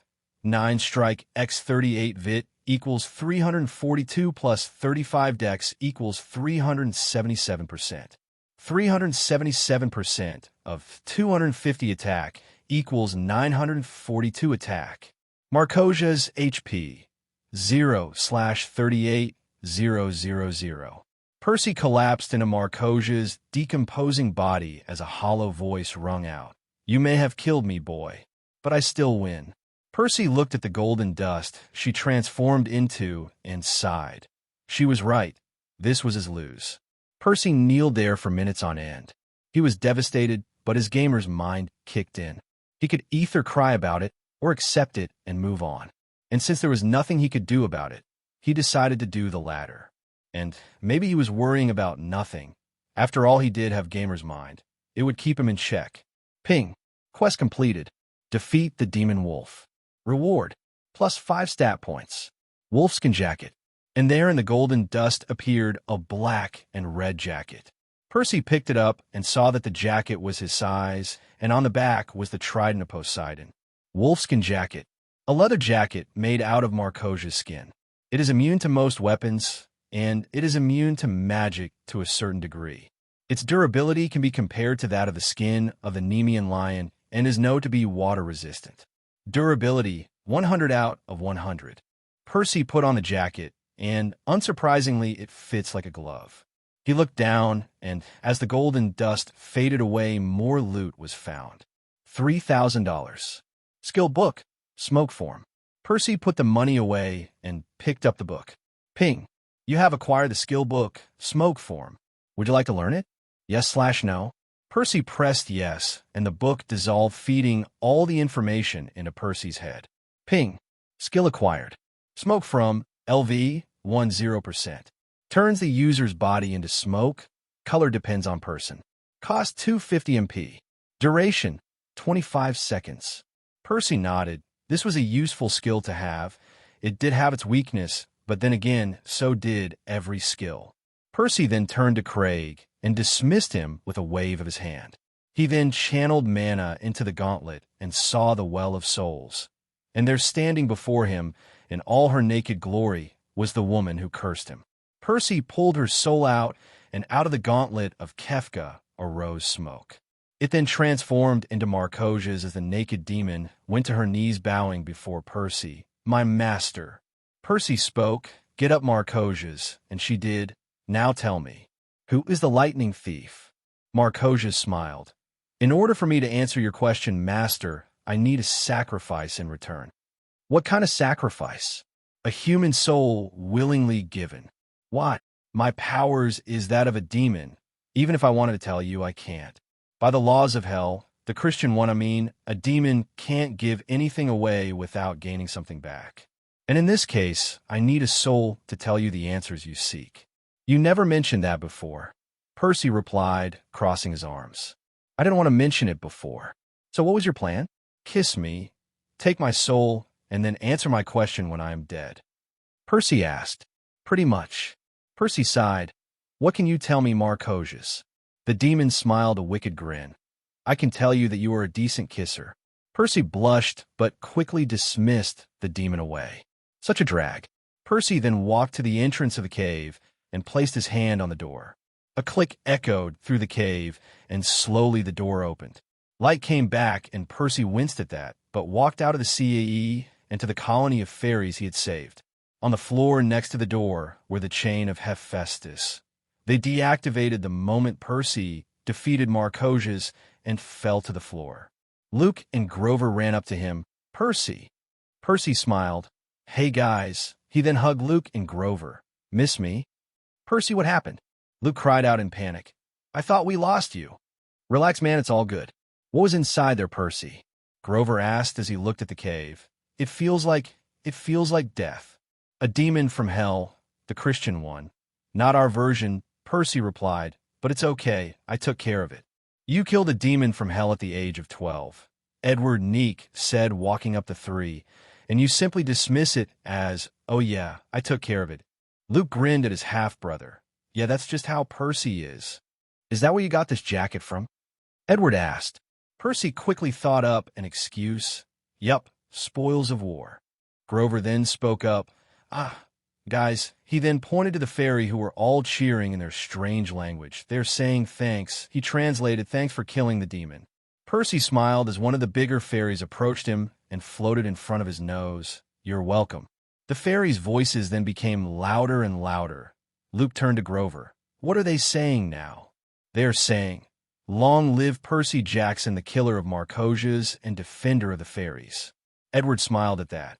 All hail Perseus Jackson, son of Poseidon, killer of Marcosias and friend of fairs. They all mocked, bowed to him. Hey, knock it off. Percy yelled as they all laughed at this.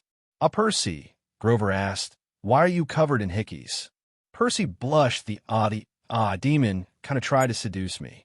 Luke, Edward, and Grover looked at him with blank looks, and then all at once then shouted, what? Percy leaned back from the force of that question. Yeah, Marcosias is actually a woman, and when I was kicking her ass, she kinda tried to seduce me. What did she do? Grover asked. She kissed me, and gave you hicks? Edward asked, to which Percy nodded. Holy shit, you made out with a demon. Luke cried out, all hail Percy Jackson, son of Poseidon, the man who made out with a demon. This time the three bowed lower than before. Stop it, you assholes. Percy cried out, but they didn't stop. Teach us, master. Luke cried out. We are not worthy. Edward claimed. Hey, Percy, quick question, did she have a healthy body? Grover asked. Percy sighed. Yes, Grover, she had a very healthy body. Score. Luke cried out. Okay, that's it, it's time to celebrate. Edward cried. We are going to party tonight. Percy smiled at the antics and quickly nodded. Okay, but just wait 1 second. Percy then grabbed the chain, the very thing he came for. Chain of Hephaestus. A legendary item that can seal a god's power. It is unbreakable and inescapable. Percy hid the chain from view of the others and quickly put it into his inventory for safekeeping. He then pretended to put it in his bag and quickly went to the group. All right, let's go. The four then left the fairy colony and came to the living room of the Paul Revere house. They then snuck back out and saw that it was nighttime already. Edward called his limo, which arrived in 2 minutes, and the four got in. "Where to, sir?" asked the driver. "Club Russo," Edward replied with a grin. He turned to the three questers and frowned. "Actually, let's go to Mr. Zenobia's. First, these guys aren't dressed for the occasion." "Right, sir," the driver replied as he pulled up the window, giving Percy and his group their privacy. "Where are we going?" Percy asked. "I'm going to introduce you three to the Boston nightlife." "But we aren't allowed into clubs," Grover replied. Edward smiled. "Missed." An hour later, Club Russo was filled with loud music and louder people. The drinks flowed freely and the drugs were in plenty. It was Sunday night, but these people didn't care. They partied like there was no tomorrow. The women were all beautiful, dressed in clothes that hugged them tightly, leaving little to the imagination, and all the men were dressed in suits, each more handsome than the next. People were either drunk or getting there, as they flirted, made out, or danced with their respective partners. They were all lost in the moment, until the doors of the club opened up, revealing four men, all dressed in suits. At the head of this new group of Edward Neek, the most eligible bachelor in town. Next to him, wearing a red suit, white shirt, and a red tie, was a blonde-haired man that looked 25. He smiled at the women there, capturing their hearts instantly. Behind these two was a man in a lime green suit, black shirt, and a black top hat. He smiled nervously, and to the mortals he looked around 24. And lastly, behind all of them was a young man who looked just about 21, dressed in a black suit with a blue shirt and black tie. Most women, however, noticed his eyes before anything else, as the boy had the brightest sea-green eyes they had ever seen. Percy smiled at the attention they got. A little bit of miscontrol on Luke's part, and all three managed to sneak in no problem. Edward then drew everyone's attention by raising a hand up in the air and shouting, "Make some noise, Boston!" The club erupted in approval as Edward led the group to the bar, where he got a round of shots. "To family," Neek said, raising his shot glass up. "To family," repeated the others as they downed the drink in one swing. "Oh, gods!" Percy cried out the moment he swallowed it. "What the hell is that?" "Vodka, my dear friend," Edward replied. "I take it this is your first drink?" Percy nodded as he tried to suppress the burning in his throat. "Gods, this hurts." Luke laughed as he downed a second shot of vodka. "Welcome to adulthood, Percy." "Okay, then, lads." Edward stood up, looking around the club. "Let's go and have some fun." Percy quickly went to the dance floor. It was an orgy of people, except most still had their clothes on. Percy didn't really know what to do. There were people all over the place, just jumping and grinding. He didn't really know what to do. "Hello there," a voice called out. Percy turned, and standing before him was a cute girl with black hair and bright brown eyes. She wore a red dress that hugged her body very tightly, with a long neckline that stopped in the center of her chest, showing a lot of cleavage. "Hello. Fucking hell," Percy stopped stammering. Percy thought as he focused. "Can I help you?" "I was wondering whether you wanted to dance," she asked as she walked closer to him.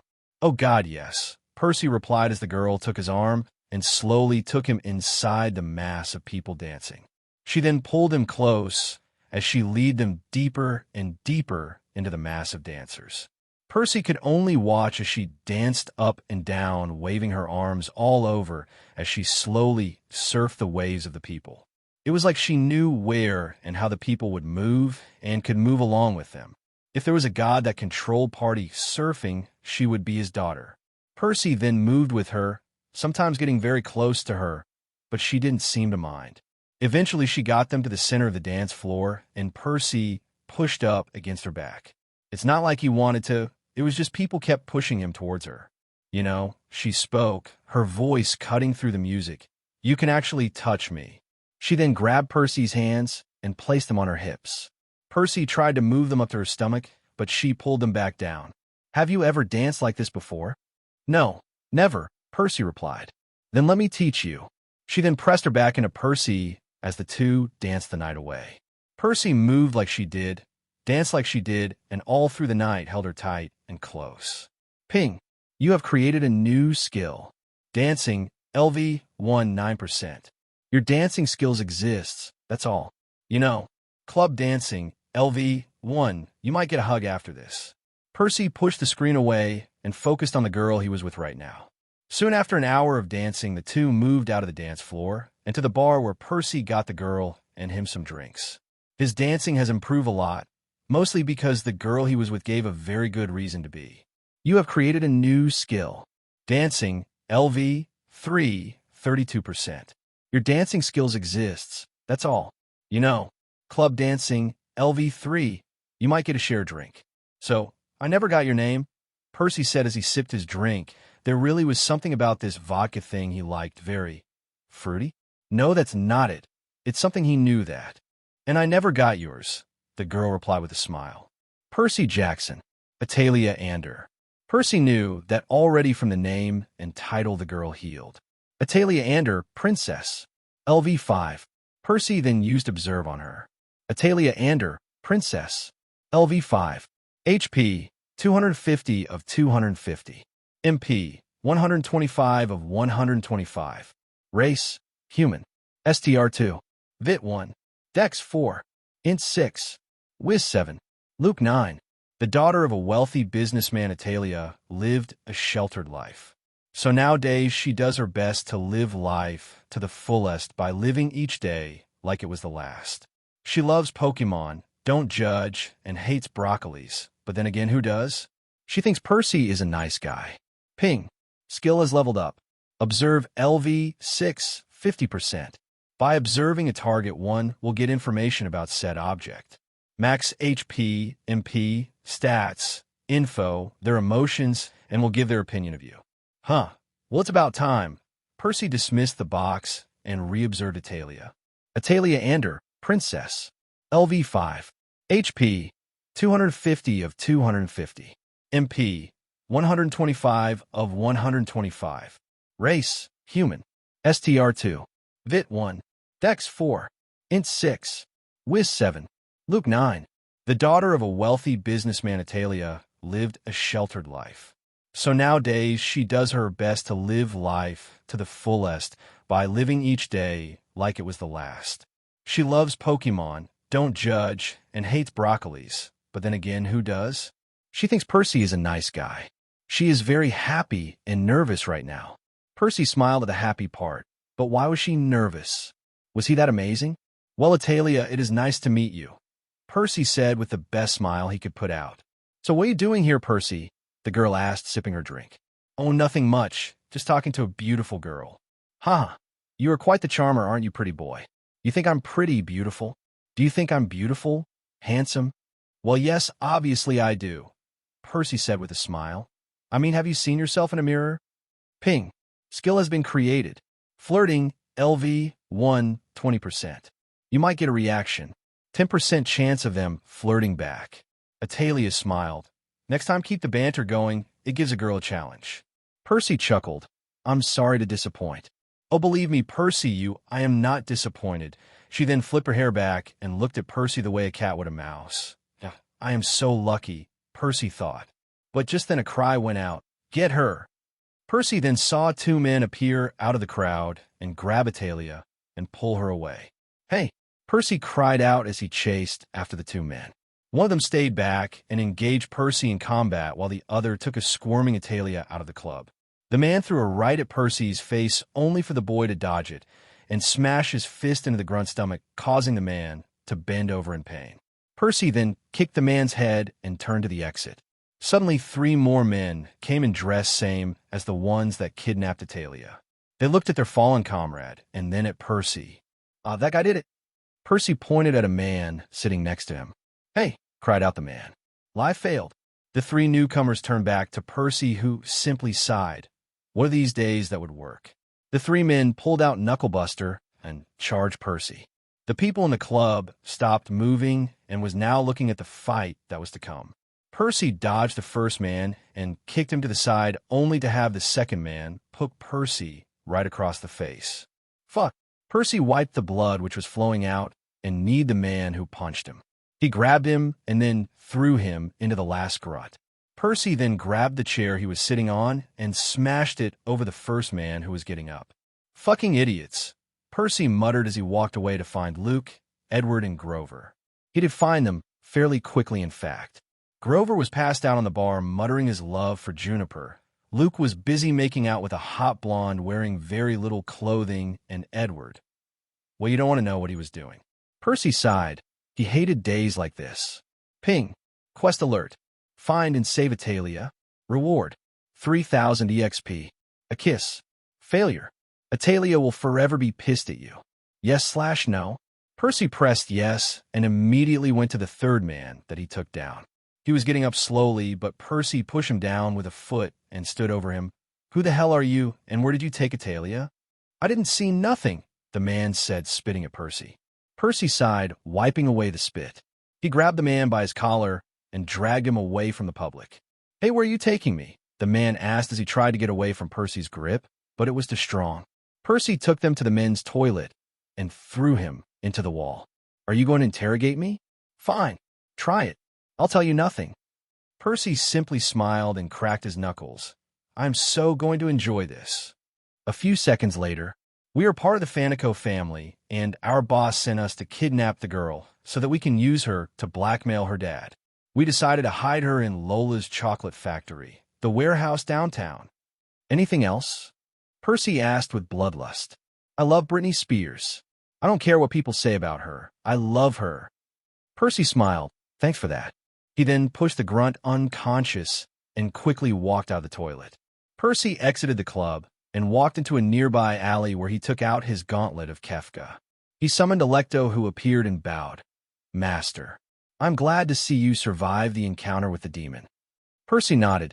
Yes, but not without a price. But right now I need you to fly me to downtown Boston. Alecto nodded and quickly carried off Percy into the air. You sure Zeus won't mind? Percy asked as they flew along the Boston skyline. He cannot detect me and my sisters. We can hide ourselves from his gaze, hence why we are of great use to Hades and don't get shot with lightning bolts every time we fly. Percy nodded as they quickly reached their destination. Where now, my master? I'm not sure. Percy was searching the warehouse district and immediately spotted the Lola's chocolate factory warehouse. There.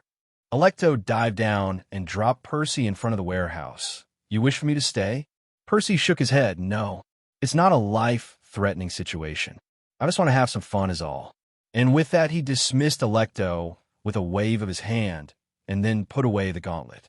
Percy adjusted his tie and put on his best smile as he walked into the warehouse. Inside, Percy found several guards walking around with guns in tow. This might be a challenge. Alia must be in the manager's office on the other side of the building. Percy pulled out a sword. He got his loot from killing a skeleton. It was a normal iron sword, so it should affect human too. Percy then began walking through the warehouse, whistling a jolly tune while twirling his sword around. After the first turn, he ran into a guard. Who are you? The mafia man asked. Nobody, Percy replied checkily. Well then, nobody better leave. He then pointed a submachine gun at Percy. Or else. Percy smiled and opened his inventory box in front of him and expanded it to cover his entire body like a wall. Try me, bitch. The mafia man frowned and pulled the trigger. The submachine gun went off in quick succession, spraying bullets at Percy, only for each bullet to enter Percy's inventory and disappear. The man stopped shooting and looked at Percy with wide eyes. What are you? Percy smiled. I'm the son of a god. And then dashed forward and hit the man with the flat side of his sword, knocking him out. Percy then reached for the unconscious human's gun and observed it. PP-2000, a machine gun made by the KBP Instrument Design Bureau. It is a 9mm round and is capable of using armor-piercing rounds and can store 44 rounds. It was previously used by Russia, but is also common in the hands of the Russian mafia. Bullets left, 23. Percy smiled and put the gun away. It could be useful later. He then checked the man, fully scoring another cartridge of bullets and a cigarette lighter. Percy then moved, and as he approached a turn, another man appeared. The new grunt didn't even have time to respond, as Percy knocked the man out with a punch and looted his body. Percy then climbed the racks of the warehouse and began knocking out every man patrolling the place. It was very fun. He kind of felt like Batman, jumping out of the shadows, beating mafia members up, kicking ass with an awesome suit. Percy eventually finished everyone there. The entire floor was clear of mobsters. Percy then walked to the end of the warehouse, and there snuck to the window. Unfortunately, the shades were drawn. If only I had a way to spy on them from here. Wait, do. Percy then pulled up his skill list, and there it was. Shadow Spying, LV, 10%. You can send your mana to infected another person's shadow. For a certain time, you will be able to hear whatever the person say and hears. Mana, 10 MP every minute it is in use. Limit, 12 hours. With this, he should technically be able to spy on the people inside. Percy then activated his skill and sent out his mana through the wall and into the other room. It then caught onto the shadow on somebody there, and Percy could hear what was being said. Listen, well, Princess, my boss, is going to call very soon with your dad on the line. I'm going to give you the phone and you will talk, but you tell your dad one word about where you are and you're dead. Okay, that was obviously the bad guy. Kiss my ass, that a girl. Slap. Percy winced at the sound of that, and his gamer's mind worked overtime to bring down his anger. After all, as he loses control, the curse of Lubet would activate, and that was the last thing he needed. Percy then looked around at the bodies littering the floor of the warehouse, and an idea came to him. He put away his sword and grabbed a single body from the pile of unconscious and dragged it to the manager's office. Okay, you bitch, I'm going to give you the phone now. The grunt said, remember what I told you. Perfect timing. Percy picked up the body and then threw it through the window. The noise and the sight caused the distraction Percy needed. What the fuck? Percy then slammed into the door and rolled into the office. He looked up and saw the grunt's startled look and Aalia look of surprise. Percy moved before the grunt could and kicked his jaw, knocking the man backwards and into a wall. Percy then walked up to the man and saw he was unconscious. He then picked up the phone the man had and pressed his ear on it. Hello? Hello, are you there, Dick? Give the phone to the girl. Percy channeled some bloodlust into his voice. All your men are gone. If you don't want the same thing to happen to you, then you won't ever attack this girl again. Who the hell are you? Your worst nightmare. Percy then threw the phone down and crushed it under his foot. He then turned to Aalia. Hello, beautiful. What's a nice girl like you doing in a place like this? Aalia looked stunned. What are you doing here, Percy? Percy then began to undo her bonds. Well, we were having such a nice conversation before these men took you away. Very rude of them. Ping. Quest completed. Find and save Aalia. Reward. 3,000 EXP. A kiss. Percy swiped it away and then helped Aalia to her feet. You came for me? Yup, Percy said with a smile. I know, I'm awesome. Aalia looked at him with a look of wonder before grabbing his head and kissing him silly. Ping. Kissing, LV 5, 25%. It is what it is. The higher level you are, the better kisser you are. And remember, practice makes perfect. Your level is kissing leaves the person happy. The next day, Percy stood in the platform next to the train that would take them to LA. Last night was fun. It helped him calm down after the whole curse thing. Also, the kissing was fun.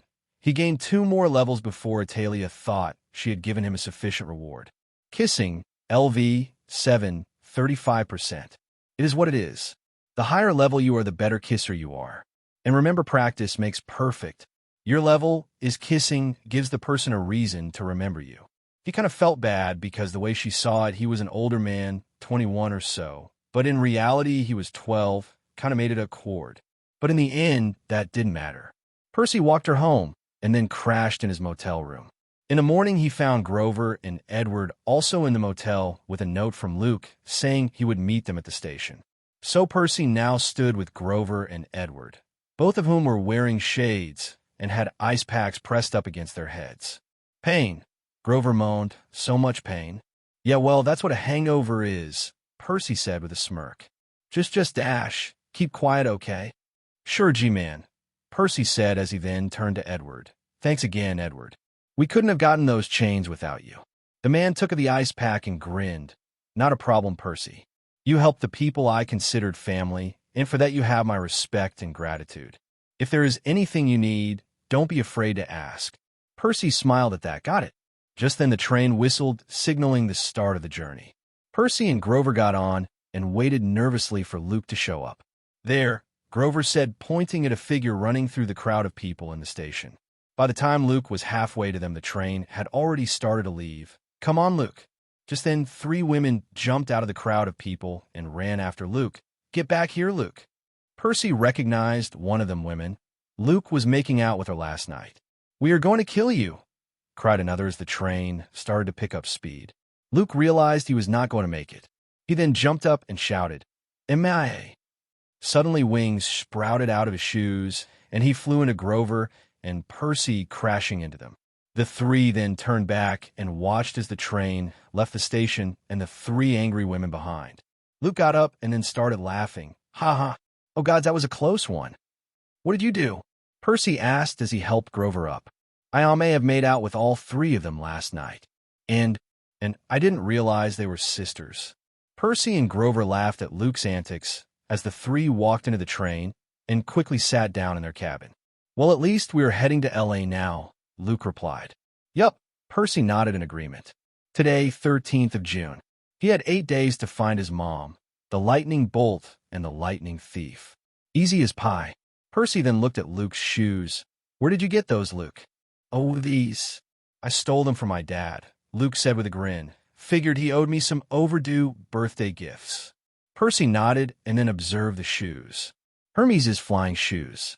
These shoes will sprout wings and fly at the command of the wearer. They're charmed to be durable and will only break if you cut the wings off. Activation spell, Maya. Warning. These shoes are charmed to send their wearer straight into Tartarus the moment the person who wears it enters Hades. Percy's eyes widened. What the hell is going on? There we go, 10,000 fucking words. Doom. Mic drop. The crowd goes wild. Percy looked at Luke's shoes from the corner of his eyes for the 5th time or so. Questions flew around in his head. Did Luke know they were cursed? Did someone curse them? Was someone targeting Luke?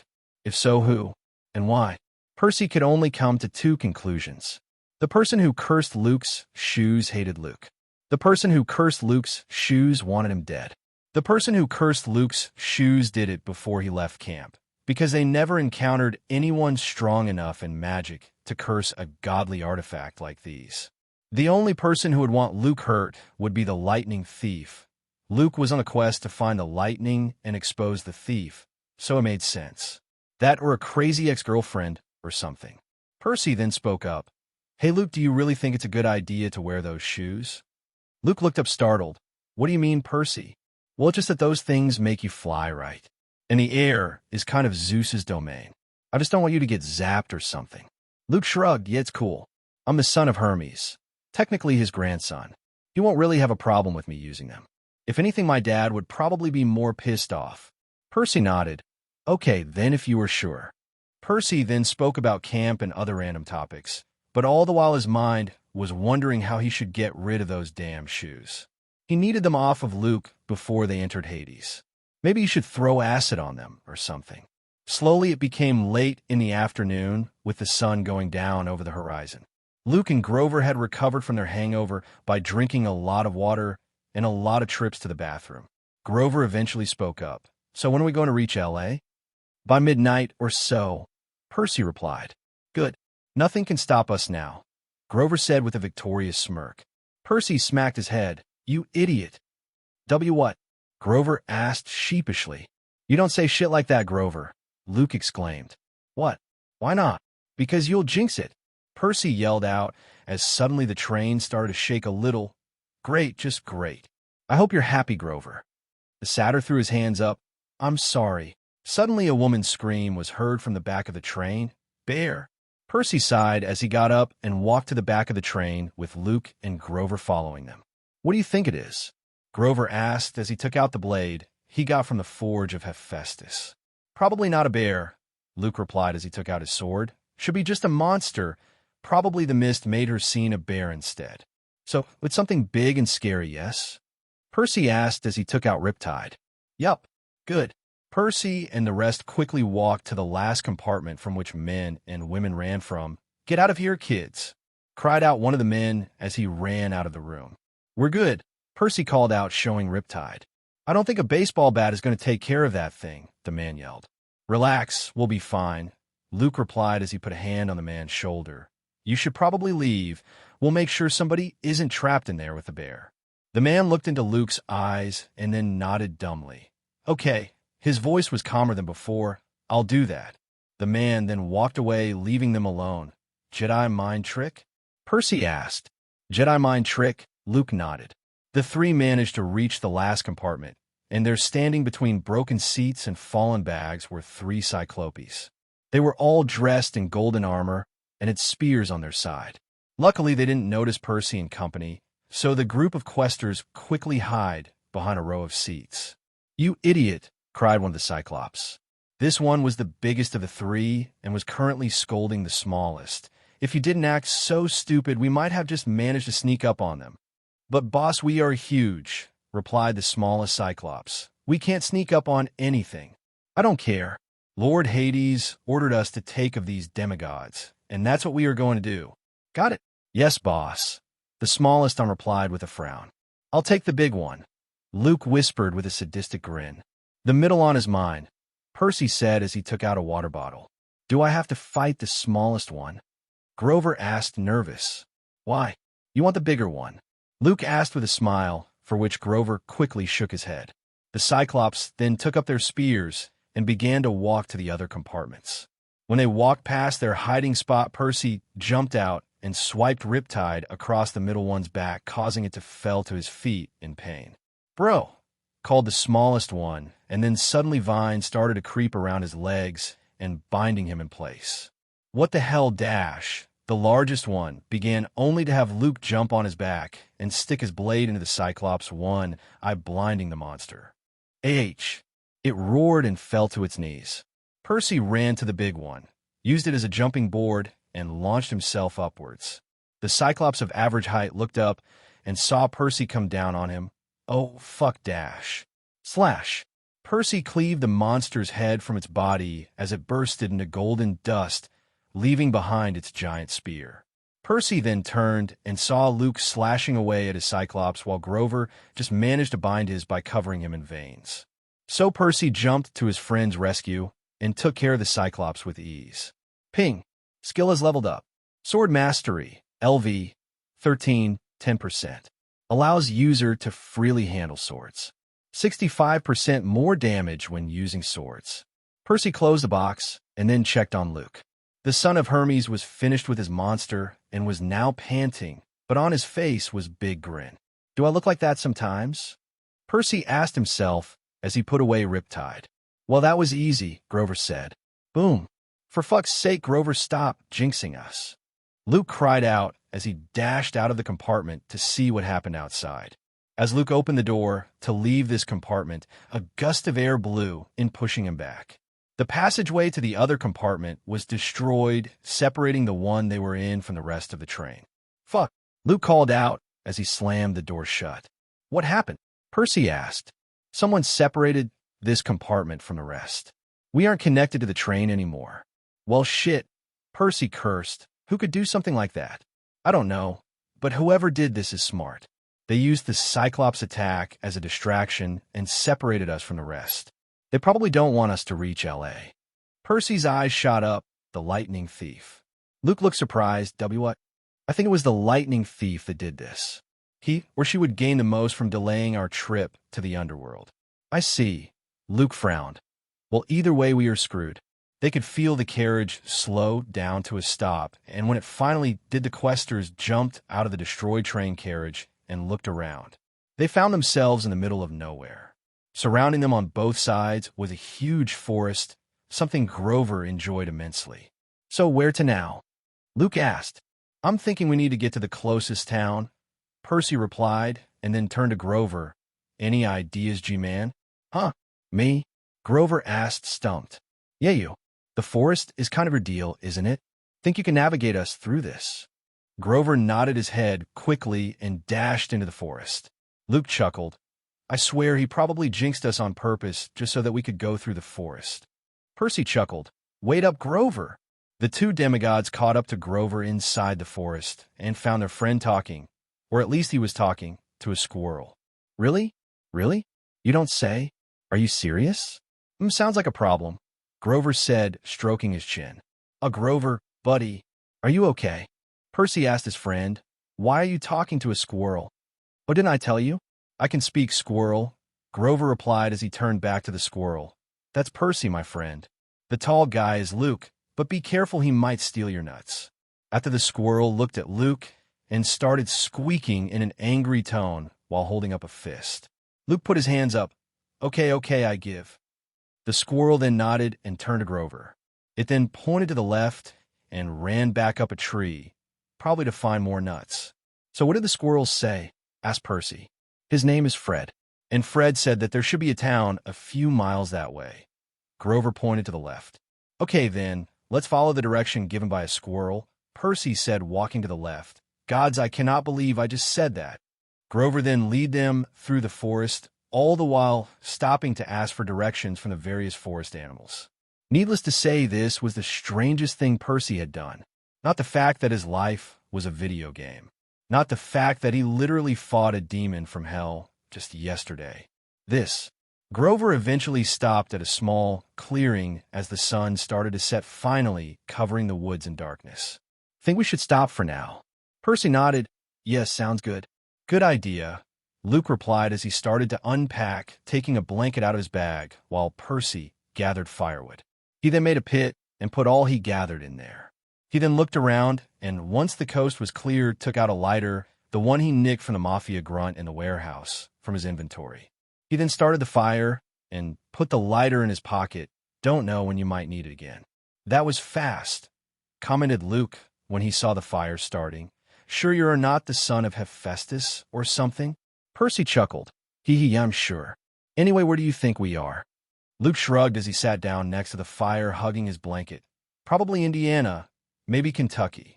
I don't know, but we are halfway there, and we would have been there already if someone didn't jinx us. Luke shouted the last as Grover, who nodded sadly. Yeah, I know. Grover waved it off. It was nothing special. Percy and Luke had been shouting at him for the entire time they were hiking through the forest, so he kind of got used to it. So what's for dinner? Percy asked as H pulled out his own blanket from his bag. I got some berries, Grover said as he held up some white berries which kind of looked like human eyeballs. Grover, you sure those aren't poisonous? I don't think so. Percy used to observe. Doll's eyes. The entire plant is generally poisonous, especially for human beings. The most harmful part is the berry despite its sweet taste.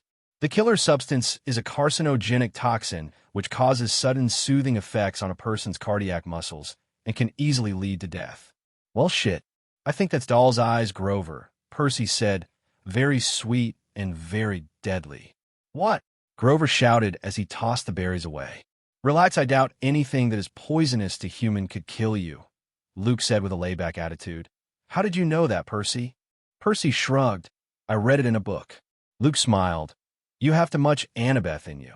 Grover eventually calmed down and smiled sadly. I remember the last time I was out in the forest camping. Do you, Luke? Luke smiled a sad smile. I do. When was that? Percy asked as he felt a story come on. It was before we came to camp, Luke said as he looked up at the stars. We being me, Annabeth, and Talia. I told you about her, didn't I, Percy? Grover asked, his voice filled with shame. I told you how I was assigned to be their protector. Percy nodded while Luke continued. I think it was the last night before she died. Yeah, it was one of the best nights of my life. We sang, danced, and lived like there was no tomorrow. Remember when Annabeth drew a mustache on your face while you slept? You were furious about it the next day. Luke laughed, haha. God, that girl was such a prankster back then. Annabeth, Percy asked, surprised. Yeah, Grover nodded. She once painted my hooves pink and put pom-poms on my horns. I didn't notice for 2 days. Percy laughed out loud. That's hilarious. I didn't know. Luke nodded. She wasn't the same after Talia's death. Something in Annabeth died with Talia. Grover nodded as he put his head down in shame. It was all my fault. I don't blame you for that, you know. Grover looked up. What? I don't blame you, Grover. You did the best you could. Talia died on her terms. She died a hero.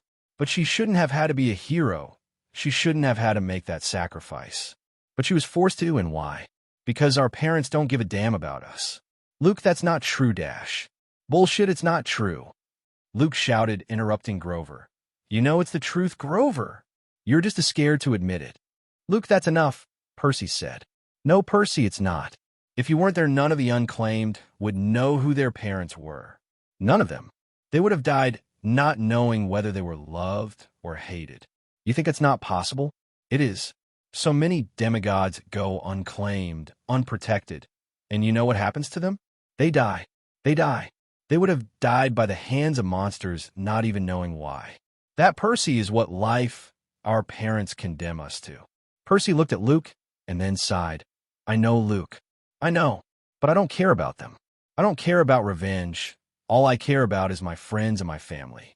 And by that I mean my mom and everyone in camp. They deserve to pay, Percy. It's not like we can make them feel sorry. It's not like we can make them feel regret.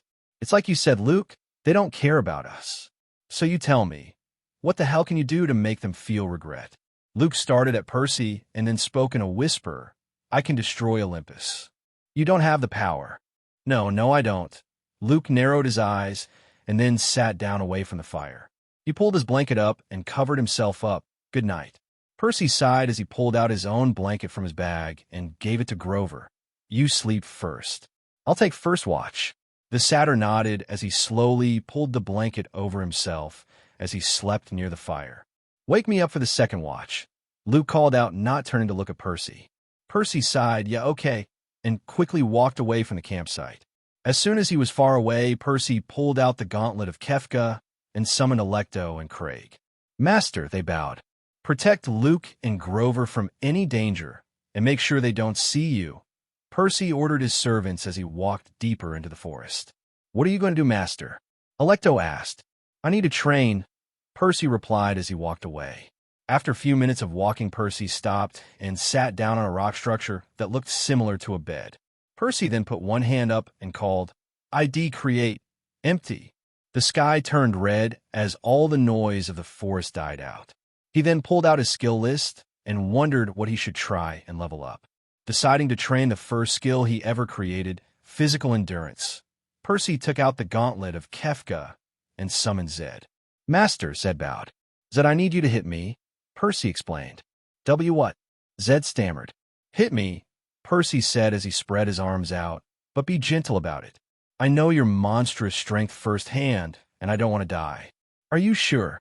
Zed asked as he drew back a fist. Yup, Percy replied as channeled mana into his skin, thinking out, marble skin.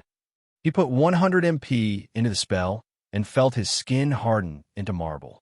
This, along with the jacket he was now wearing, should help him survive Zed's attack. Zed's punch moved slowly, but the moment the fist impacted Percy's body, the son of Poseidon flew back and into a tree, breaking its trunk. Shit, Zed cried out as he ran to Percy. I'm sorry, boss. It's okay, Percy grumbled out as he slowly got out of the tree truck, patting away the sliders from his jacket. I'll survive. Percy then pulled up his health bar. Percy Jackson HP. 128 out of 700. Percy sighed in relief. That was a close one. He closed the box, and then... Ping. Skill leveled up. Physical endurance, LV, 8, 2%. Your body's durability increased, and you take less damage. 22% less damage from physical attacks. Well, at least I know it works now. Percy then looked at Zed and smiled. That was perfect, Zed. Just let me heal, and we can do it again. Zed nodded dumbly and watched as Percy seemingly pulled food and drinks out of thin air, stuffing them all down his throat. Whoa, boss, you sure can eat, Zed commented as Percy finished his small feast. Wiping away pancake crumbs, Percy smiled. Thanks. Now hit me.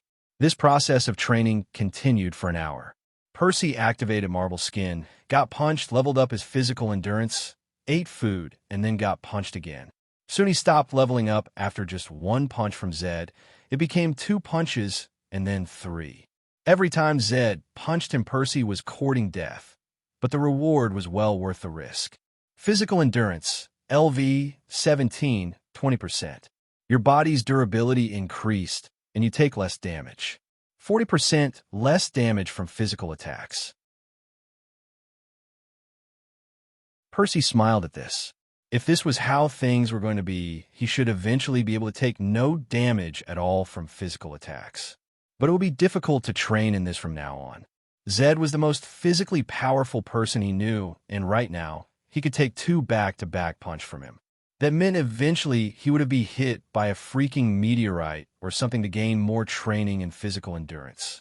Percy closed the box and turned to Zed. That's enough for now. Dismissed. Right, boss? Zed nodded as he turned into smoke and evaporated into nothing.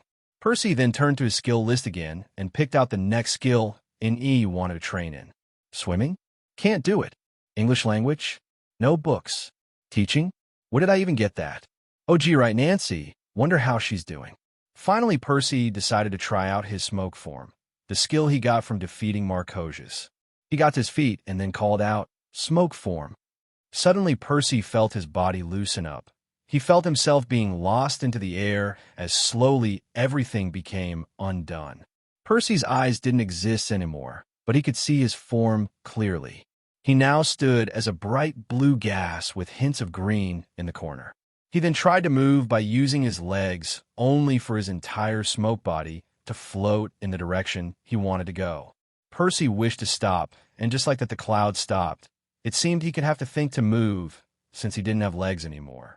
But just as he got a feeling for his new body, it became solid again. Slowly his bones became solid as his heart started to beat again. The pumping of blood pounded in his head. The sound of his breathing was very loud, distracting him from anything else. Percy felt his forehead being covered in sweat as he promptly collapsed onto the ground panting. Becoming formless and then soiled was an experience Percy would never forget. The gas body he had was so liberating and free. It was such an addictive feeling to have, almost made Percy understand what it meant to be a god. And when he turned back solid, he became painfully aware of just how human he was. After he stopped panting, Percy pulled up his mana bar. Percy Jackson MP, 250 out of 500. Percy smiled at this. He could go into his smoke form one more time. And so, readying himself, Percy focused smoke form. The feeling of formlessness came to him quicker this time, but Percy was ready for it. He quickly began to move across the fields, his body responding to his every command. He was literally gliding across the forest grounds. He moved across the trees seamlessly. He twisted and turned as he explored the forest at a speed only his smokeless form could achieve. He then saw a tree up ahead and decided to test his limits. He charged ahead at the tree, and at the moment of impact his smoke body split in half and met up on the other side. Percy looked back at the tree as he kept glancing forward. It was covered in moisture now. Must have come from his smoke form. He then turned around and saw another tree ahead of him. Let's see whether the first time was just luck. Percy charged ahead, and as he was about to hit the tree, his body transformed back into his solid form. Percy, however, couldn't stop moving as he crashed into the tree, causing it to break in half. Percy rubbed his head and got up. God damn it. Fucking time limit. Ping. Skill has leveled up. Smoke from LV 2, 23%. Turns the user's body into smoke. Color depends on person. Cost 250 MP. Duration 30 seconds. Well, at least it leveled up. Percy then opened his inventory to get something to restore his mana, and found that his supplies were running low. Deciding to save them, Percy closed the inventory and walked back to the stone formation and sat down. After his mana regenerated at a rate of 20% per minute, that is 100 MP per minute. Note to self-improve Whis. For every 10 Whis, he had his mana regeneration improved by 5%. Percy understood the implications of this and smiled. He was going to abuse the shit out of this. After 5 minutes, Percy's mana was fully charged, and he got up ready for another round for smoke form training. Smoke from LV 3, 31%. Turns the user's body into smoke. Color depends on person. Cost 225 MP. Duration 30 seconds. After 3 cycles of using up his mana and regenerating it, Percy managed to level up the skill once. He would have done more, but it was getting late, and for the sake of appearances, he needed to go wake Luke up for the next shift. ID escape. The red sky cracked open as Percy walked back to the campsite. As he reached them, Alecto and Craig made themselves known, appearing in front of Percy and bowing. "Master, did anything happen?" Percy asked. "No, Master," Alecto replied. "Good. I'm going to bed right now, and I will send Luke out to patrol. Stay out here and away from him and back him up if anything goes wrong. Then do the same when Grover wakes up for his shift. Got it?" Alecto and Craig nodded and disappeared back into the shadows of the forest. Percy took the gauntlet of Kefka and put in his inventory, and then walked into his camp. There he walked to Luke's sleeping form and reached out, but just then Luke jumped out, and a slash of bronze flew through the air. Percy jumped back just as the blade reached his neck. "Stop, Luke." The son of Hermes looked wide-eyed at Percy, his eyes filled with fear as sweat covered his face. "Percy?" "Yeah, it's me. I came to wake you up. It's your shift, Luke." "Oh, right. Yeah, okay." Luke stammered out as he put his sword away. "Sorry about that. It's just a bad dream." Percy bent down. "Was it about Talia?" "Yes." "It was nothing." Luke then got up and threw his blanket up as he up on his shoes and got ready. "I'll go to patrol. If you want, I can dash." No, it's okay. Probably can't get any more sleep tonight anyway," Luke said as he walked away from camp and into the forest without looking back. Percy sighed and waited for Luke to be out of sight. The moment he was gone, Percy sighed and pulled his blanket closer as he drifted asleep. "Ping. You have slept on a very uncomfortable surface. HP and MP have been restored 50% each. All ailments and negative status effects have been cured." Percy rubbed his eyes awake and on instinct dismissed the box. He then looked around and saw Grover and Luke packing up as the sun was already out. "Anything interesting happened last night?" Percy asked as he got up and put his own blanket into his bag. "No, nothing interesting," Luke said with his signature smile. Percy nodded. "Good. That's good." He then looked to the forest and saw one of Alecto's wings. "I have to go and relieve myself." And with that, Percy quickly walked into the forest, and as soon as he was far away from his friends Alecto and Craig revealed themselves to him. "So did we have any problems during the night?" Percy asked as he pulled the gauntlet of Kefka out to dismiss them. "There was nothing trying to attack the camp," Alectos said, "but there was something strange." "Strange? Like what?" "The blonde kid, Luke. He snuck out during his patrol and made an iris call in the middle of the night to somebody." "Iris call? In the middle of the night? How did he get the light? Or the water?" "Squirt bottle for the mist, and he used the moonlight from the rainbow." "So who did he call?" "We don't know. We couldn't get close enough to hear. The kid had good instincts. The moment I got 20 feet of him, he noticed something was approaching him." "Did you get anything? Hear anything?"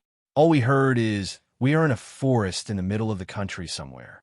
I will get them to Denver. Just be ready for us there." Percy frowned and nodded.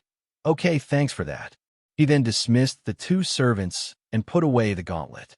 As Percy walked back to camp, his head was spinning with idea about what Luke meant when he said those words. And more importantly, who. The moment Percy met with Grover and Luke, he smiled. For now, he would need to act normal, until he found out what Luke was up to. "Ready?" The both nodded yes as the three began their trek again. They went across the forest just as a mist started to settle in, blocking their view to a degree. An hour later, Percy realized something. Grover was going the wrong way. "Hey, G-Man, you sure we are going the direction?" Percy asked. "Yeah, Percy, why do you ask?" "Well, it's just that we are now kind of heading in the wrong direction here." "No, we are not," Luke said, looking at Percy strangely. "Yeah, we are." Percy then pointed to the sun, which was nearly to the center of the sky. "See, this is where the sun came from. We're going west. Now we're going east." That's impossible," Grover whispered in fear as he realized Percy was right. "But wait, we were heading a straight line?" "I know we were," Luke exclaimed. "Not really, no," Percy replied. "Grover took a right a few minutes ago without noticing. I just thought he wanted to take a shortcut or something, so I didn't really object. But then he took another right and started to head off in the wrong direction." "Boo, but I don't even remember that. I don't remember taking a turn." "Yeah, Percy, I don't remember Grover taking a right. I would have said something if I did," Luke exclaimed. Percy rubbed his chin. Could it be? Guys, I think someone is trying to trick us from getting out of this forest.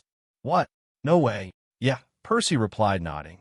You see where we are right now? Percy said, pointing to the two mountains between which they were walking. This valley probably leads to something that we are not supposed to see. Meaning whoever is trying to confuse us is right ahead. How are you not affected?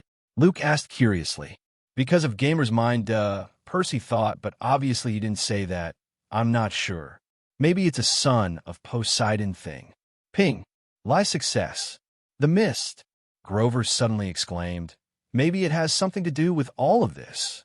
And maybe it doesn't affect Percy because he is a son of Poseidon. You know, since mist is basically water. Can you do something about this mist, Percy? Luke asked. I'm not really sure, Percy replied. I haven't really tried. Well, mist is just water in gas form. You should be able to control it, Grover said. Percy nodded. Okay, let's see. Percy put his hands up and focused. He pushed his mana out, and immediately it caught onto the water in the air.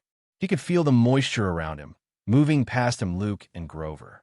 He then willed the mist to move back. It felt like pushing a table with one hand, difficult but possible.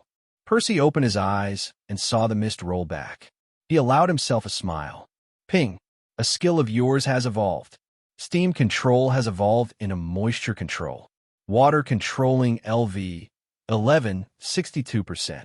Allows you to control any form of water from any source of water. You can reconstruct it in any way you wish, and it will obey your every command. Cost, 10 MP per minute. Special attack, water spikes, 210 damage, cost 80 MP. Special defense, water shield, 35/35 durability, cost 95 MP. Special control, blood control, cost 46 MP per minute.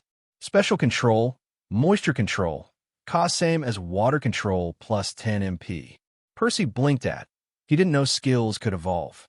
Does that mean if he learnt beginner's karate and he mastered it, it would evolve to advance? This demanded research. Cool, Grover shouted. Okay, we should be good now.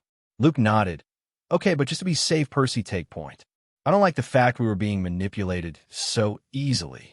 Whatever is up ahead and probably what caused this all, we need to be alert. Ping. Quest alert. Find out who is messing with your head. Reward. A way out of this god-forsaken place. Skill book. Missed illusion techniques. Failure. Death. Yes/no. Percy pressed yes, and the group began to move again, this time in the right direction. The mist became thicker, but Percy managed to push it all away. Soon the sunlight started to become dimmer and dimmer, and even the sounds of the animals went path between the mountains was clear now, with Percy leading the way. Soon it turned dark as the sun slowly set down. Eventually the forest opened up and the mist started to clear, revealing a large lake in front of the group. Holy shit, Grover said as he looked across the lake. This thing is huge. Look, Luke shouted, pointing to their right. There near the edge of the lake was an old-fashioned log cabin with 3 cars in front of it. The most important thing, however, was the fact that the lights inside the cabin were on. Is someone in there? Percy asked curiously. I think so, Luke replied. Let's go find out. The group of questers did just that as they walked along the lake to the cabin. When they finally reached it, they noticed a few things. The windows of the cabin were covered with blinds, but Percy could see a few shadows inside. The cars all had their doors were wide open with the keys in the ignition. Percy walked up to each car and tried to turn them on, but none of them worked. All of them had dead batteries. Think we should go inside and talk to them? Percy asked Luke. Sure, why not? The three approached the cabin door, and Percy knocked on the door. Hello? Suddenly whispers broke out from inside the cabin, and Percy could make out someone, a guy, telling others to hide and keep quiet. We can hear you, you know, Percy said, causing the whispers to go into a state of panic. God, these guys are idiots. Let me, Luke said as he took out his lockpick set. He then began his work on the lock on the door, and soon it clicked open. We are coming in, Percy said as he pushed the door open. He stepped inside, but didn't have any time to observe the place as a grown man was charging him with a baseball bat. Percy moved to the side, caught the man's collar, and slammed him into the cabin wall. Who the fuck are you? the man called out as Percy pinned him to the wall. Who the fuck are you? Percy asked back. Jet, it's okay, they're human, cried a female voice from inside the room. Percy turned, and there hidden behind a couch was two women, one blonde, a redhead, the one who spoke, and a man. The blonde looked like a child of Aphrodite, beautiful, with bright brown eyes and a jaw-dropping figure covered by a pink tank top and a pair of jeans. The redhead was beautiful too, with green eyes hidden behind her glasses. She wore a pink shirt with a black pair of jeans, but the most notable thing about her, however, was the fact that she was in a wheelchair. The other man was tall, taller than Luke, with brown hair and dark skin. He wore a red hoodie and a pair of shorts. Percy then turned to the guy he had pinned up against the wall. The man was average height, a little overweight, but Percy could feel his strength as he tried to get out of Percy's grip. He had brown hair and brown eyes, and looked pissed. Percy let him go, Luke said as he pried Percy off the older boy, Jet. Percy did and threw the man inside. All right, looks like we got on the wrong foot there. But in my defense, he did try to take a swing at me. Jet rubbed his hands. Shit, you are strong. How old are you? 14. 12, actually, Percy replied. Grover, get in here and close the door. The satyr did, and soon a silence fell upon the room. Luke then spoke up. I guess introduction are in order. My name is Luke, this ball of strength is Percy, and the guy in the beanie is Grover. Jet looked at them and then to his friends. The red-haired girl nodded, and Jet sighed. My name is Jet, that's Nat, the blonde, Christy, the redhead, and John. Great, nice to meet you all, Percy replied. Now, can you please explain why try to take a swing at me? Maybe we should start from the beginning, Christy said as she rolled forward. Like Jet said, my name is Christina Foret. Please call me Christy. She extended her hand in friendship, which Luke shook. All right then, Luke said. Now I think you guys have a story. Percy and the others sat down on the couch as Christy began their story. We came here for our summer break, she began. Jet's dad bought the cabin recently, and we decided to hang out here away from everything.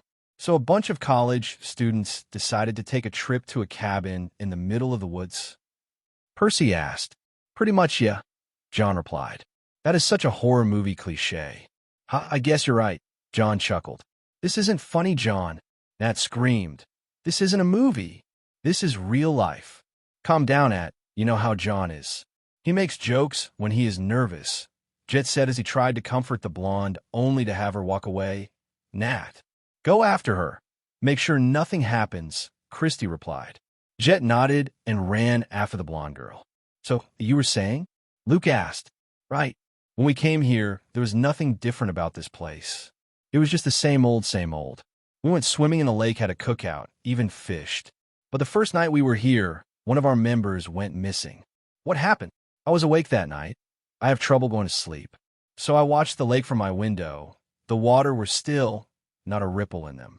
Then I heard someone walk out and down to the living room. I figured they must not have sleeping trouble as well, so I didn't bother calling to them. But then I heard the main door open. It locks, didn't even click. The door just opened on its own. I looked out and saw one of my friends walk toward the lake. In the blink of an eye, the lake was no longer empty. There, standing just a few feet above the water, was a woman dressed in white. My friend walked into the lake. He didn't stop. He walked deeper and deeper until he was submerged fully. I screamed and woke everyone up. We ran downstairs, but as we reached the door, it slammed shut, locking us in. We took some time to unlock the door. The locks kept resetting. But by the time we got to the lake, there were no bubbles coming from underneath the surface, and the water had gone still once again. But the figure in white was still there. And she looked like Jenna. Who's Jenna? Josh's dead sister. John explained, taking over for Christy, who was tearing up. Josh is the man that walked into the lake. His sister died 2 years ago in a car crash. He showed us pictures of her. We know what she looked like. And I swear the thing we saw right above the lake, the figure in white, was Jenna. There was no doubt about it. So the spirit of a dead girl killed Josh. Percy asked. No. Christy said, wiping her tears away. No. Something else did. Something inside the lake killed Josh. That night we all saw Jenna, but Christy, well, she saw something else, John said, turning to the wheelchair-bound girl. When I looked at the lake, the image of Jenna flickered. Like a projection. What I did see was a face looking up from the lake and right to us. The face was blue, and I could see it had green hair like seaweed. But the most disturbing thing about it was the fact that its eyes were red. They were blood red. Percy looked at Christy again. This time he used observe. Christina Foret, the one with common sense. LV4. HP, 200 out of 200. MP, 100 out of 100. Race, human, clear-sighted. STR2. Vit 2. Dex 3. Int 9. Wiz 12. Luke 6. Crippled due to gang-related violence, Christy has lived more her life looking at the bright side of life and always being optimism. The reason most are friends like her is because of her will to never give up and never give in. She hopes Percy will be able to help her friends. She is scared but wants to remain strong for her friends. Yup, she was clear-sighted. Percy leaned towards Luke and whispered, "She's clear-sighted." "You can tell." Luke whispered back, "Yeah, she gives off the same feeling Biggie in Boston gave off." Luke nodded and then turned to Christy and John. "So what happened next?" Christy sighed. "Everyone began to panic. I tried to tell them about who I saw, but they didn't listen. I don't blame them, though. After all, a dead girl had just killed her brother. But eventually, one by one, people started to die. We tried to get away in the cars, but the batteries died. Then we tried to just walk away and back to town, but we kept walking in circles. We became desperate as more and more people died by drowning one way or another. Some died in the lake like Josh. Others died while taking a shower or by getting their head bashed into the sink. Now, there are only 4 of us left. How many of you were there before?" Grover asked as he shook from fear. 12. There was 12 of us that came to the cabin. We have been here for 3 days. Percy's eyes went wide. That was why there were 3 cars outside. What did this? What killed 8 people in 3 days' time? Percy looked at Luke. What the hell is going on here? I don't know, Percy, but we're going to get to the bottom of this. Luke replied as he turned to Christy. Is there anything else you noticed? Anything strange? No, not really, I dash. Nat. Jet's voice rang out from upstairs as suddenly a shadow flew down outside and a loud crack was heard. Percy dashed outside and ran to the field. Their face first on the ground was Nat broken form. Her neck was twisted all the way around with bones sticking out of her arms. Percy looked up and saw Jet near the open window upstairs. Only he wasn't looking at Nat. He was looking at the lake. Percy turned and stopped in his tracks. There standing on top of the lake was Nat. Except she still had heck on straight. "Nat!" Jet called out as he stepped out onto the windowsill. Percy's eyes widened in shock. He knew what Jet was going to do. He quickly turned to the lake to gather water from it, but for some reason he couldn't. The water wasn't obeying him. He strained his man, but it was impossible, like breaking diamonds with your fist. Percy then looked up just as Jet stepped off the window. Moisture control. Percy thought as he quickly moved. He gathered all the moisture in the air and combined it into a layer of water that caught Jet just a few feet above ground. The water acted like jelly, with Percy controlling it, of course, and slowly disappeared the moment Jet was safe. "Nat, come back," Jet called out as he tried to get up and walk to the lake. Percy knew the boy wouldn't stop, so he knocked him unconscious with a punch to the head. With that taken care of, Percy turned to the lake, and there, just like Christy described, was a head with blue skin, green hair, and blood-red eyes. The face started at Percy, and Percy started right back. This thing killed 8, now 9 people. It then slowly began to go back into the water, but Percy used observe before it did. Knockin'. LV, 21.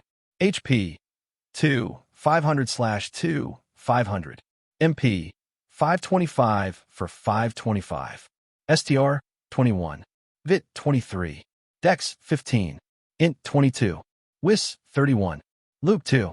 The knock-in is an evil lake spirit that kills people by luring them into the water, into the lake, and drowning them. They are known to be crafty and vicious creature with no remorse or regret. Beware the knock-in, as they can take on the form of anything and everything, even what you want the most. Kill to gain 8,000 EXP. Percy closed the box. Knockin', huh?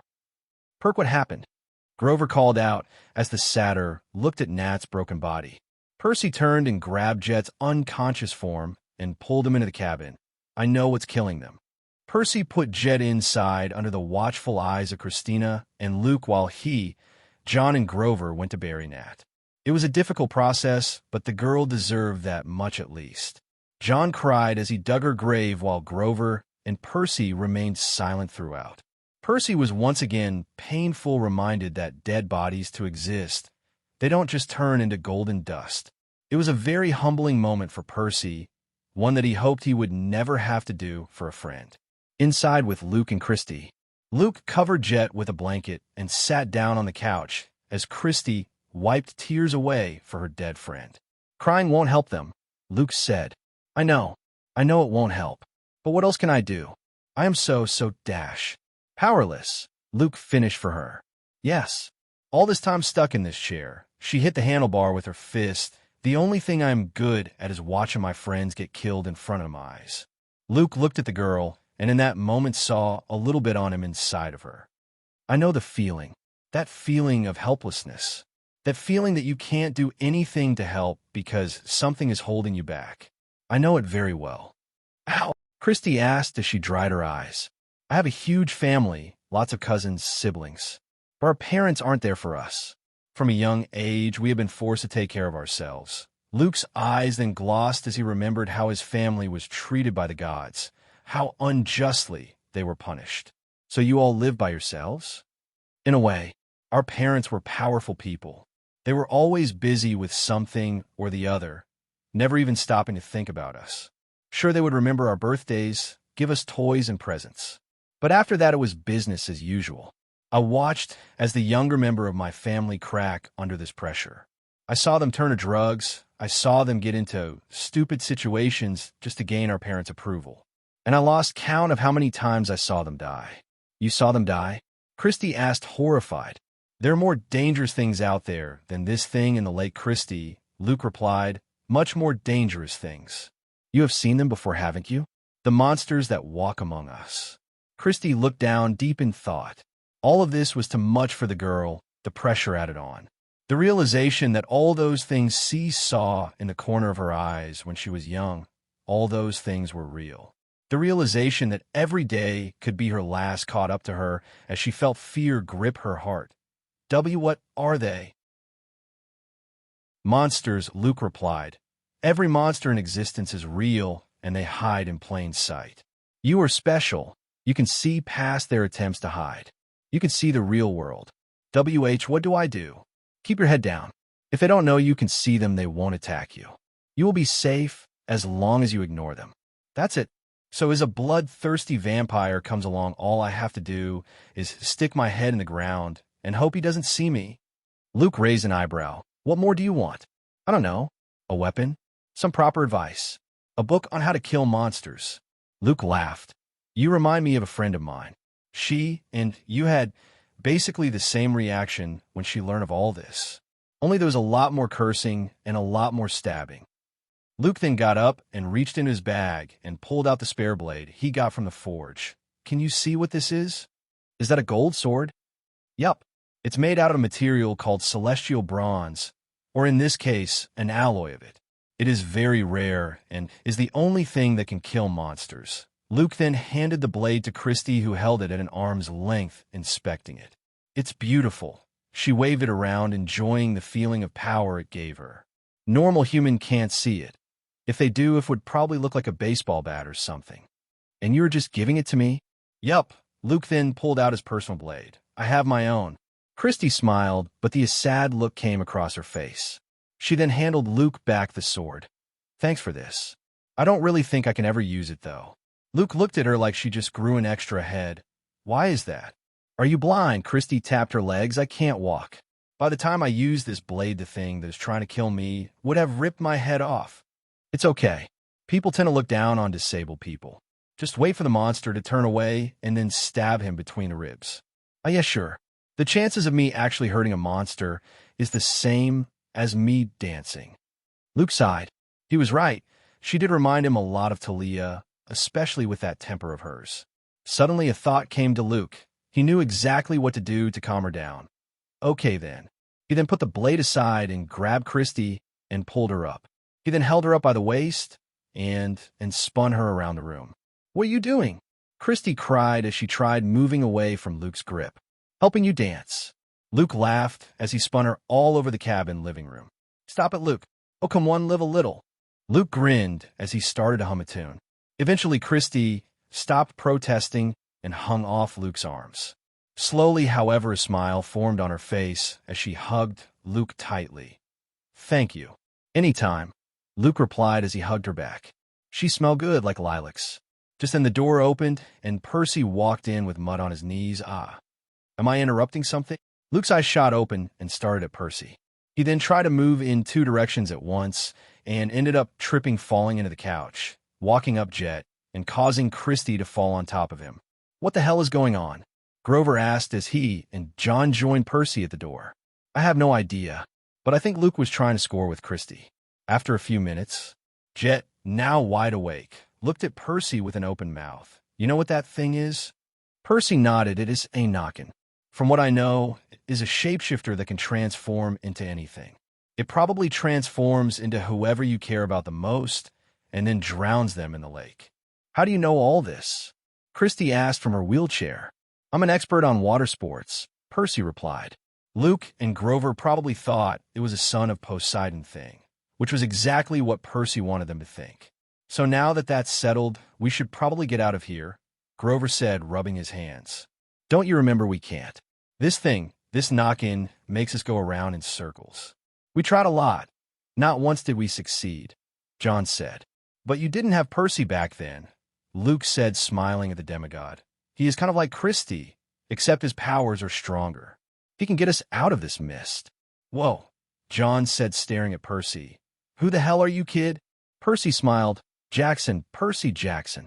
So are you saying we can leave? Christy asked with hope. Yeah, Luke nodded. We can go right now if you three want. I'll carry Christy on my back, and we might reach town by sunrise. Everyone was quiet as the three questers looked at the college students. But just then Jet spoke up. No, we aren't leaving. Why the hell not? John asked. That thing killed everyone, Jet. We are the only ones left. Exactly, Jet screamed as he stood up. That thing killed everyone we care about. I am not leaving until that thing is dead. Jet, you can't be serious, John shouted. You want to fight that thing? Yes, Jet crossed his arms. I do. So do I, Christy said, causing everyone to look at her. Christy, John looked at the girl with worry. But you can't even move, Christy. What if something happens to you? What does this thing take you into the lake?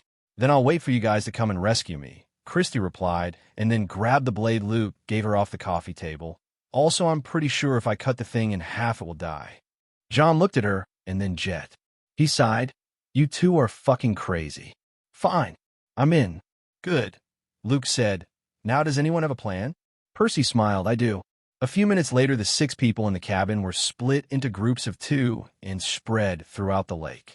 Luke and Christy took the area in front of the cabin, while Percy and John took the area to the left, and Jet and Grover to the right. Percy gave Jet and John the spare celestial blades he carried, and after ensuring the mortal that what they were holding was in fact a sword and not a club, like the mist made them think, they set out. Luke looked at Christy.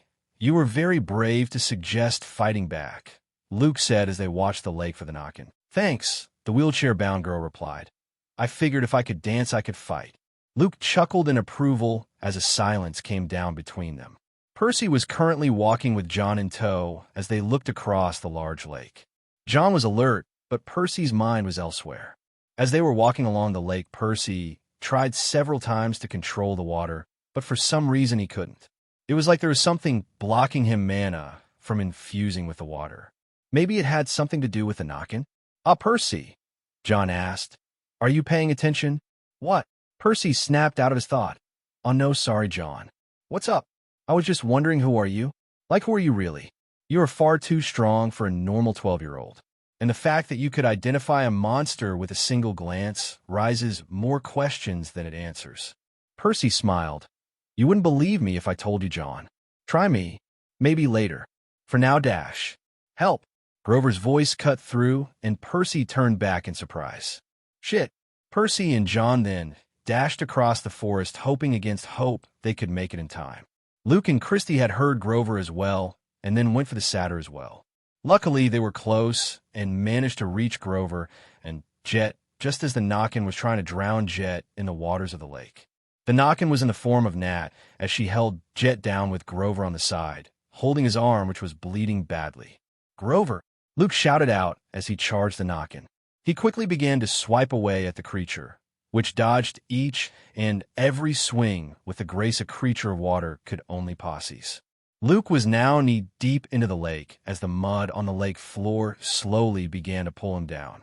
Realizing his mistake, Luke tried to walk back, but found his legs stuck. Shit! The Nakin then transformed again, this time into a tall, blonde-haired woman with bright eyes and a warm smile. Luke's breath caught in his throat as he looked at her. "Mom?"